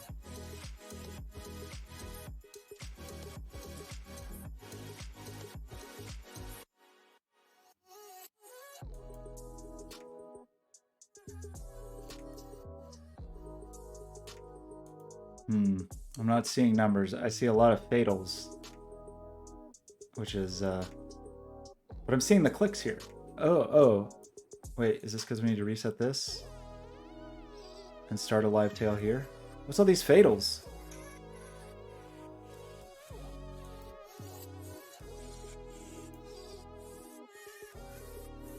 Okay, we got some 1, 2, 3s.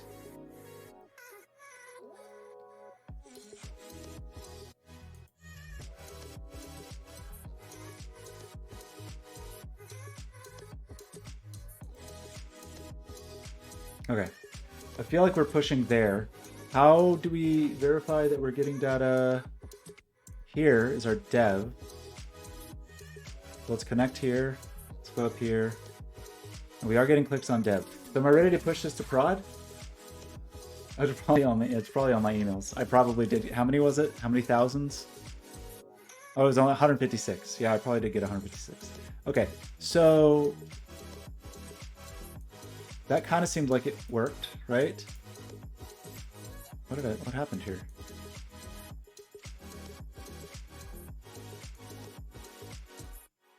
We got clicks here. And now we should be able to do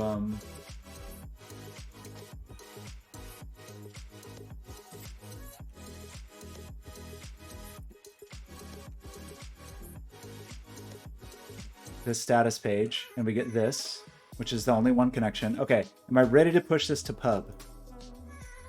What did I actually change? All I did was add a little bit of separate routing.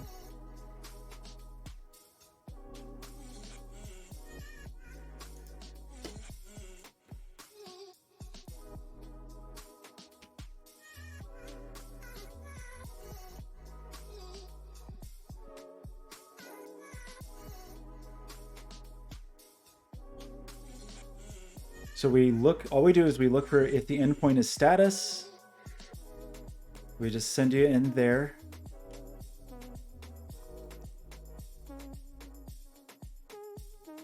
And then inside here, if the endpoint is status. Should only ever happen if the endpoint is status. Seems to be working. I'm going to push it.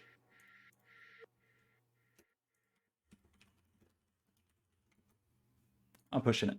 I'm pushing it. I pushed it. Wait, that was just... Okay, now I'm actually pushing it.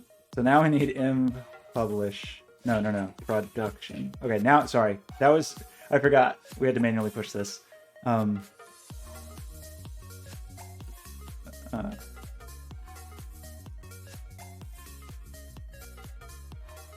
Okay, so what this means is we should have a production environment show up here very quickly. Wow, that was fast. And there's people already connected. So, does heat still work? I see kisses.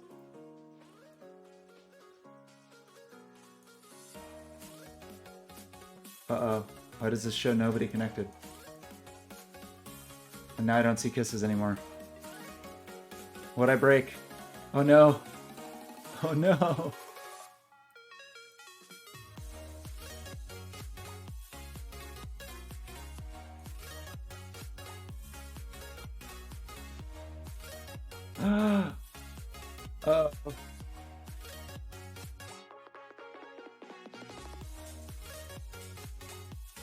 Wait, no, that's connected to dev. Okay, that's a false alarm. We want the real hello world.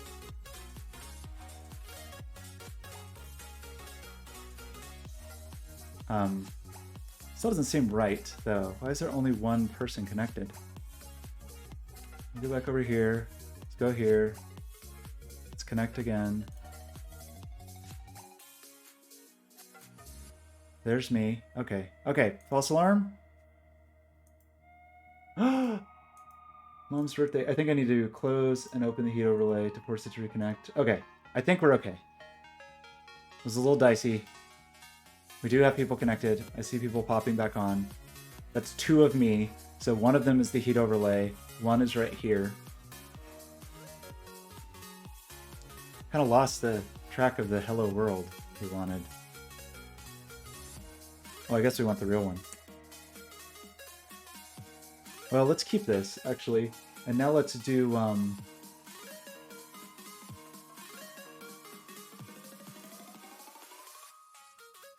Let's fix this.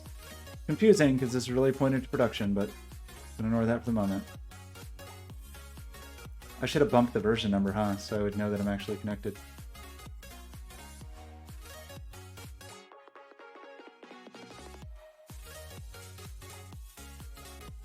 Okay, that's not real. This is real.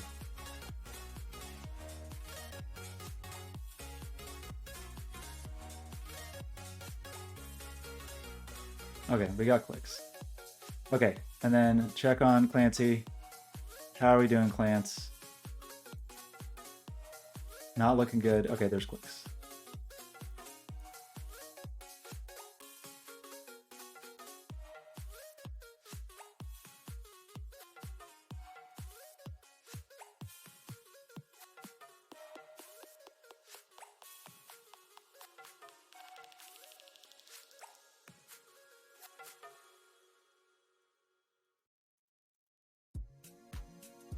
Okay.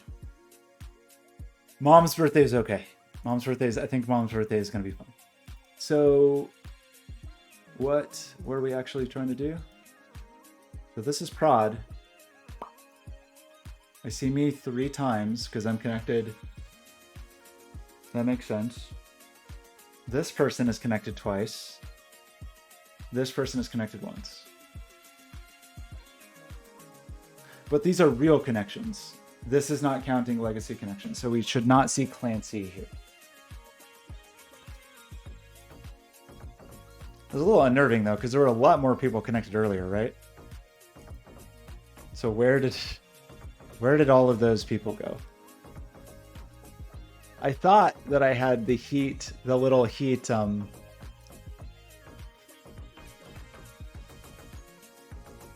JavaScript library. I thought I had it where it would auto-connect. Is that not true? Am I not telling the truth?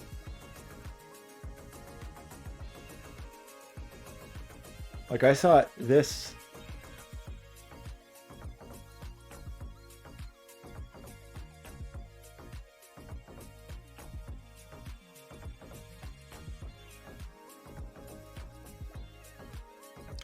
Well, it says if there's a close, it calls reconnect. Oh yeah, it's this very silly thing where it like, I see, yeah.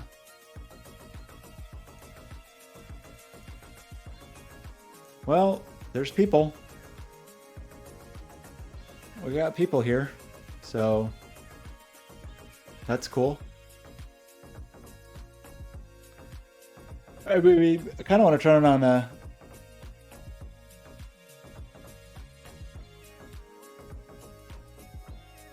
Oh, really? That's funny. Yeah, I don't know. I kind of like the auto reconnect thing is maybe a bad idea for me in particular because I sort of want to minimize people just leaving things connected forever. I kind of want to be able to kick you off.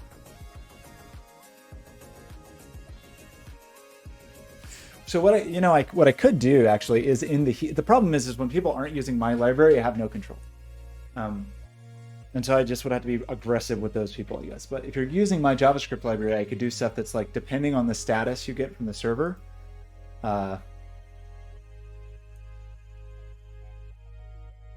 you could just dump people. Okay, let me check something actually. Let's do this, and let's do this, and make sure that we get what we think we should be getting. Okay. We got a whole bunch of me. I don't actually know why there are 4 me's now.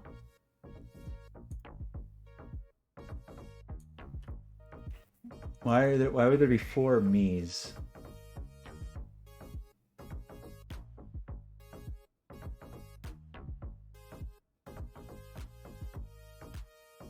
Oh, there's only 3. Sorry. Only 3 me's. Only 3 me's.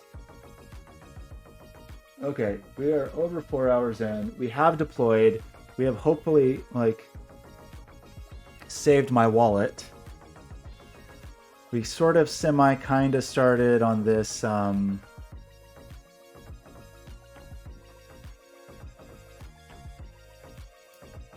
let's get disconnected? What happened?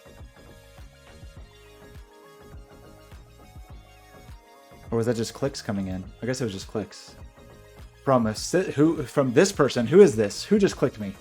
I'm gonna look it up and figure out who just clicked me. Who would do such a thing? I can find you.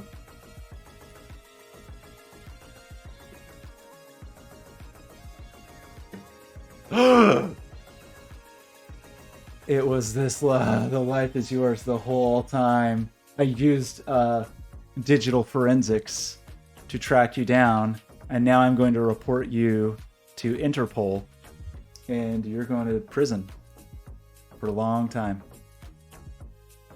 I just hacked you. Well, binary, about that, you can't have... So the Hello World does that. By default, and this makes sense, but it's annoying. By default, Twitch only sends anonymized data with extension usage. So by default, I don't know who you are, but I did build a thing, but you can opt in. You can opt in to giving your real identity, which Life is Yours must have done.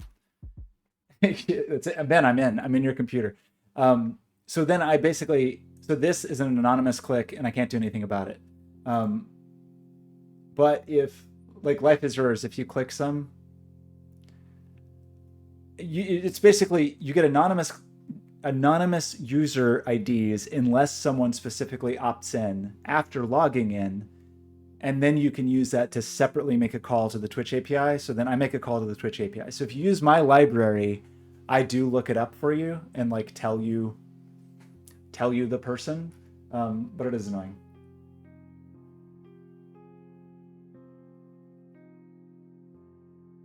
It's almost your Twitch 10-year anniversary.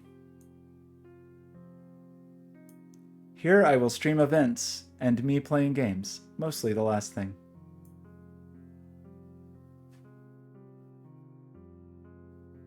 Oh my gosh, it really is incredibly soon. Wait, that's not right. Where's your account creation date? Is that in here? It is 2012. Oh, it's April 26th. I see. So in April 26th,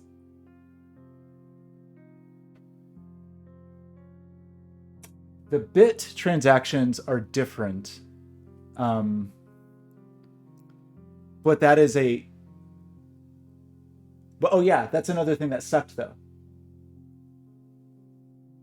That was an issue. That actually was an issue. I remember now, is the knowing who you are from extension land to know that you paid for your bits meant that you had to log in. But if we can build that overlay thing, maybe we can just pop up a thing that says, hey, you have to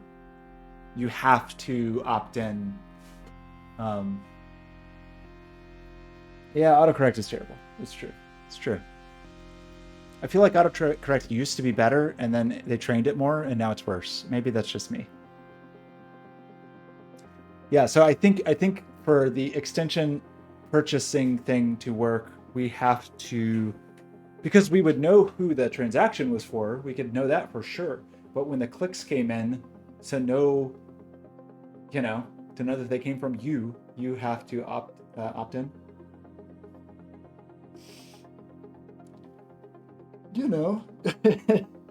I could kind of, I could almost believe that is a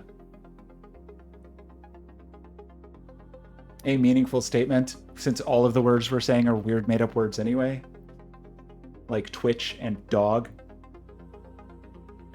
Okay. We have deployed, right? And seemingly nothing has caught on fire at the moment. I can still get kisses. I kind of want to just go real fast, one step further, and do this thing. Wow, this person's connected a lot. Oh, no, I'm sorry, that's the time. Good grief. These are all different people.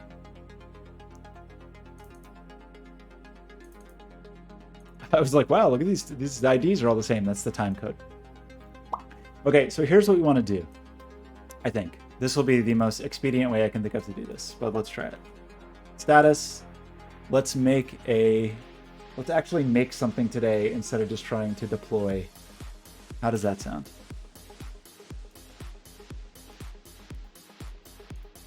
Wrong command.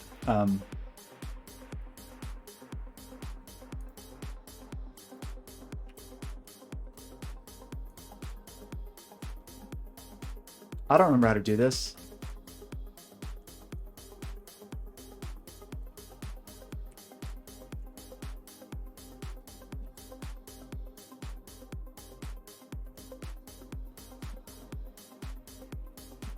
Then what? How does this work? I don't remember.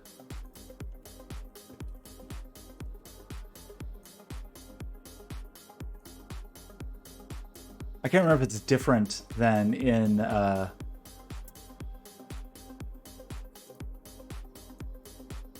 there's something different about the way it works in Cloudflare land.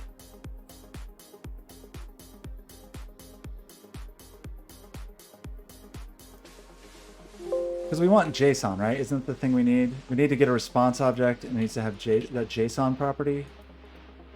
So we have to, like, we got to do this, right? And then data will just be the JSON data. So that's the same. I just couldn't remember.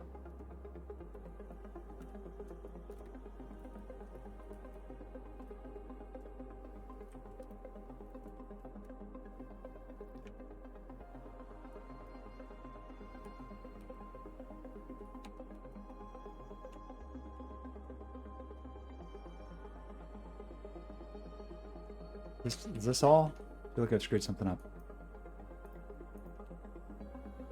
Okay, great. Sure.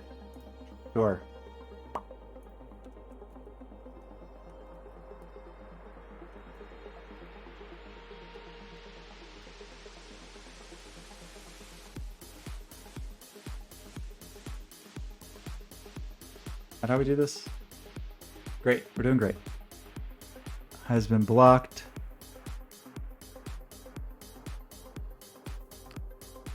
No cores on the mode. I don't remember how to do this.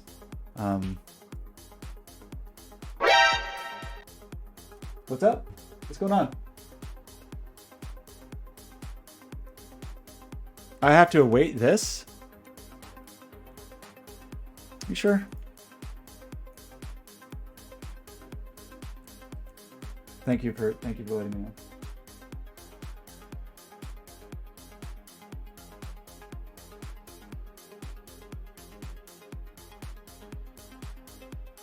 This returns a promise, right?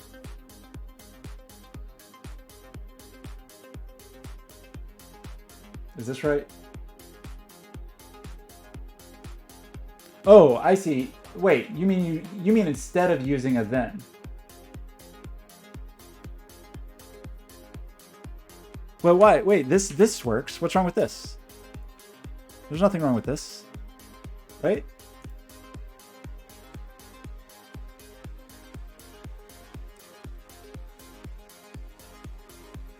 Like this promise resolves and then this happens, then this happens? Like what's wrong with this?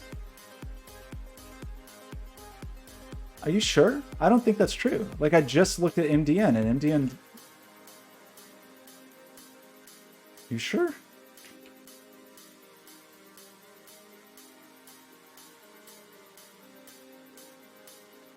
I see. Yeah, I mean, I don't know. The then thing weirds me out a little bit.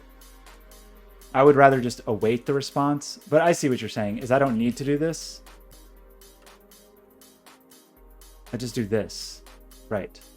That's a way. I see. I was combining two things, right? But I actually don't like this. I don't like this. I prefer this.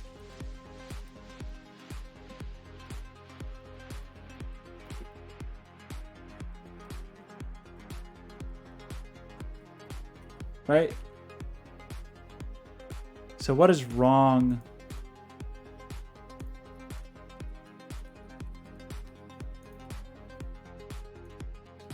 Or text?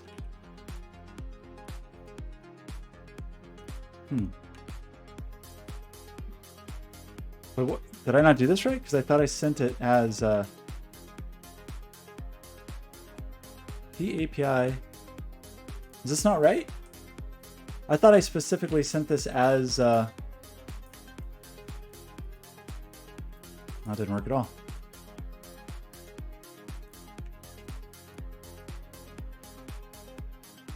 Did I send this as JSON?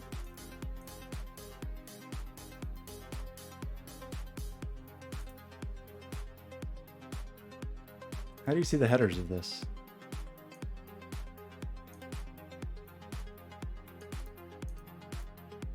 How do you see the headers?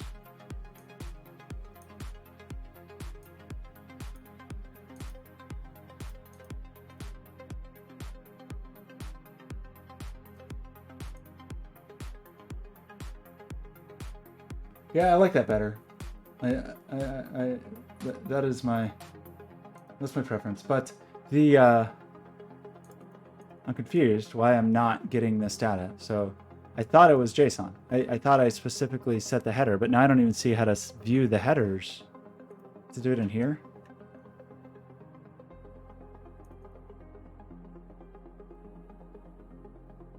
Where do you see the headers for the thing you just requested? There it is.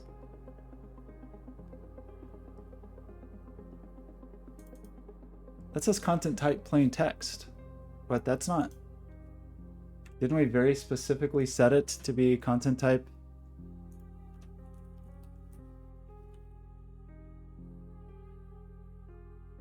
I mean,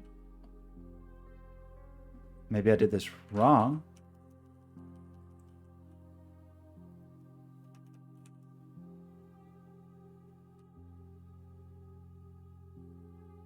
Maybe I messed up these headers. I mean, I kind of guessed on this.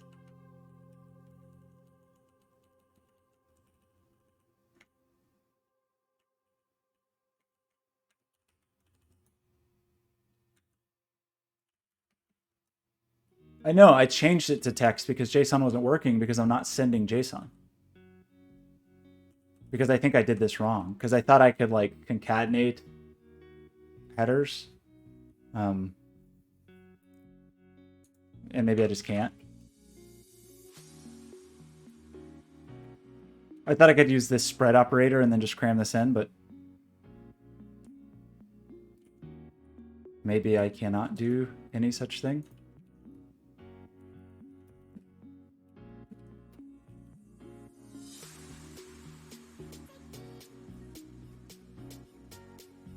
I mean, that doesn't look wrong.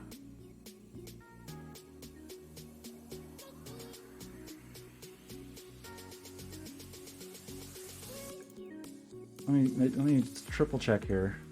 So network, we requested this. This is what we got. Oops. These are the headers. Oh, I'm sorry. You're thinking the content type header.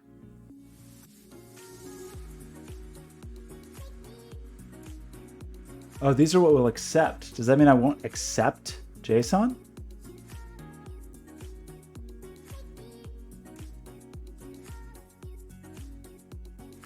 So those are the request headers. The response headers had basically nothing. So does that mean I broke them?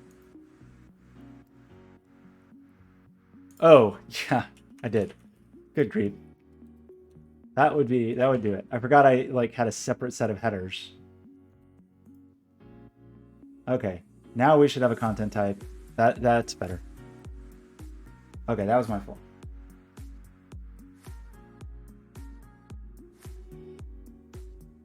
Well, now this will work now. So this one pointed locally. It was a silly mistake where I was taking advantage of that thing where you can do if you just use an object name when creating a new object property, I'm sorry, you use a variable, it will both create the key and value for you, but matching this name.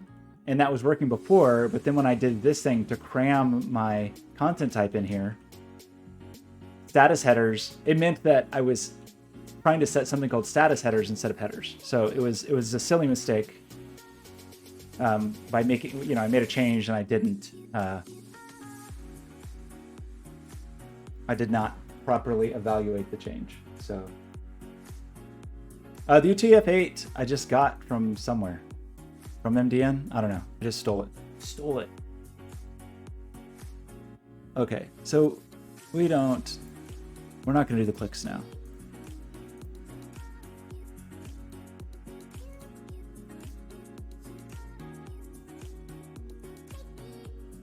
So all we're doing is changing this, and then that pop-up is really annoying. We didn't actually do anything here. So all we're doing is changing this. So that seems harmless. Famous last words as I push this to dev. Status. So this now this should be JSON now.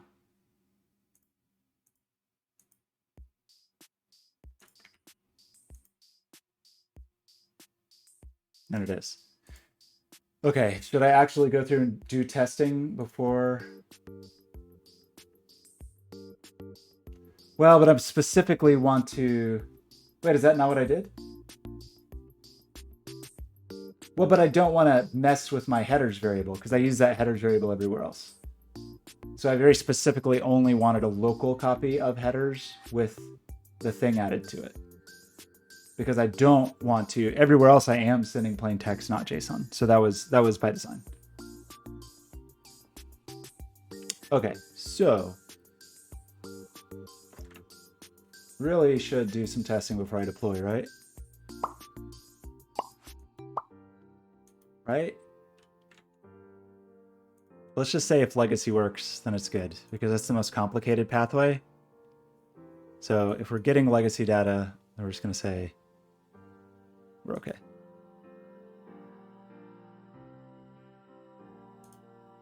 It took a long time to end up in the logs.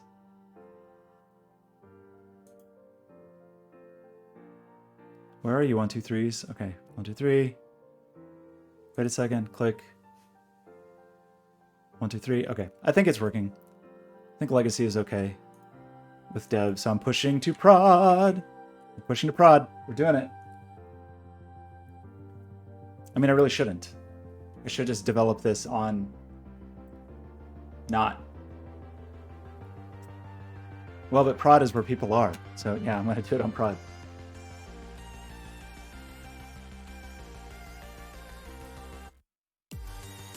Okay, that was a silly mistake. So now if we go production, this should actually be a JSON response.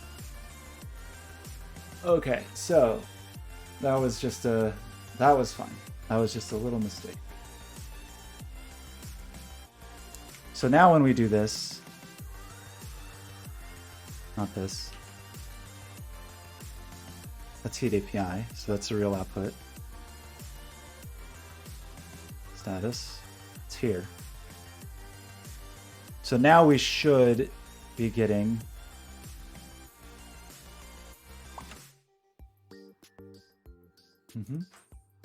this should now be JSON.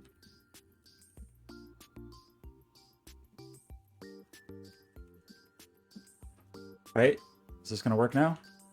And I don't think we actually need to do this, because now we have the proper access control headers. Yes, so we now have this. So that's very good.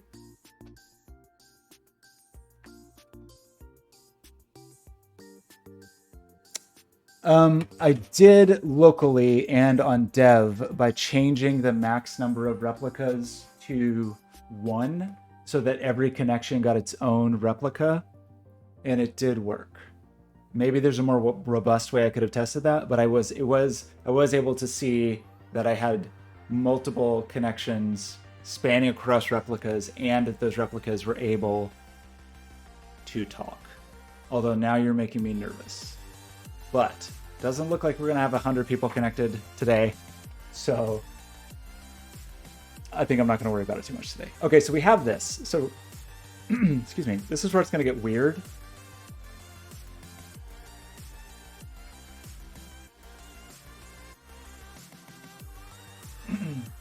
Oh. MagSafe to USB-C. Interesting. I don't think you're supposed to charge your phone that way. Where is everybody else? Okay, I must have kicked everybody off with my deploy again, including myself. So I don't know why the heat overlay is not reconnecting, because it definitely should. There I am after just closing it and opening it again.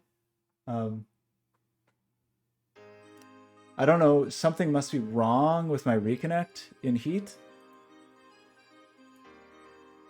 I guess. I thought it worked.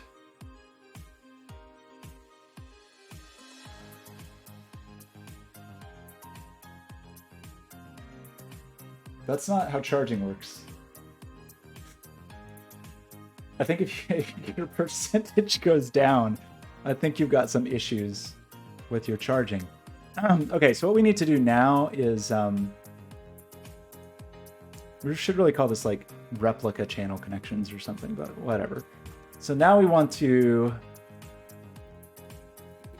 I don't remember how to do anything in JavaScript. JSON.channel.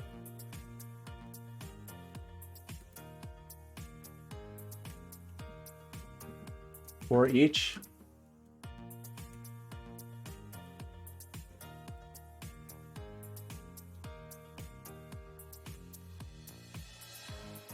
And these values are going to also be arrays.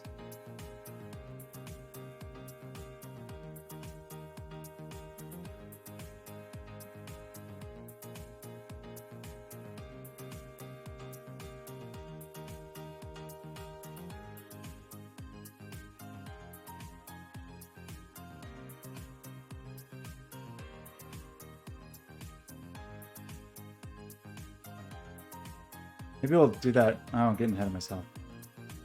Okay, so we have these. So we're getting this. And we'll have the ID. And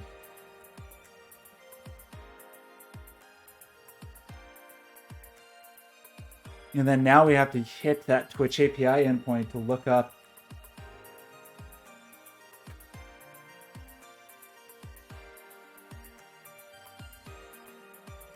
I did just buy, oh, I had such a weird project. So that furniture project that we worked on, they wanted these freestanding furniture pieces with LED, like ground effects lighting on them, but they didn't want cords run to them, and it was a temporary space. So they had to run on battery packs. So it was actually kind of challenging to find 5-volt, 1 amp, 3 meter, warm white LED strips that I could run on a 30 milliamp hour battery pack. In fact, I think we just got 25 or 30 milliamp, and then have 2 of them, and then they would swap them out. But that meant that I could run 1 LED strip for 30 hours, which was handy, but it was a weird ask, let's say. Okay, so now we have to do the Twitch API thing, right? Where we look you up. And that's this. So we need to do a secondary query here.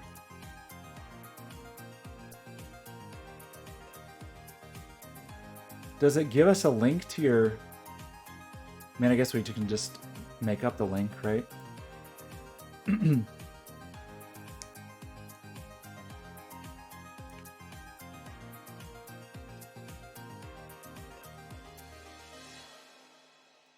I forgot.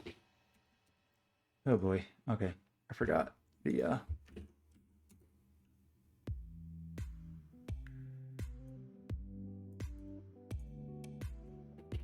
forgot that you right click to copy in PowerShell. And now I can't paste. Okay. Do I care about accepting? Okay. So now when we're down here, we're gonna have to do like let response equals await.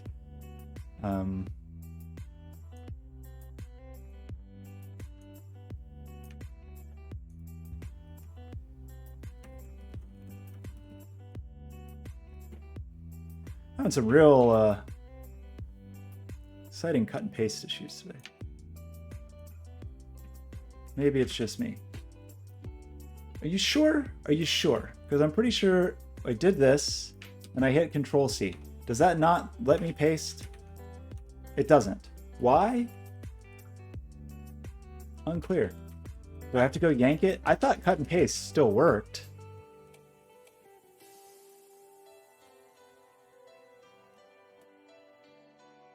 $. Oh, okay. I don't know. I'm having Vim issues today, apparently. Issues.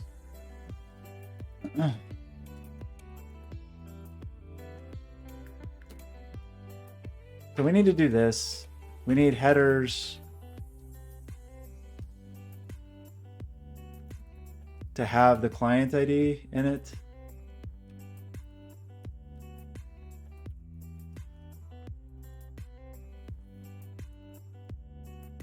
Copy. Paste. I don't know.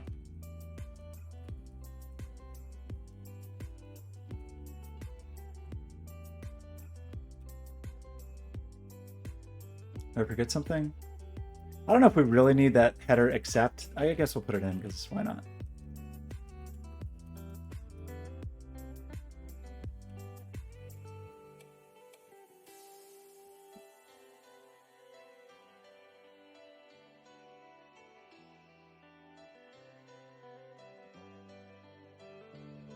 You don't want to charge your furniture? Come on. Okay. Surely mess that up.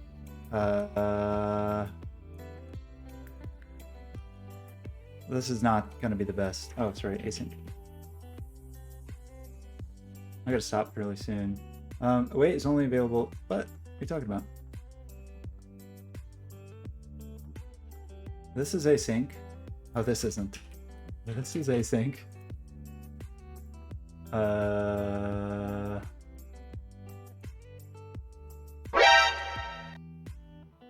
Thanks.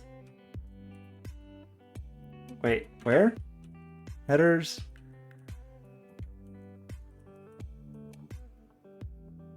What?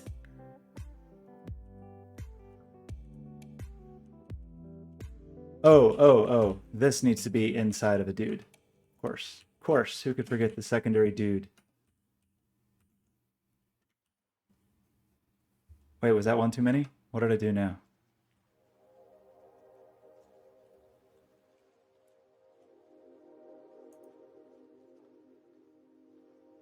Well, I'm just incapable of programming today, apparently. We have the fetch. We open all of the parameters we want to pass. One of the things we want to pass is this. Oh. That's more cutting and pasting problems. Okay. Wow, look at this. Very nice. Soul Train. Prince TV. Club Quarantine TV. The Love Zone.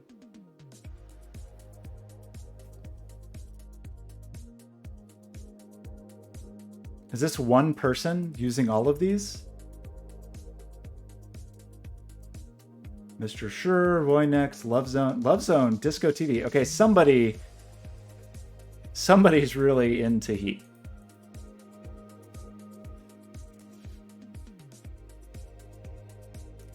So, do I just use name to manufacture a URL? To make a URL for them? I don't know. Are these bots using Heat?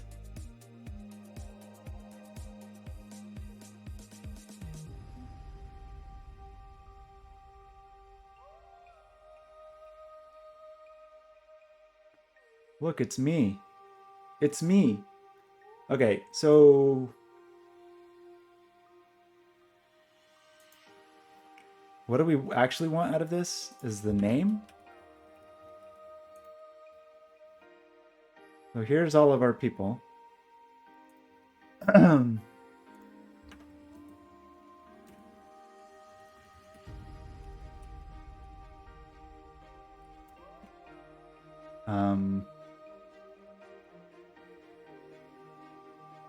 I don't remember how to do this.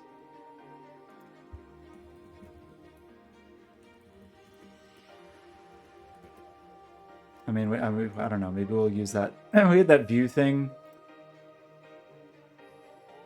Can't remember how to like.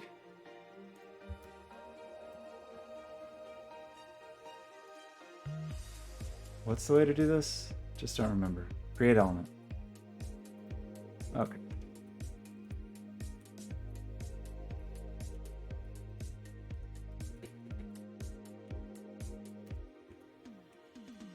Well, we're doing a very bad job here, but it's okay.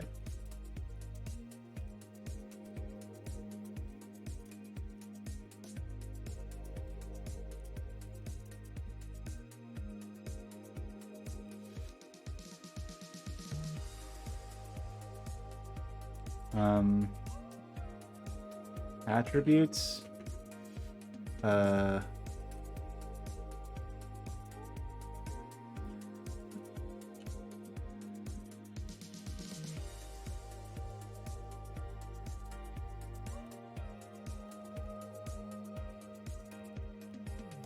Dot text.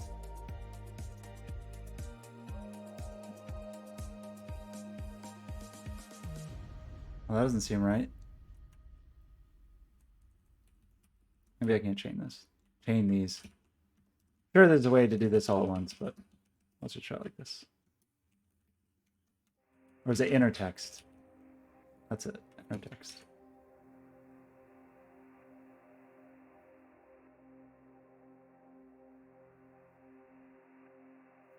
Oh, wait, really? Club Quarantine? Club Quarantine is making money behind my very back? Are you kidding me? Okay, what is this? Right, is it ATTR or like set attr or set attribute? I don't remember how to do this.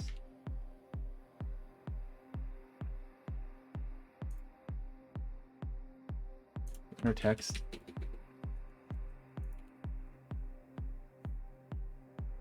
Why can I not remember how to do this? Because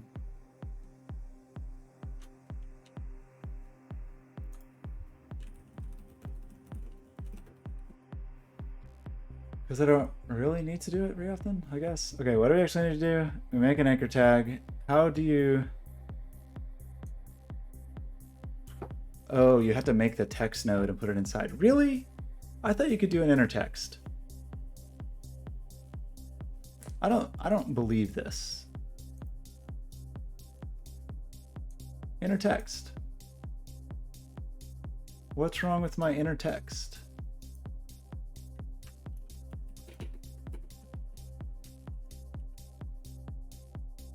Stop popping things up.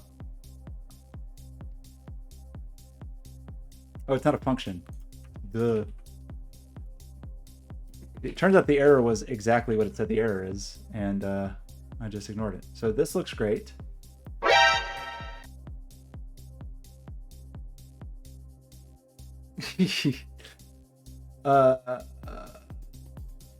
What's wrong with these? Oh wait, yeah, this is an href also. I just forgot HTML apparently.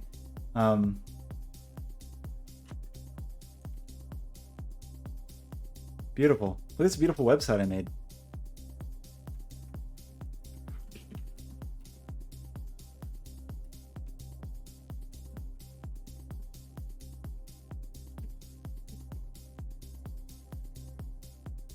You guys like good websites?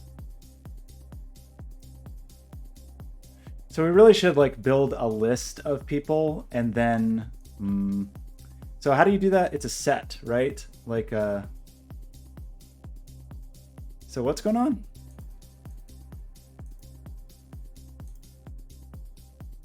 So you can do stickers, and I can pay money to put a sticker on the stream? Interesting.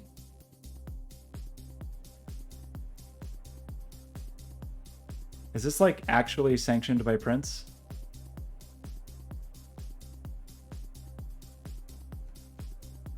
Oh, I could, sure, we could target blanket. I don't care. I'm responsible enough to open my own windows when I want to. I got so excited to buy.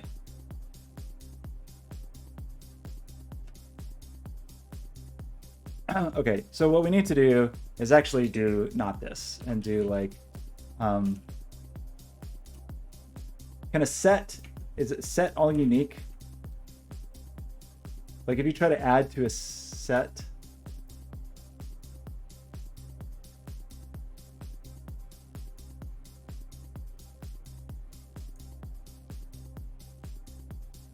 what happens if you try to add and something already exists?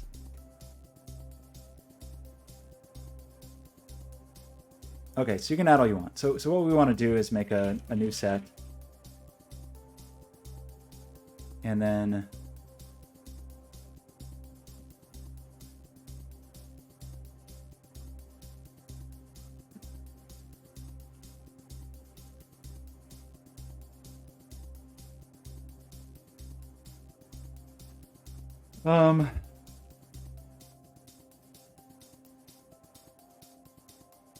well, no, I'm not going to hit back. I mean, normally what I would do is if I was going to open a bunch of pages, you know, I would hit, I mean, maybe we'll add it, whatever. I mean, this is certainly not what this will look like. I just mean, I generally prefer it when sites don't do that, so I can just control click or option click or whatever it is, command click, whatever the thing is to open your own thing in a new tab. You'd hope the browser would cache it either way, but... Okay, so what do we actually need to do here?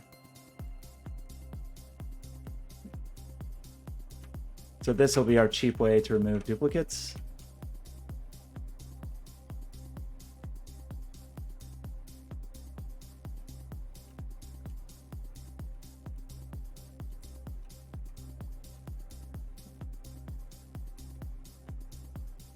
That worked perfectly. Great, very good. Good job, VS Code. Okay, I don't think I did that correctly, but what did we do wrong?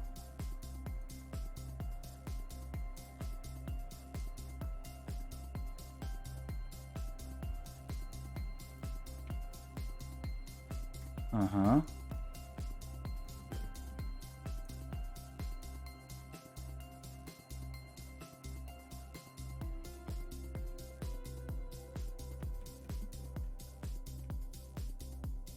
Great.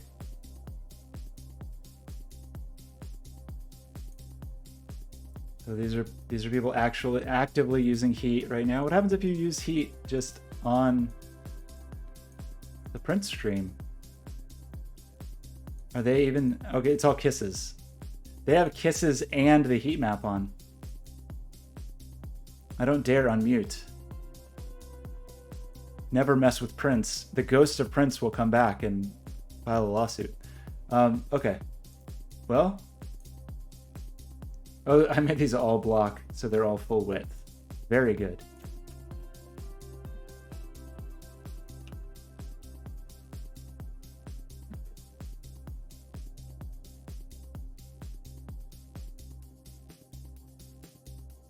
These cool buttons I made.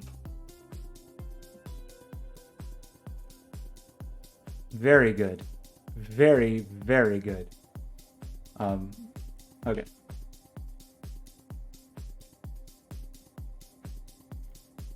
Or inline block is probably what we want, right?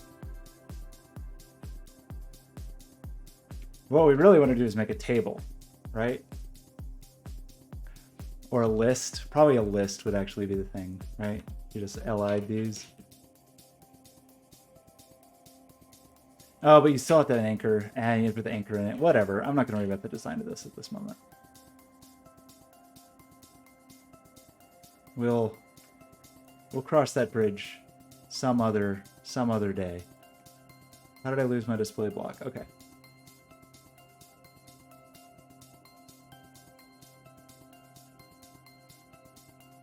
Clicks per minute. I mean, we could some maximum clicks or the throughput.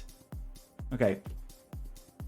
Not get ahead of ourselves. First, let's just go through and see what these weird people are doing. ASMR TV, Prince TV. Okay, but the sticker thing, that is a real discovery, right? That's like the discovery of the day. Who's this joker?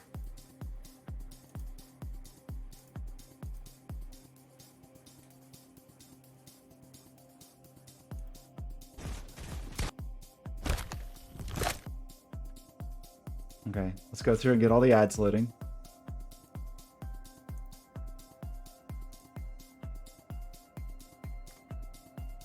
Funny that the ones with ads automatically unmuted themselves, but the ones not with ads. Okay, so tell me about these stickers. So these are 0 bits, so I can just add. Okay, they're either offline or they haven't added. Okay, no stickers, but we can heat.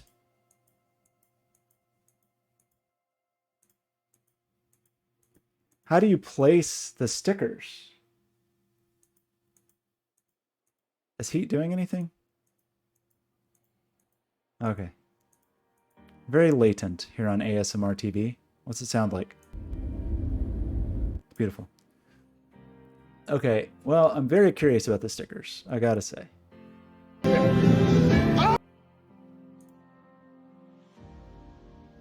What if I do this? If I send a happy birthday Kermit? Where did the happy birthday Kermit go?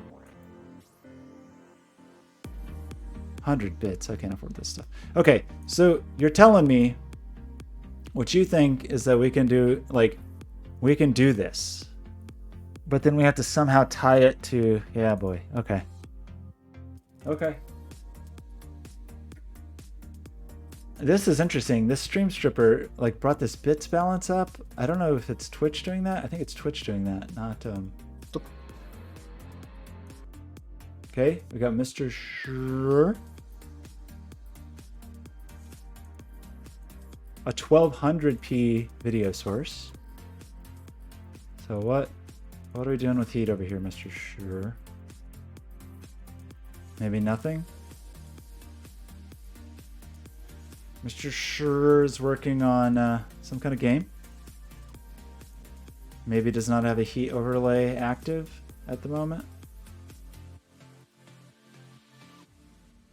But that wouldn't make sense. Then what would be logged into heat?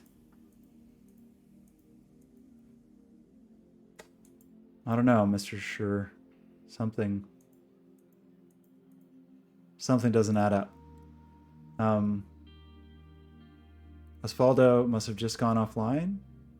Or no, Asphaldo just has heat just running and is offline. So this is the thing we want to watch out for. We don't want somebody to just be connected for days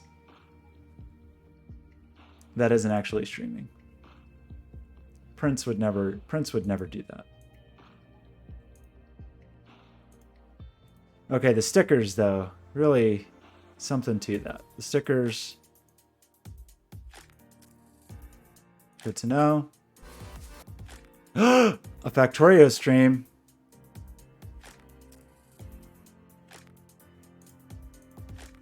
Heat is not even enabled. How did we get here?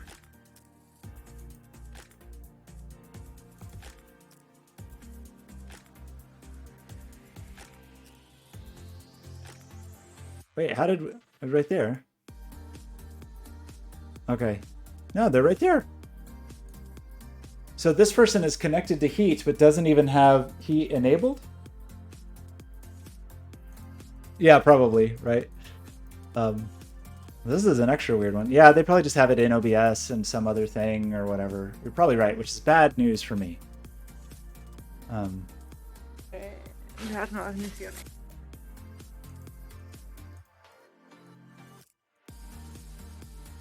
Okay, lots of kisses. The kisses seem popular. People like the kisses. But he has his head overlay over the heat overlay, so I cannot properly give kisses. So, why? It's another French broadcaster. Heat is very popular in France. Dynamic follow buttons. Okay, here's another pop-up thing that costs bits. Control the streamer's voice. So, good to know. This guy. Oh wait, this is part of the. This guy is the guy behind all of those other channels, I think. I think this is the mastermind behind Prince TV.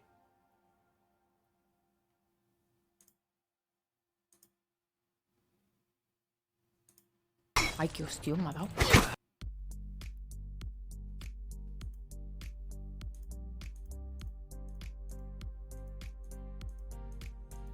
No, nothing?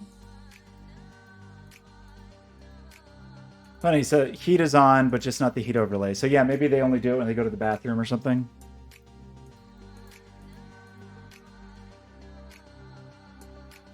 Prime subscriber loot reminder. Great. Oh wait, no, they're there. They're just very latent. So wherever they are. Okay, so we got kisses. Probably all these people installed heat kisses and then just completely forgot about it. That is an extreme possibility. Okay. I do like that that tycoon, that mogul, that Twitch mogul who has like 9 music channels.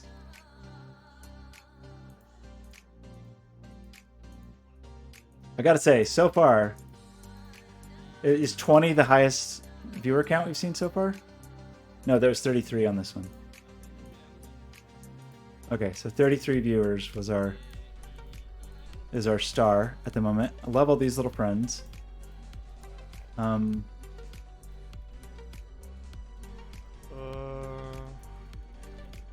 We were born of this land, we were 7th born. So I don't see anything happening there unless we're very latent. This guy's got sunglasses, looking good.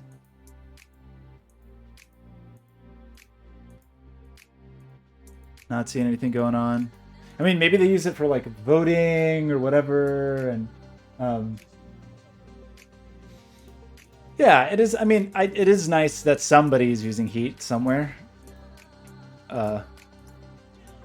I mean, even if a lot of people seem like they just have it on and forgot about it. Okay, ahora hay calidades, ahora hay calidades. Here's another person who seemingly just left it on and is connected and forgot all about it. That's okay. And then, okay, so that's our currently connected list. Is that a Tom Petty song on a disco channel? I don't know. I mean, there's also all the people that I potentially kicked off that didn't reconnect, so who knows?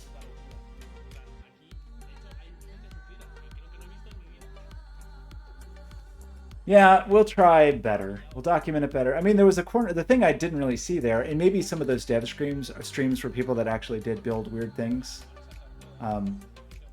because it did seem I got enough like emails and DMs and stuff about people trying to get it to work with Touch Designer and whatever. So I know there were people. What happened to that robot head guy that used to come around?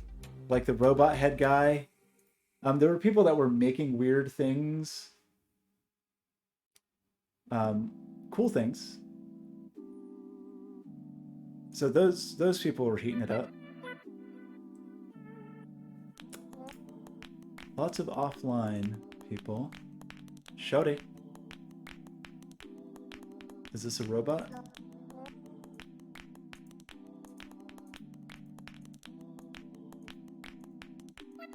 There's so many particles on the screen, I got confused for a second about where I was clicking. The eyeball tracking on that robot is freaking me out a little bit, gotta say. Sushi Dragon? Oh, I remember that, right? That was cool. Should have talked to Sushi Dragon about adding things to it. Okay, so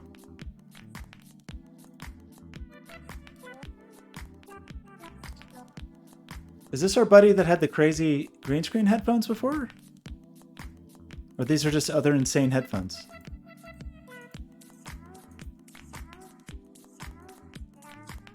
Okay, we got kisses here. Very popular. Very into the kisses.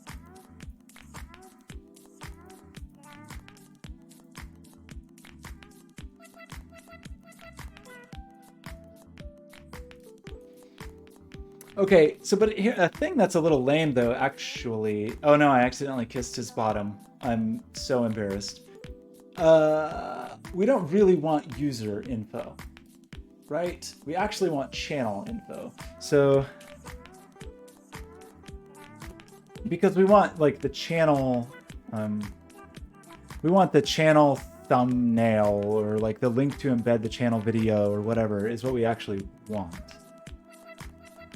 So I'm looking in the wrong place. Oh, that is an interesting point. I could do. I'm not going to say it out loud. I'll save that in my back pocket for a day of chaos. That's kind of funny. Yeah, of course, obviously. So we want the channels API. We want channel info. This sucks though, that you do have to have auth. Really? You have to have auth just to get...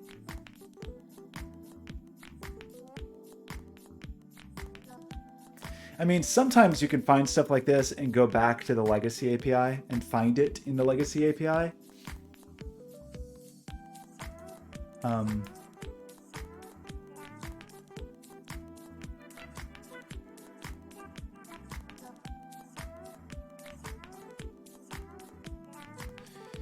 But that seems kind of ridiculous. Why would I need to authenticate?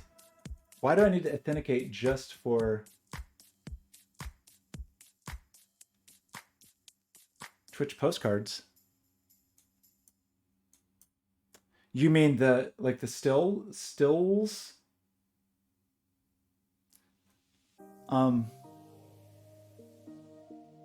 This is dumb. This is stupid. This means that I have to like I have to do this server side. And it doesn't even tell me everything I want to know. Like if I want to know how many viewers or whatever, it doesn't appear to be in the response.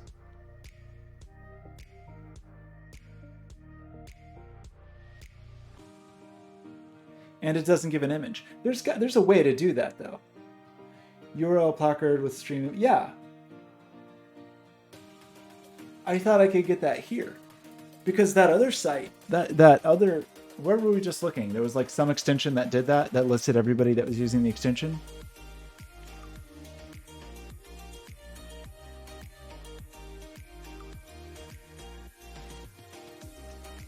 Why isn't that here?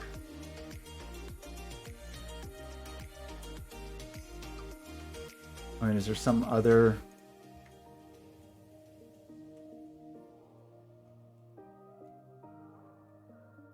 That's for custom rewards. No thanks.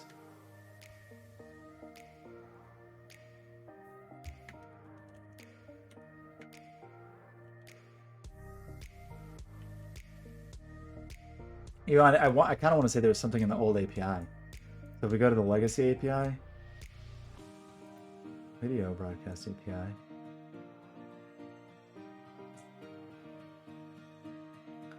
I thought there was a way that you could look up the number of viewers that a channel had at a given time. Am I wrong about that? Anyway, the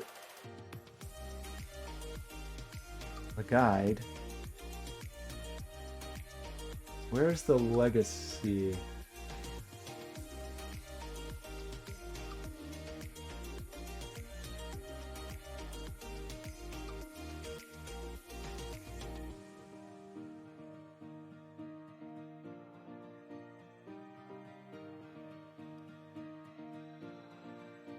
Get channel stream schedule.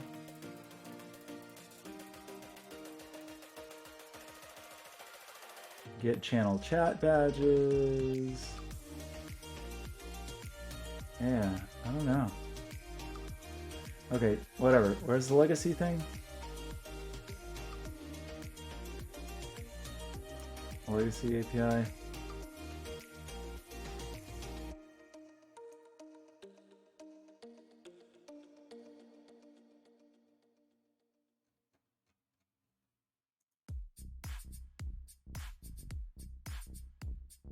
Oh, they're kind of totally decommissioning it, so I probably shouldn't do that.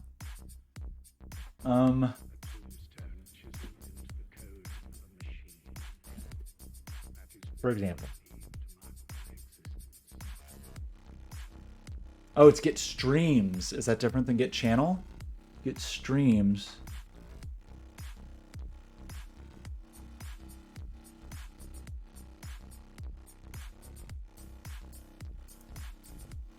That doesn't seem like what I really want.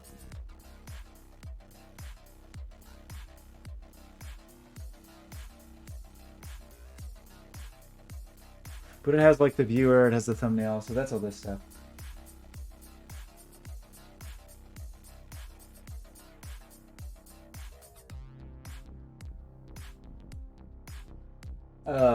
Cards. Is that what those are called? That like card. There's a specific name for it, especially in the web world.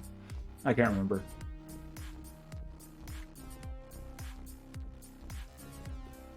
I mean, Twitter calls them cards, right? Those are like the...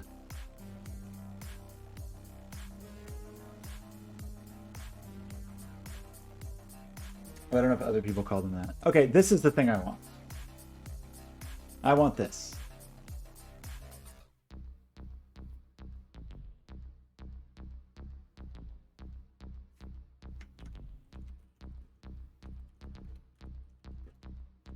I mean, it seems like you're right. It seems like you should be able to just get that thing.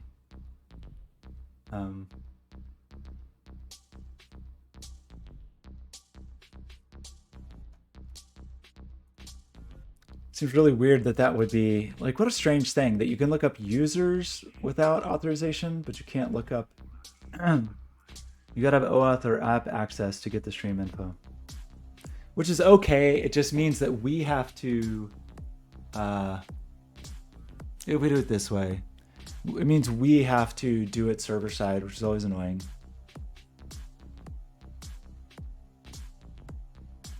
Which is okay. We could have some kind of status thing. Ugh. You'd kind of, wow, we really need to get to the point that we can have workers.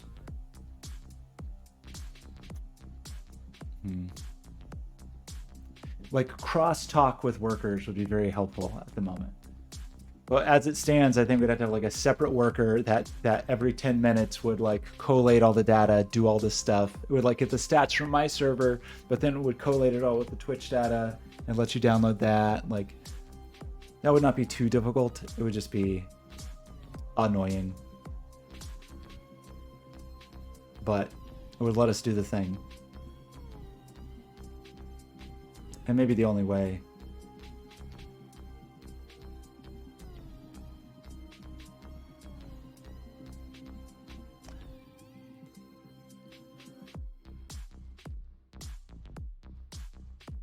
Three different specified streams using the ability to pass multiple logins. If a provider is not live, they'll be included in the response.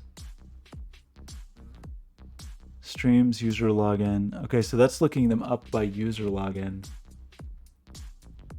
Kind of weird. Like, okay. So you can specify up to 100.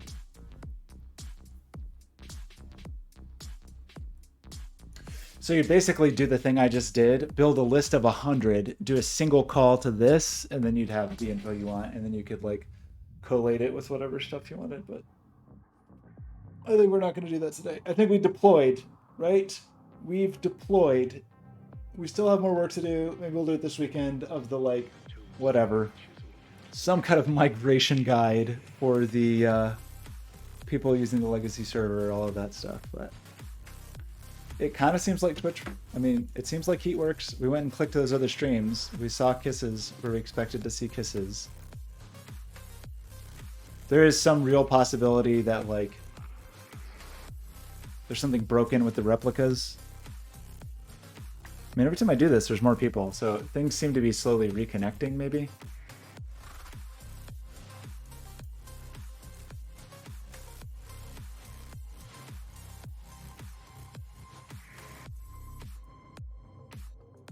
Who are these new friends?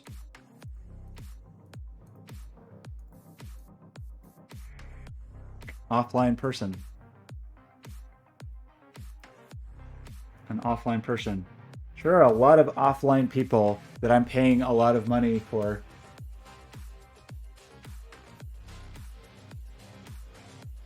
I am down to one dog replica, which is the number. Yeah, so it's what?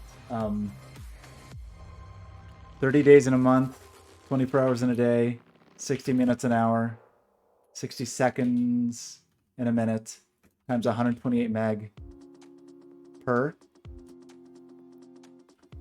And then that's megabytes, but we actually need to be gigabytes.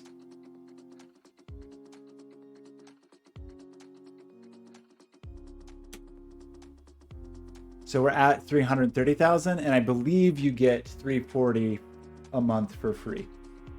I think my plan, let me verify that actually. But I think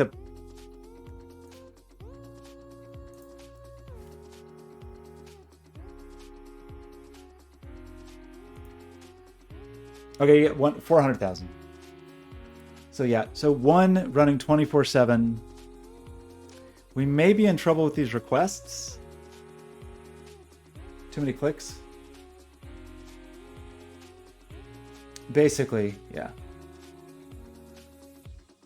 I think that was kind of the idea. I think that's kind of where this number came from, is they basically just said like, you can have one durable object up 24/7. My problem is I had many up 24/7, and it was all of these people, or it was a lot of these people who are just sitting here.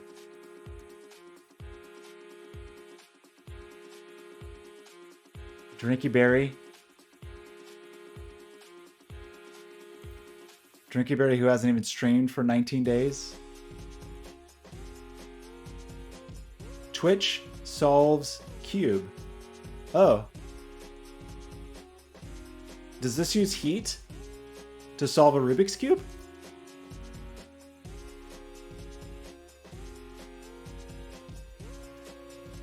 Is this heat?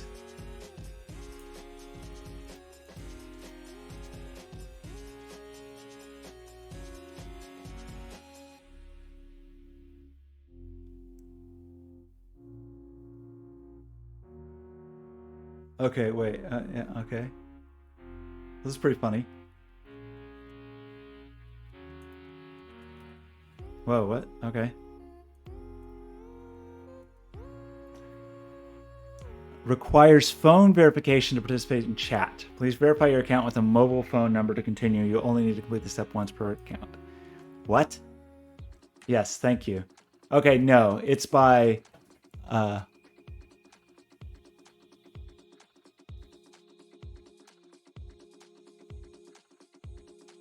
No, it's got to be text-based, right? FUR.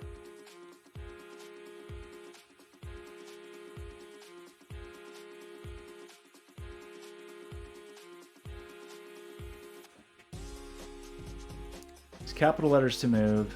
Okay. Okay, so it's not heat. It could be. Could be heat.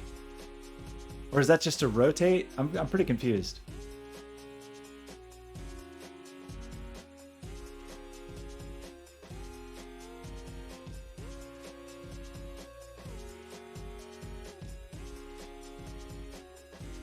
Are you gonna do it? So I will just click to help you out. Moral support. Oh, there's just the space kitty. The clicking is just the bevy.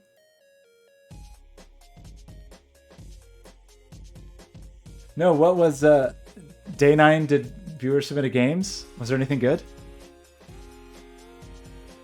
I mean, obviously this cube with the kitty. Pretty important one. Offline.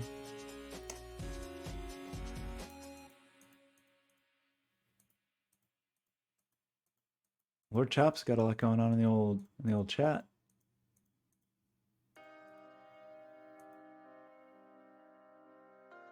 Okay, we were moving. I guess we were doing Bebby. Bebby over here.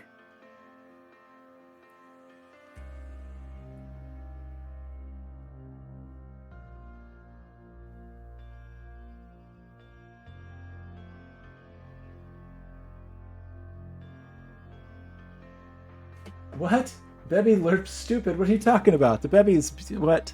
The Bebby's the triumph. The Bebby's one of the best things I've ever created. Anyway, okay, so I think we're okay pricing wise.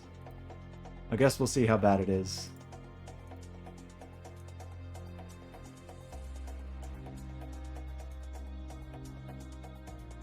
You're not even running heat.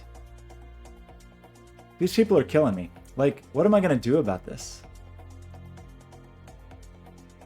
I mean, it's one thing if you're online and you're not using it. It's like, at least you're online, right? But if you are, well, you know, it's hard. Wormy things. Real challenge. Can I see my current billing? How much do I leave? Billable usage.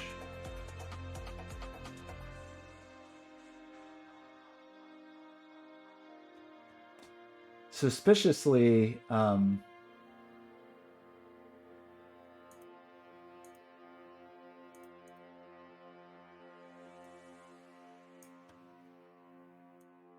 not seeing durable objects under billable usage.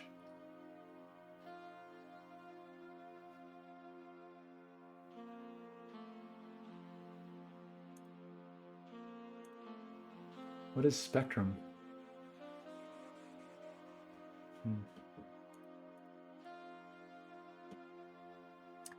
Oh, can I check to see if the extension is enabled? Probably.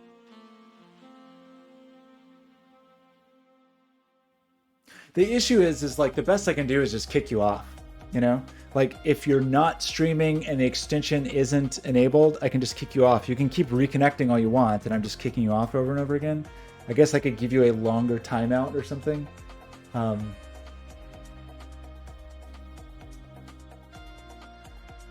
Yeah.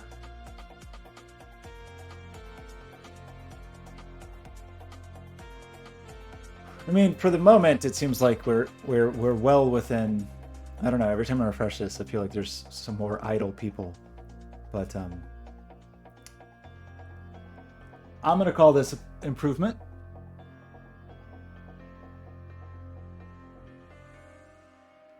Yeah. So to do that, I agree with that. I mean, I certainly want some kind of maintenance thing to run periodically.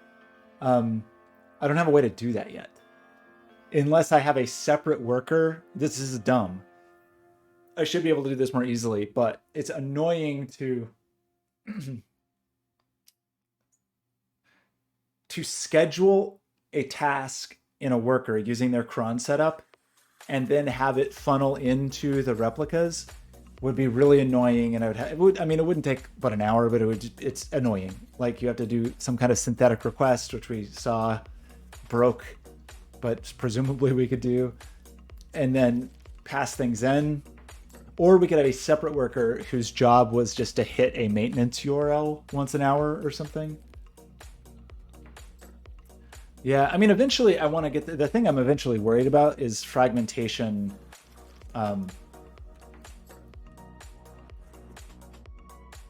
You can imagine a really dumb scenario where, because this is another thing that you have to keep in mind here that I was not keeping in mind at first.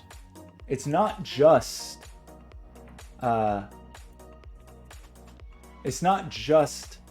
these connected WebSocket users that are counting against this limit.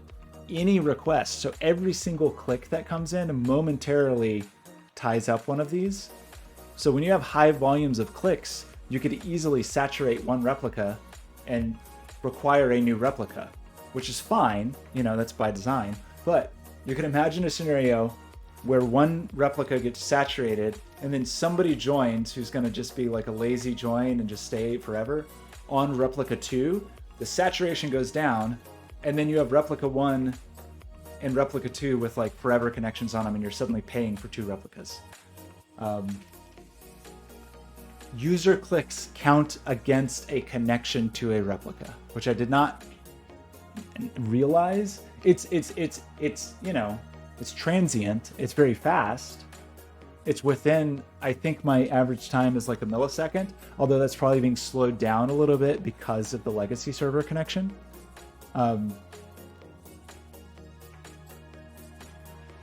But you could see that like in a really high volume time, like if Twitch used it again or something and there were thousands or tens of thousands of clicks again, it would be really easy to saturate. Well, but right. But that's what I'm saying is like, say I have a lazy person and they're connected alone and they have a forever connection on replica 0. We could get super saturated on replica 0. A lazy person could connect on replica 1. All the saturation could go away. Nobody's using the service, but you have 2 lazy connections and suddenly I have to pay for that. I think I agree with you. I think I agree. The issue then is that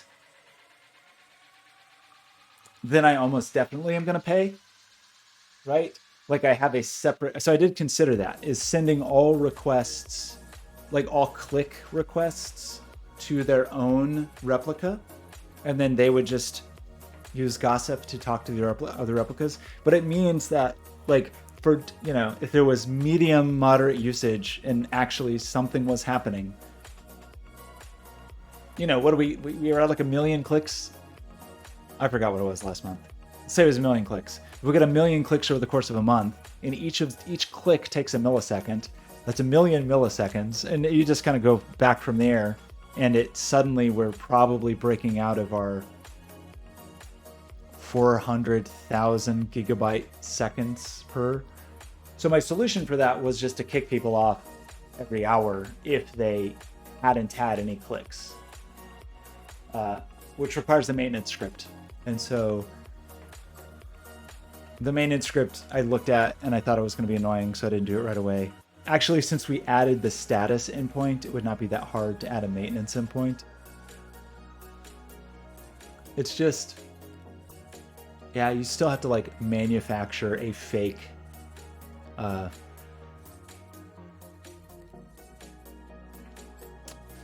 request, but I think that's not that big of a deal. Anyway, we've been streaming 5.5 hours. I think that's enough for today. I do have to do some annoying worky stuff. Probably can't stream tomorrow, but maybe this weekend we will satisfactory it up. Maybe tonight we'll satisfactory it. Try to get our trains and... It is pretty weird. Like this notion, if you look through what the group actually does in Dog, so much of what it's actually managing is like introducing these distributed objects to each other so that you can crosstalk between them. That's what the gossip notion is. So that's probably the most annoying part. It's among the most annoying parts of this implementation now, is anytime I get data in, right now I have to send it 3 different places. So if I get a click, for example, so this is the pipeline if I get a click. Oh, we should probably move this to KV. Anyway, every time I get a click, first I have to send it to anybody who happens to be on this replica. So in this replica's list of connected channels, then I have to use this gossip thing that they offer to send a message to other channels that wraps my message so that they can do this same relay thing. And then I also currently have to send it to the legacy server. So it's not great, but and what I don't actually understand, I should look how and see how those objects talk to each other, but I believe it is via HTTP. I mean, I think under the hood, that is how they are talking, like dog to dog, or dog replica to dog replica is HTTP. Yeah, it's not crazy. Although something they did say, which does seem interesting, is that the way in that service post that they would have 0 latency communication between services. It's dog-to-dog protocol, Ben. It's pretty standard. Like they'd have some, I don't know, whatever. Maybe it's just marketing. But in that post I linked earlier, there was something about 0 latency service to service, which I think is probably still going to use the fetch API. So maybe, you know, you're not really doing a fetch over HTTP. Maybe under you're using the fetch API, but Cloudflare is secretly doing some crazy optimized thing. But Okay, this is not bad. We have work to do with getting rid of legacy. We have work to do with potentially porting cooldowns to KV, or at least cleaning them up with a maintenance script. And we also have work to do with maintenance to kick all these freeloaders.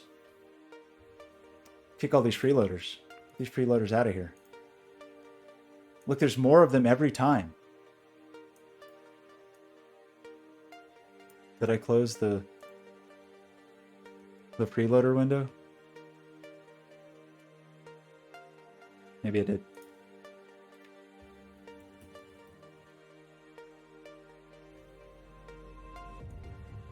I don't even know. We have so many local test servers running. I don't have any idea which one. Is it, where is this running? It's on 8080. Why would I not be able to... Huh. Wait, is this the wrong heat? This is just heat proper.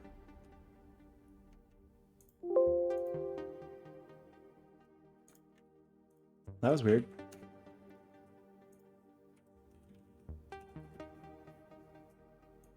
Oh my gosh, more freeloaders every time we look. I mean, I'm making assumptions, but I'm assuming a number of these people are not actively streaming at the moment, right? And this is not counting the legacy people too. Oh, really? Yeah, like go in. Actually, that's not a bad idea to have bot made this. At least warn the legacy people. That's kind of funny. Dev, Jimmy boy. What's this thing? With a giant Jigglypuff. Seems like heat is not doing anything for Jimmy. I show my boobs, says the sub goal. So if we get to 30 subs, Dev Jimmy boy is going to show their boobs.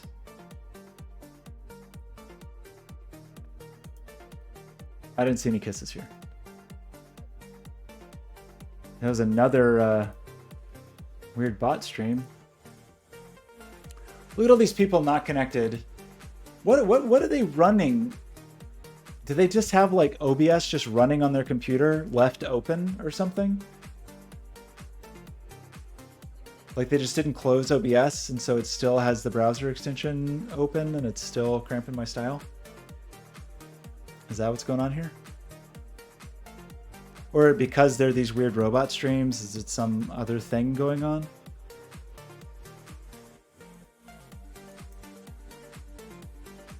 Can't believe this. How many of these people are actually legitimately using heat? I guess the people that were getting kisses. Okay. Well, I mean, I guess the good news is that people use heat, but the bad news is that people use heat.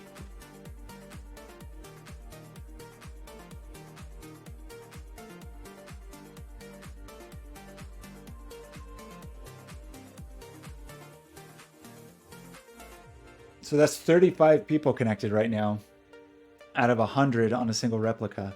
And how many of these people were just idle? Not good. Not good news. These idle people, these idle hands are...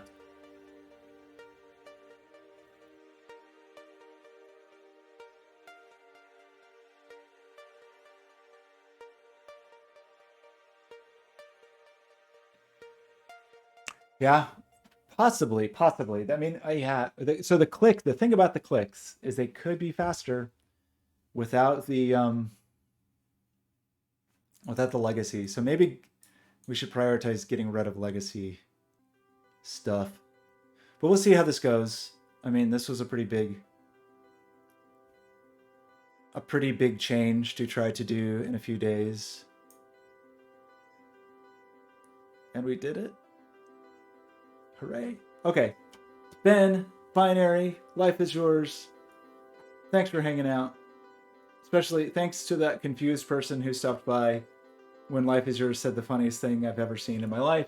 And thanks to everybody who's using Heat, except for all of you who are not actually using it. I'm furious with you people. There's another one. Spicy Raider. Not active. They haven't streamed for 2 days. Okay. Yeah, okay, bye. I don't know what to do about this. We got to figure out a way to like kick off these freeloaders. Okay, goodbye.